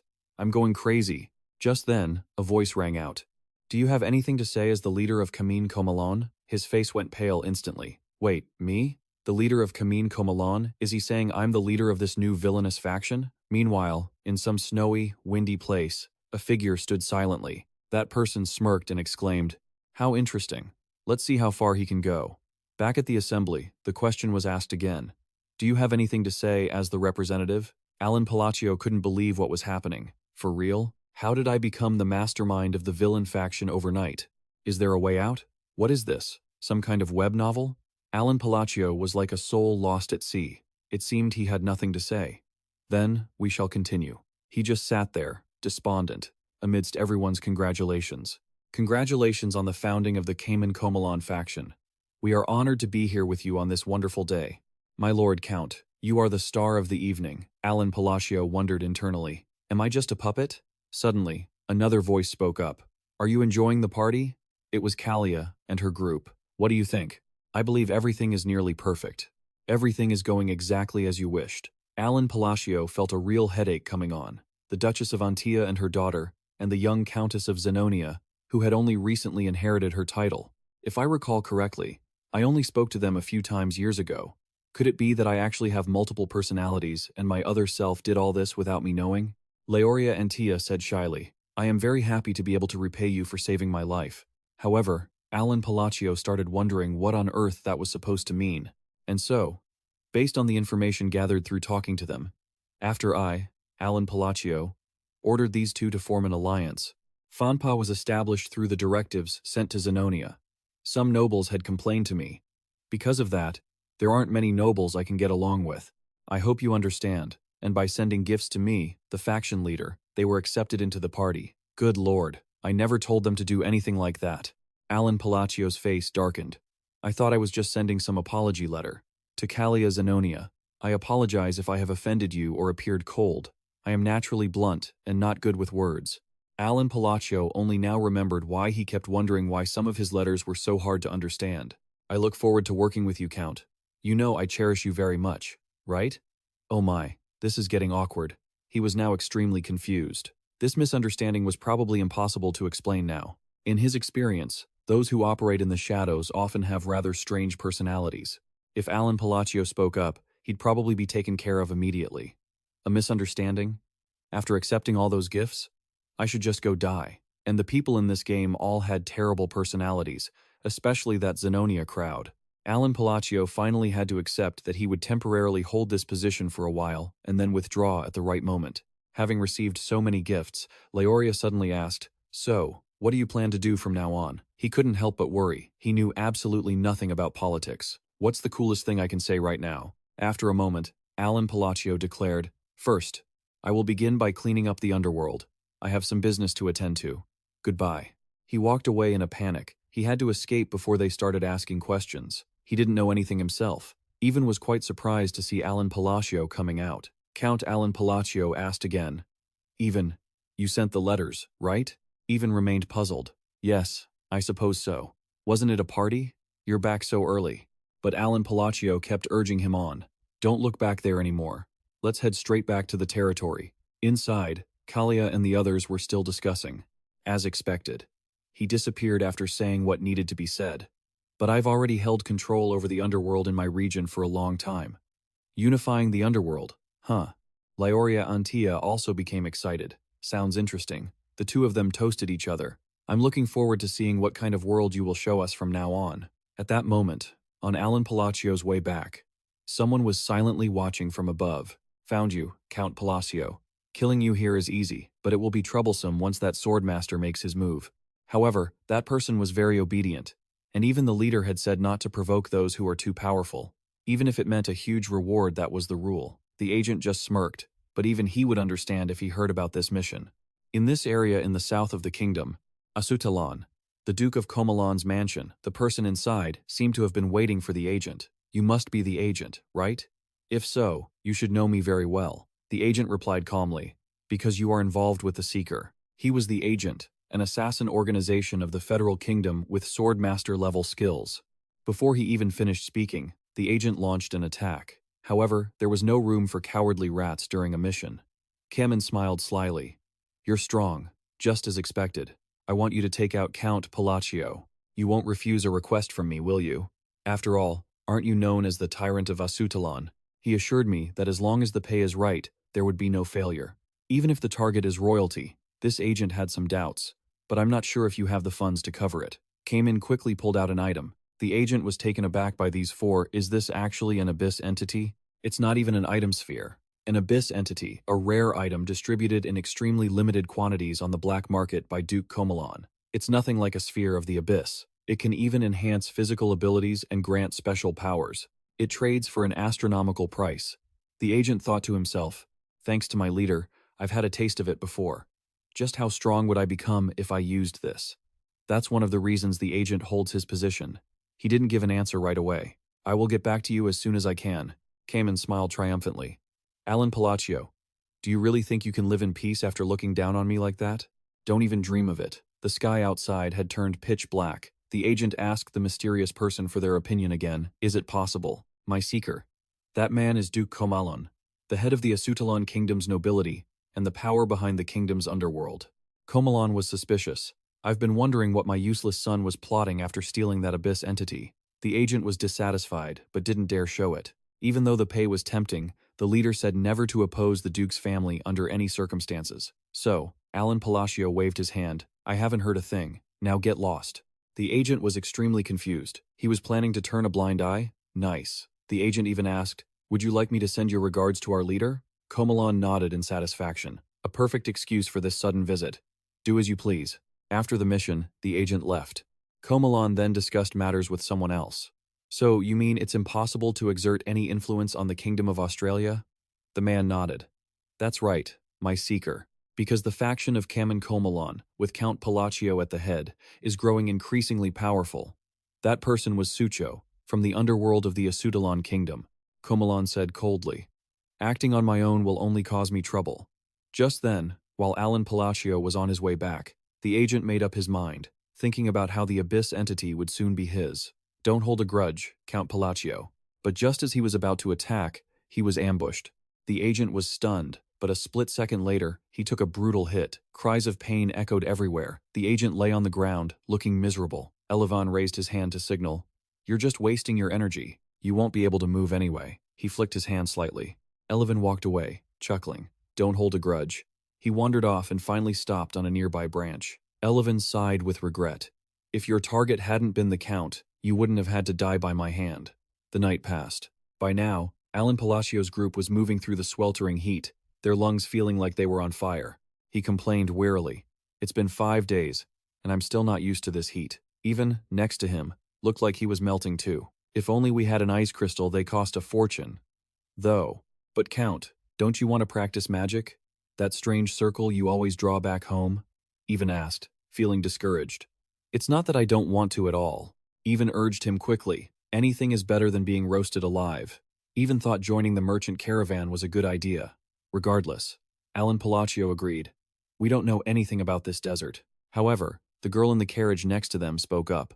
"Why are you looking at me like that?" He just stayed silent. The girl said coldly, "Do you enjoy stalking people? Is greater than. Clears throat. Is greater than. That was Liane Agolette, daughter of the master of the Red Magic Tower, a level 4 mage. Alan Palatio replied indifferently, "Not at all." Liane Agolette shouted angrily, "Stop pretending to be innocent. That's exactly the attitude I usually see at the Blue Tower." Alan Palatio thought wearily, "Can't I have even one moment of peace here?" Even noticed something at this moment. "Do you see that? She has ice crystals hanging all over the carriage," he whispered, looking anxious. "The master of the Red Tower is a true lunatic. It's best not to get close to his daughter. Just keep your distance." Previously, they had been ambushed. The underlings were constantly being taken down, and they were furious. During the ambush, the man restrained Liane. "Listen up, you lot. For your own safety, I advise you to cooperate nicely." The underlings were a bit wary. That symbol, it was the Blood Desert Bandits. They had even captured Miss Liane Agolette before she could do anything. Sivir grew more triumphant. They told me the Tower Master's daughter was here, and I've found her. Do you want special treatment, girl? Leon Agolette said in fear. Who are you? Her heart was racing with anxiety. She felt like she couldn't breathe. However, a burst of cold air suddenly appeared, confusing Cyver. What? Leon Agolette felt better. It was so cold she could finally breathe again. It turned out to be Alan Palatio. Leon was shocked. Count Palatio? No way. At that moment, Alan Palatio had unleashed the technique he used to defeat his opponent in the snowy region. The reason Lien was this way was because of her status as the Tower Master's daughter. After all the difficulties she had faced, she had developed a defensive mindset and an aversion to lies. That is why, even though she was only a level 4 mage, she was exceptionally sensitive to energy. Because of this, Lien's personality became deeply suspicious. He only has enough mana to reach level 2 though. It's much cooler now that the temperature has dropped. It's hard to believe he played a key role in the battle against the Outer God. They say he's the benefactor of that master swordsman, but it seems like he's just taking credit for work that isn't his. Lien couldn't help but feel a sense of disdain for Count Palatio the moment she saw him. Lien was still quite surprised by Alan Palatio's strength. At least, that's what she had thought. But he had the ability to use composite magic. He had linked at least 3 spells together. She knew well that the success rate of composite magic, which requires linking multiple incantations, each with its own complex structure, decreases exponentially with every added spell. One must reach at least level 5 to master that technique. How could he? By now, Sivir had charged out to attack, but Alan Palatio solved it with a single snap of his fingers, a full-scale freezing. Then he clapped his hands and shattered everything. Alan Palatio looked up coldly. These bandits usually scatter the moment their leader is taken out. I'll give you lot one chance to get lost. The bandits were stunned for a moment, but as soon as they regained their senses, they ran for their lives. Hurry, let's get out of here. Leanne still found it hard to believe. So, those rumors were actually true? After driving off the bandits, everyone threw a grand feast. Brown treated Alan Palatio with utmost hospitality. How do you find this exquisite wine, my lord Count? It pairs perfectly with the ham. Thank you. Don't mention it. I'm the one who owes you my life, after all. This is the least I can do. They exchanged pleasantries cheerfully. I wish you a pleasant evening. Alan Palatio felt somewhat relieved. Fortunately, everything had gone according to plan. It seemed that easing the restrictions was a good idea after all. He had designed the snow-covered land magic during his break, utilizing space magic, frost magic, and persistence magic. Although its sole effect was to turn the surrounding area into a polar zone, the magic's power would diminish when used in snow-free terrain or at the gate of Death X. Its power would also decrease when used in battle against God X. And finally, when used against the great duelist, Utantis X, the magical strength would also be reduced. This allowed him to limit the penalties he had to endure for a lifetime down to just 3. However, Alan Palatio had to recalculate. Was it really ineffective to combine 3 spells that only lasted for a minute? It's not efficient enough. I'll need to do more research. Regardless, the combined magic and the snow-covered land worked well, and thanks to the belt, his power had increased. Now, all that was left was to solve this penalty problem. Suddenly, Leon Agolette approached the Count. She bowed sincerely. I misunderstood you, my lord. I am truly sorry. If it's not too much trouble, I would like to discuss magic with you. Would you be willing? Alan Palatio didn't hold a grudge. He wondered. She's been picking fights with me the whole way here. Why the sudden change of heart? Whatever, he thought. He cleared his throat and said seriously, Very well, I accept your apology. I am a forgiving person. How noble of you, my lord. Leon Agolette's face lit up with joy. Thank you, my lord.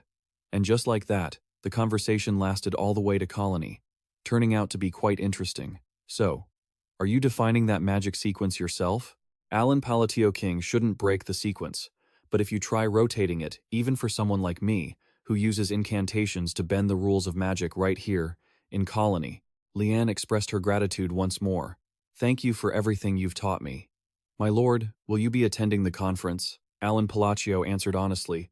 I don't belong to any magical order, so I wasn't invited, Leon Agolette suggested. In that case, how about joining the Red Magic Order?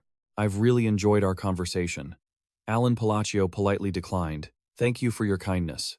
And so, Leanne took her leave, saying, See you later, my lord. However, Alan Palatio still felt a bit of regret. Actually, he needed a few things from the conference tower, so this situation was quite favorable. Just then, Even returned.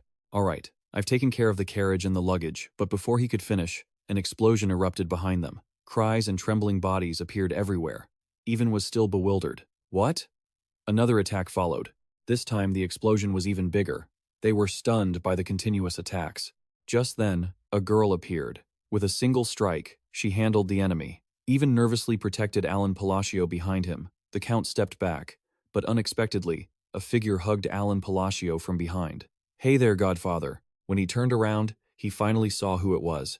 Saelia kept complaining. "Dad, you should have told me you were coming. This place is crawling with nasty thugs."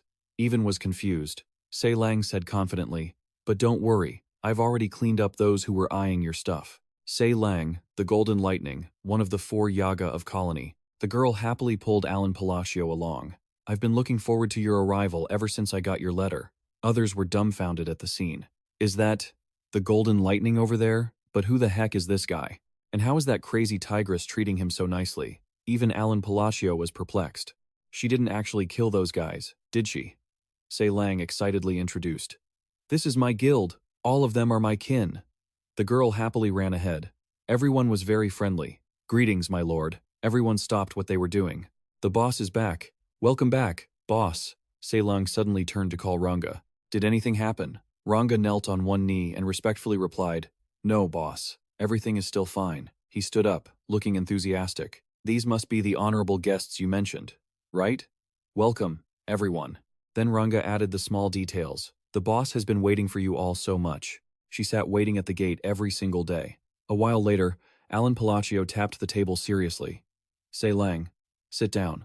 He was already used to this mischievous demeanor. "You seem to take good care of your guild members, being so restless and all." The girl innocently replied, "Because they're family, even though I don't really need the other kids."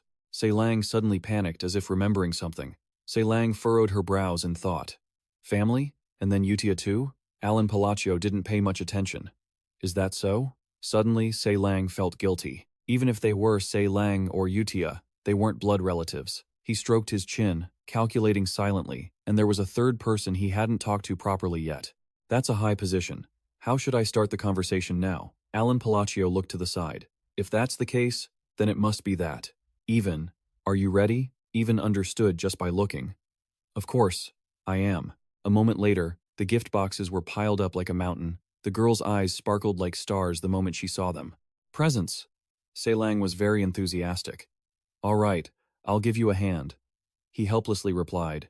"You're agreeing immediately? Did you listen to what I just said?" The girl immediately flipped the script. "Even if we aren't family, it's because it's Saelia, right?" Saelia offered her hand, and the girl found a reasonable excuse. "Thanks to you, we can gather our kind." Alan Palacio's face was expressionless. "Did I just handle the affection bar again?" An info panel appeared. "Essence of the Golden Manned Tribe. When equipped, critical hit rate increases by 20%. If it weren't for the sin of pride, you would not have fallen into being a sinner, but would have become a great king." He marveled inwardly. "It seems there's really something to it, just like the description." Alan Palatio wiped his nose, feeling a bit embarrassed. After all, everyone was willing to help. "I really have done a great job raising my children." Saelia couldn't wait any longer and carried him away. "Saelia, you must be tired from the long journey. Go rest up, let me take you to your room." Not long after, he was granted his freedom. The girl didn't forget to ask, "How was the desert?" "It's just full of sand, so it must be boring, right?" Alan Palatio looked at the person next to him, and even understood and spoke up first. "It was probably a bit worrying on the way back." Saelia asked skeptically, "What do you mean?" He replied frankly, "Because it was so hot, and there were some attacks." Suddenly the girl stopped. "Attacks?" That's when he finally recounted, "We were ambushed by the Blood Sand Bandit gang. I heard that happens a lot with merchant caravans. I really don't want to run into them again." Saelia's lively expression was instantly overshadowed by a murderous aura. Elsewhere, a ragged man was being beaten to a pulp. This was the massive criminal hideout, the lair of the Blood Sand Bandits. Her voice was light, as if she were asking what's for dinner. "Hiding over there, huh?" In the blink of an eye, 2 burly men were subdued by Saelia. The girl tossed them aside forcefully. Saelia's voice was like a whisper. "Hey, you're the leader, right?" San raised his sword, trembling. I am Kamin Kamalan's younger brother. I am being protected by the great Archmage Baba. Do you want to go up against my big brother?" The girl raised her hand gently. "But you guys were the ones who messed with my mentor first. Besides, I don't like being scolded. A thunderous explosion echoed as if it would tear the whole building apart. Over there, Alan Palatio looked bewildered upon hearing the news. The Blood Sand Bandits have been completely wiped out? Sei Lang proudly boasted. If they're gone, we'll never have to see them again. Problem solved. I really am a genius. Just praise me, she thought. What the hell happened overnight like this? The girl jumped into his arms, demanding a reward. I did it all myself. Just praise me, okay? Alan Palatio thought helplessly. The Blood Sand Bandits had hundreds of members, and they were all at the night level. In the game, this was quite a troublesome mission. He coordinated by patting Sei Lang's head. I still know the title of the formidable Baba, but it's even clearer now that this person was destined to become a prideful sinner. A Colosseum stood tall amidst the vast desert.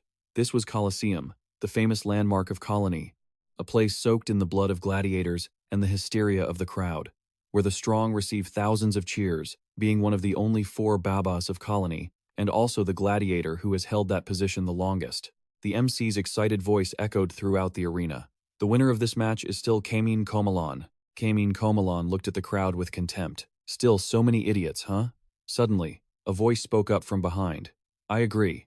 Surprisingly, it was Ranga. Did you really think a few hundred men could defeat a Baba like Yaga?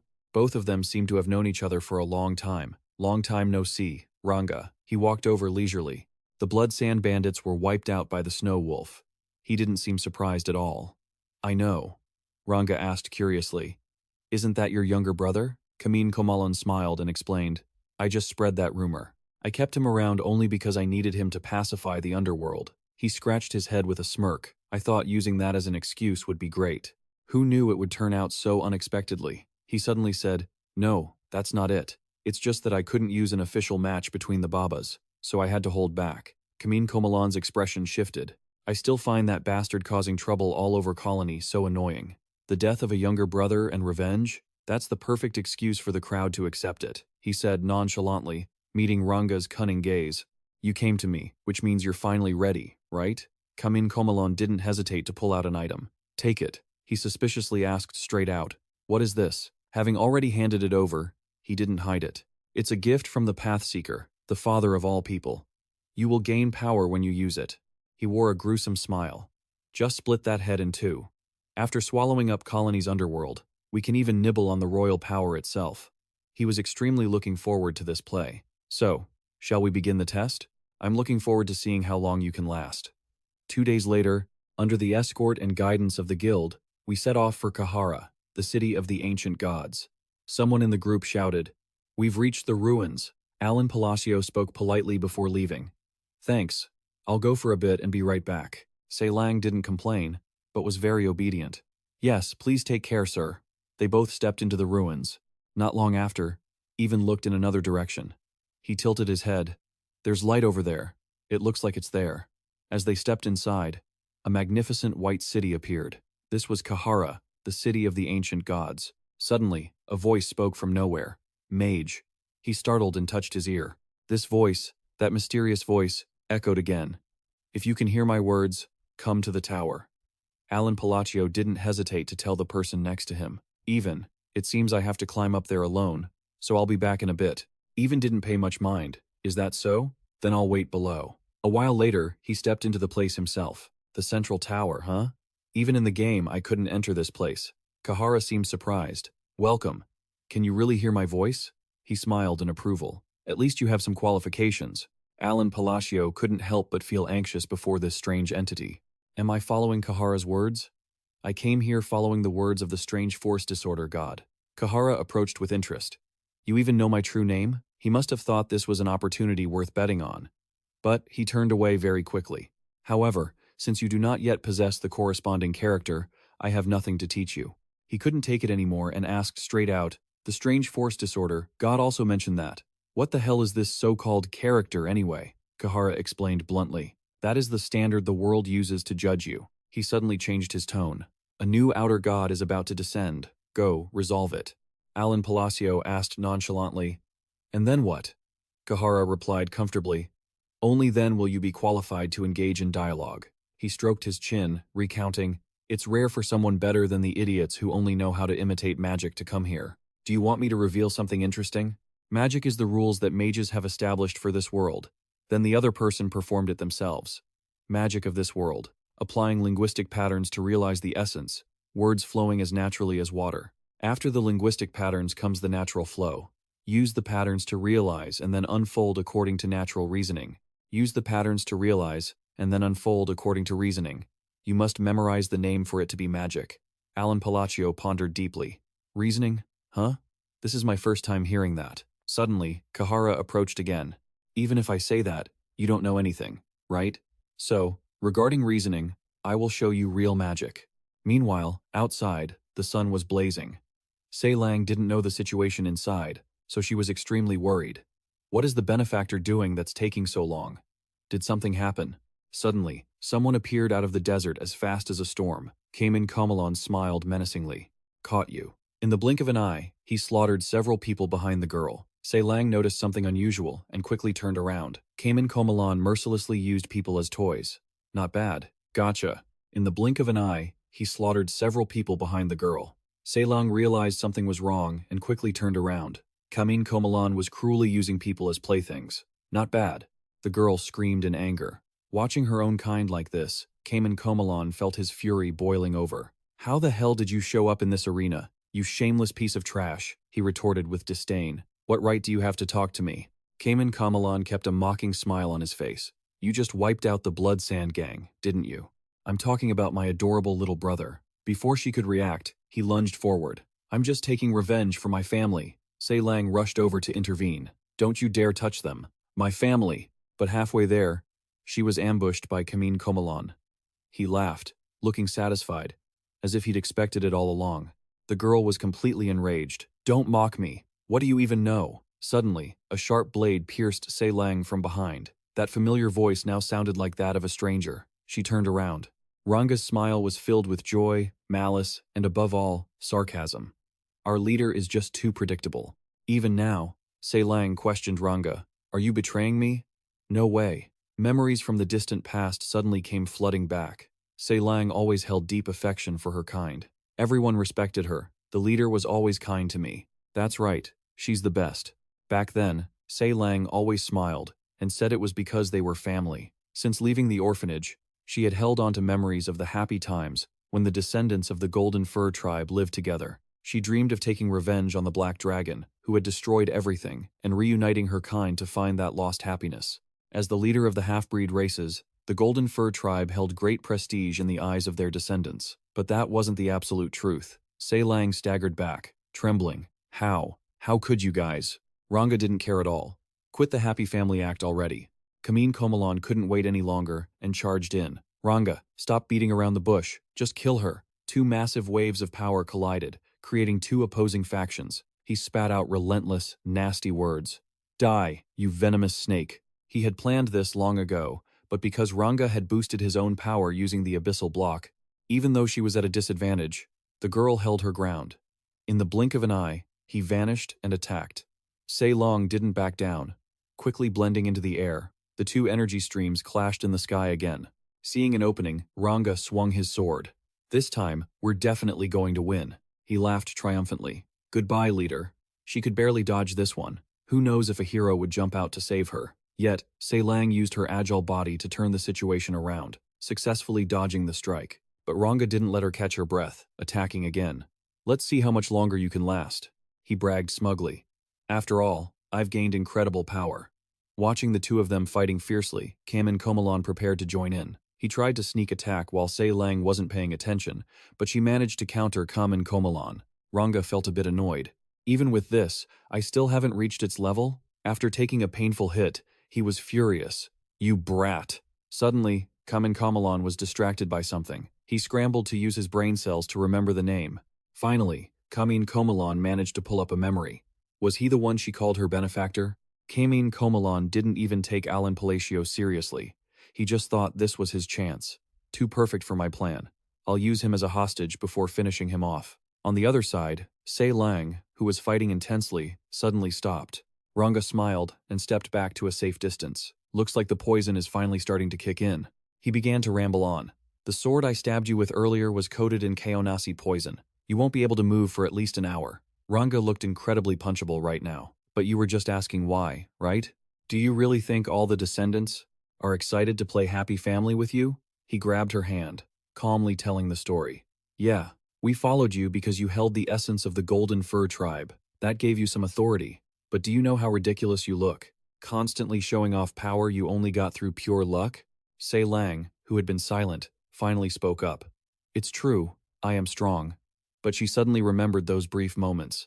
That's right. At first, they followed me because of my strength. But after spending time together, we became a family, just like in the old days. Ranga waved his hand, his tone mocking. What? You still believe in that stupid dream? Just look at how much they hate you. Everyone who had just arrived was someone the girl had loved and protected. Sei Lang felt like she had fallen into a frozen pit, consumed by despair. All of you. Are you traitors too? He watched her pain, and his heart was filled with joy. The essence belongs to whoever truly deserves it. Don't you agree? Thanks for the gift, leader. Suddenly, a massive, unnatural wave of power cut in, silencing everyone. Ranga looked to his side, stunned. He had been taken out in a single blow. Before he could recover, even rushed forward. He delivered a powerful strike toward Ranga. Seeing that power, Ranga was terrified. What the hell is this? It looked as if Count Palatio had two eyes representing two strange powers. He sighed, silently calculating what Ranga's situation was. This black, magical smoke. Did he use an abyssal entity? How is that possible? Abyssal entities appear in the middle of the plot. Does an abyssal entity want to become a god? If it absorbs enough of your power and mine, it will definitely achieve that. What is this thing? It looks like an item used to crank the difficulty up to the max, right? A totally overpowered monster.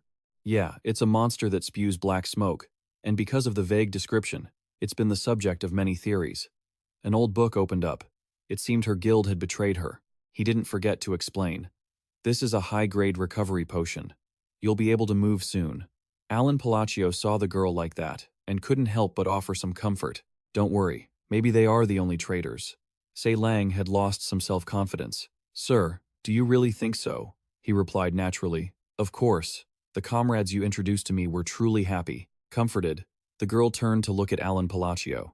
Sei Lang bowed her head, as if struggling with her thoughts. Very quickly, she regained her composure. I understand. Can you hold them off while I chant the spell? She was no longer conflicted, acting very decisively. All right, my family is waiting for me. In the blink of an eye, Sei Lang took care of the traitors. Meanwhile, Count Palatio focused on casting the spell. I can only use magic one more time. He closes his eyes, pouring every ounce of focus into this one technique. Frost, he whispers. Tiny sparks of light emerge, then gradually swell in size, multiplying with every passing second. Kahara once taught Count Palatio that while you need to know a few chants, you also need to understand the logic behind the magic. The chant lets you bend the rules, while logic is the key to mastering them. But after centuries of being forgotten, look at them now butchering this great legacy with such pathetic shortcuts. He silently chants the glory of the frozen peaks in his heart. In a blink, a massive block of ice manifests. But he isn't finished yet. Count Palatio continues. The blind man's death. An ice spear begins to take shape. The Lord's words echo once more. Ice Lance, that's its true name. The one those clowns have long forgotten. He continues the incantation, his voice cold and steady. Mountains of ice form out of thin air, a power that no one can hope to stop. Now, all the jagged shards of ice fuse together into one colossal ice spear. Ranga rushes forward in a panic. Damn it! I have to break that attack. Sei Lang quickly blocks his path. How dare you try to assault my benefactor? Over there, Count Palatio finishes the chant. Ice Lance of 10,000 miles. As the words leave his lips, the ice spear tears through the wind, freezing everything in its path. The girl has given everything to hold him back, making him miss his best chance to dodge. Just as predicted, Ranga is hit. Even though he tried to avoid it, the spear tracked him relentlessly. Ranga is finally struck down. Sei Lang quickly ducks to the side to avoid any unnecessary injury. As soon as she moves, a wall of razor-sharp ice erupts like a mountain range. Even is left stunned by the sight. The magic now dominates the entire expanse, both breathtakingly beautiful and lethal. The moment the ice appeared was the moment everyone lost their chance to fight back. The air is thick with a terrifying chill. Ranga and the traitors are left suffering upon the freezing spikes. Silence falls instantly. No matter how arrogant he was before, faced with absolute power, he can only endure. It's unclear when Ranga woke up, but that hardly matters now. He acts without a thought, like a fool obsessed with combat. I just need to kill you. But Ranga didn't expect Alan Palatio to see it coming. He's still clinging to his delusion. If I can get my hands on the core, I can start over. The sharp dagger is blocked by Alan, shielding Se Lang. Ranga never expected the guy to actually protect the girl in a situation like this. Se Lang is frozen in shock. His benefactor, Alan Palatio, coughs up blood, but his eyes are still burning strangely bright. The girl has had her buttons pushed too many times by him, and she hisses through gritted teeth. You! Se Lang, ignoring her own wounds, delivers a powerful kick. Before long, everything is handled, even asks worriedly, "Are you actually okay?" He trembles, thinking to himself, "I wasn't actually hurt that badly. I only got a light scratch from that knife. The blood I coughed up was just because I drained all my mana." He wipes the blood from his lips. "It's definitely powerful, but I didn't think it would drain me enough to cause internal injuries like this." As Kamin Komalon approaches, he says, "You know what? Sucho told me that father thinks you're a thorn in his side. He lets him help him up. What is that all about?"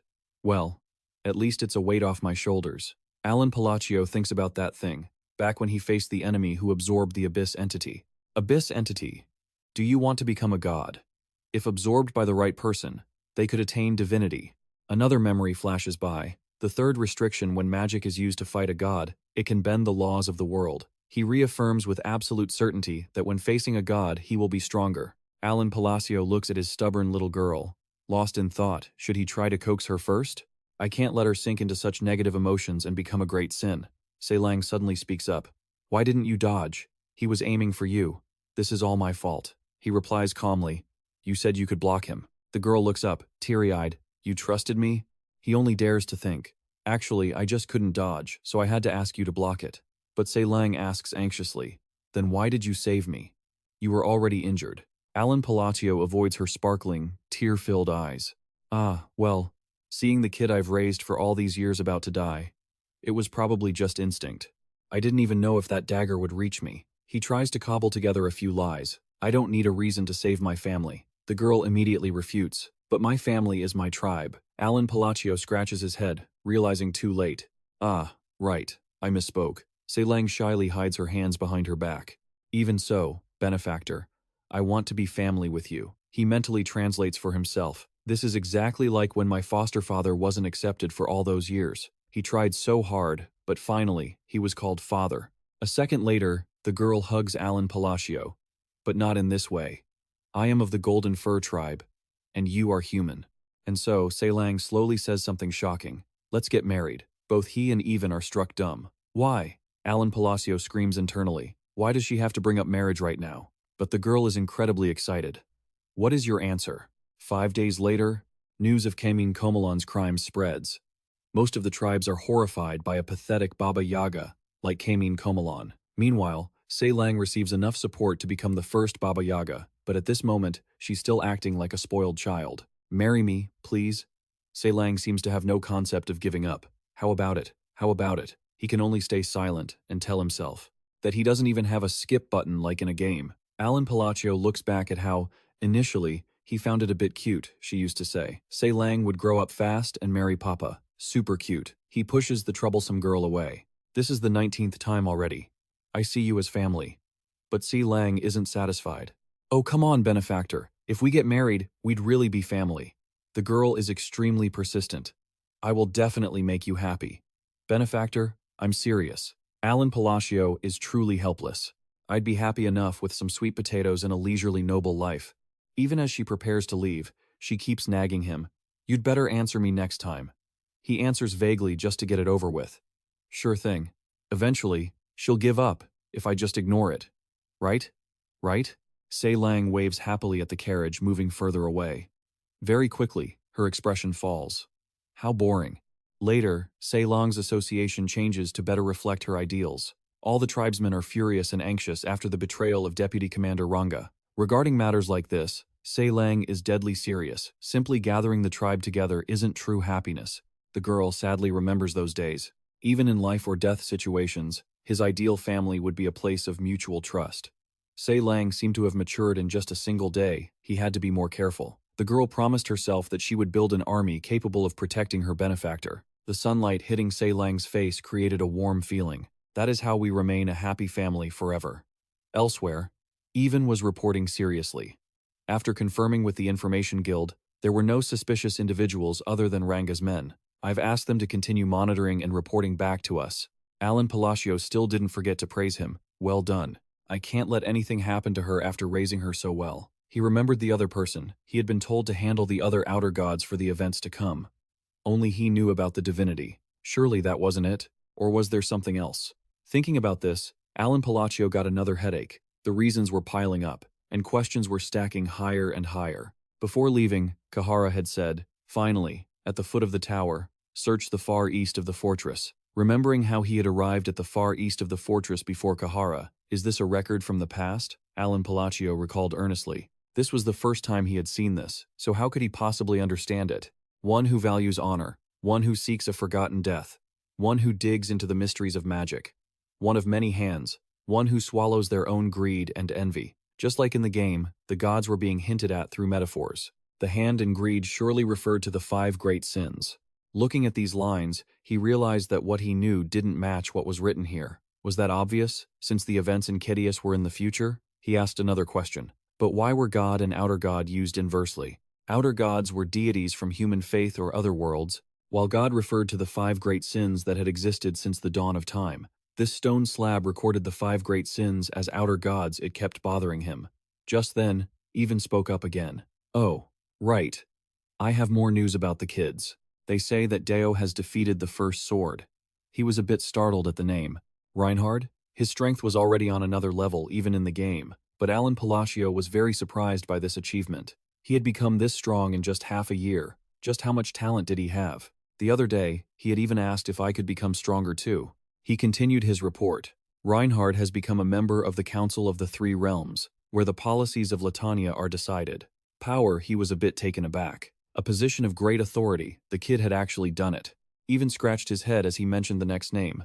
As for Radon, I heard he has united the 5 archipelagos and become the Pirate King. They said he had a bounty of millions in gold, just like the first Pirate King. Alan Palatio wiped his sweat, imagining him going from a level 999 Somalia pirate to a Somalia Pirate King. He didn't even let him process that before adding, "And as for Utia." On the other side, Seilong was happily bragging, "I'm going to marry the Great Moon." All 3 of them were stunned by that sentence. They all had the same thought. Was she trying to declare war on the final boss? Utia went into a direct rage. What was that? She tried to restrain herself. Seilong is really exaggerating. I see. He is a great man, so of course you'd develop feelings for him. But the girl didn't understand. That's right. I will marry him. I'm sure I'll be a wonderful wife. Looking at Dio, it was obvious she was trying to hold it in. Radon had the same thought, trying his best to control his temper. Rai shared the same opinion. She was holding back too. Utia still tried to advise her. However, Seilong, that's impossible. We are. Seilong stroked her chin and said, "But even if we are far away, we can still get married, right?" The next second, she couldn't hold it anymore, and snapped. "As his servants, we cannot stand as equals beside him. You understand that, don't you?" The girl, though scared, tried to argue back. But what the Great Moon thinks is what matters most, right? Utia didn't want to yield either. "Do you think he would choose you?" Seilong proudly boasted. "He told me I wasn't bad either." At that moment, the girl had asked, "Benefactor, do you truly, truly hate me?" Alan Palatio didn't dare to be blunt, and just replied vaguely, "That's not it." Hearing that, she was startled. "What?" At this point, Deo spoke up too. "What happened, Seilong?" After a while of recounting, the girl finished her story, and that was everything that had happened. He nodded in understanding. "I see. This reminds me of the majesty I witnessed half a year ago." His calm demeanor, as if he had walked through hell countless times. Seilong listened, excited. "Right? You think the same, don't you?" Deo clenched his fists. He really couldn't recognize that the person from back then and now were the same. That's true. However, I failed to gauge his strength, and I even doubted him after sensing the enemy's magic. But he even reassured me. A man who had fallen into doubt. He is the most admirable man. And now I've made up my mind. I must become stronger, so that after avenging that black entity, I can become his sword. The girl agreed wholeheartedly. Yes, I completely understand." Before long, 2 hours had passed, and he blushed and changed the subject. "We've been talking for quite a while. Utia had lost patience and said directly, in any case, you cannot marry him." Seilong didn't back down immediately. "Yes, I can. She wouldn't yield either. No, you can't, the girl argued back. Utia remained stubborn. No, actually, Saelang isn't much better. The minutes of the semi-annual meeting of the Blue Moon Radan rubbed his face, veins popping, utterly exhausted. Ra could only take notes in desperation. First, do not ask Dio anything related to the Great Moon. He still raised his hand to speak. But I haven't finished speaking yet. Second, regarding Utia, if it involves the Great Moon, she will absolutely refuse. No is no. She will act just like a child. He complained wearily. I don't understand any of this. Elsewhere, in the back alley of the capital of the Kingdom of Saelia, a deep voice echoed. So you mean we should form an alliance? Finboy wasn't satisfied with this idea. To take down the Fache, all those lunatics? But then he changed his mind. Their presence was a concern for both sides. So, I agree. Do you have a plan yet? The leader of the noble faction, Marquess Rimgrave, raised his wineglass. We're going to drag the Holy Kingdom of Rosario into this, and use the reform letter. The leader of the royalist faction, Duke Rimgrave. As the center of the religion, the Holy Kingdom of Rosario can send this letter across borders to anyone suspected of heresy. To get it sent, we need the support of several cardinals. This gives the letter massive authority. Finboy is going to love this move. It's the perfect excuse. As for your request, he didn't hold back much. They said we need at least 2 cardinals to agree, so I demanded half the bribe money up front. Both sides reached an agreement and toasted to it. Well, I suppose I have to return the favor accordingly. The person next to me was satisfied too. I've already finished discussing it with those cardinals, so it won't take long. Let's leave the rest to them and just raise a glass to celebrate. Elsewhere, Sergius sat alone in a vast, empty space. He suddenly smiled and said to someone, even though there are 8 people under the Saintess and the Pope, we've been so busy that I believe this is only our second time meeting. Sergius stood up and turned around. Still, it's an honor to meet you. The cardinal, his counterpart, greeted him cooperatively. Indeed, Cardinal Sergius replied, not hiding his agenda in the slightest. Let me get straight to the point. I want you to lend me your authority to send a reform letter to Count Palatio. I believe this is an offer you won't want to refuse. Sergius seemed to know what she was thinking. Don't be afraid. I can easily fabricate an excuse for his heresy. He is that kind of person, after all. He lowered his voice as if asking for an opinion. So, what do you think, Cardinal Utia? Utia offered a gentle yet seductive smile. A reform letter to bury Count Alan Palatio. And you want to use my name? Sergius explained earnestly. For this case, we'll focus on the suspicious death of Cardinal Vian. I'm sure someone in your position will understand. He didn't forget to calculate his gains. This way, he could pocket the entire bribe. Sergius happily thought about hot girls. The gates of heaven were opening before his eyes. Suddenly, he was struck by a powerful force, her anger causing killing intent to flood the room. You're threatening me? Utia's expression could only be described as terrifying. You want to kill the man I worship? A piercing scream echoed from inside the shrine, but the knights outside were still yawning, seemingly deaf to the sound. No matter how loud the screaming grew, it wouldn't change the reality. She raised a finger and calmly said, "Go ahead and scream." With a flick of her hand, a dark, gloomy aura enveloped everything. No one was coming to save him. Sergius, in agony, could only beg, "Please, just kill me." Utia didn't relent. "I've told you a dozen times, I can't do that." His body felt like it was being twisted apart as pain crashed into his brain like a tidal wave. "No," Sergius whimpered, clasping his hands in prayer. "Please, no more." He was in so much pain he no longer cared about his life. "I beg you, please, just take my life." Utia spoke softly, as if offering the other party a chance. "I won't do that. There is something you must do for me." But a second later, she tore through her own lie. "Actually, never mind, you dared to plot against him." The piercing scream rang out once more. "You must be punished." Utia turned away, not forgetting to add, "Repent, so that you might be forgiven." Elsewhere, Sir, preparations are almost complete. A month after returning from the desert, Alan Palatio nodded, exhausted. "Got it. I have to start preparing to leave for the magic conference." Even though he didn't want to, he understood that as the leader, he had to go, though he still needed to investigate the abyss entities and the outer gods. Good grief, I really don't want to go. But Alan Palatio lifted the object in his hand. It was exactly what he had been thinking about. Even asked suspiciously, "You're still keeping that letter?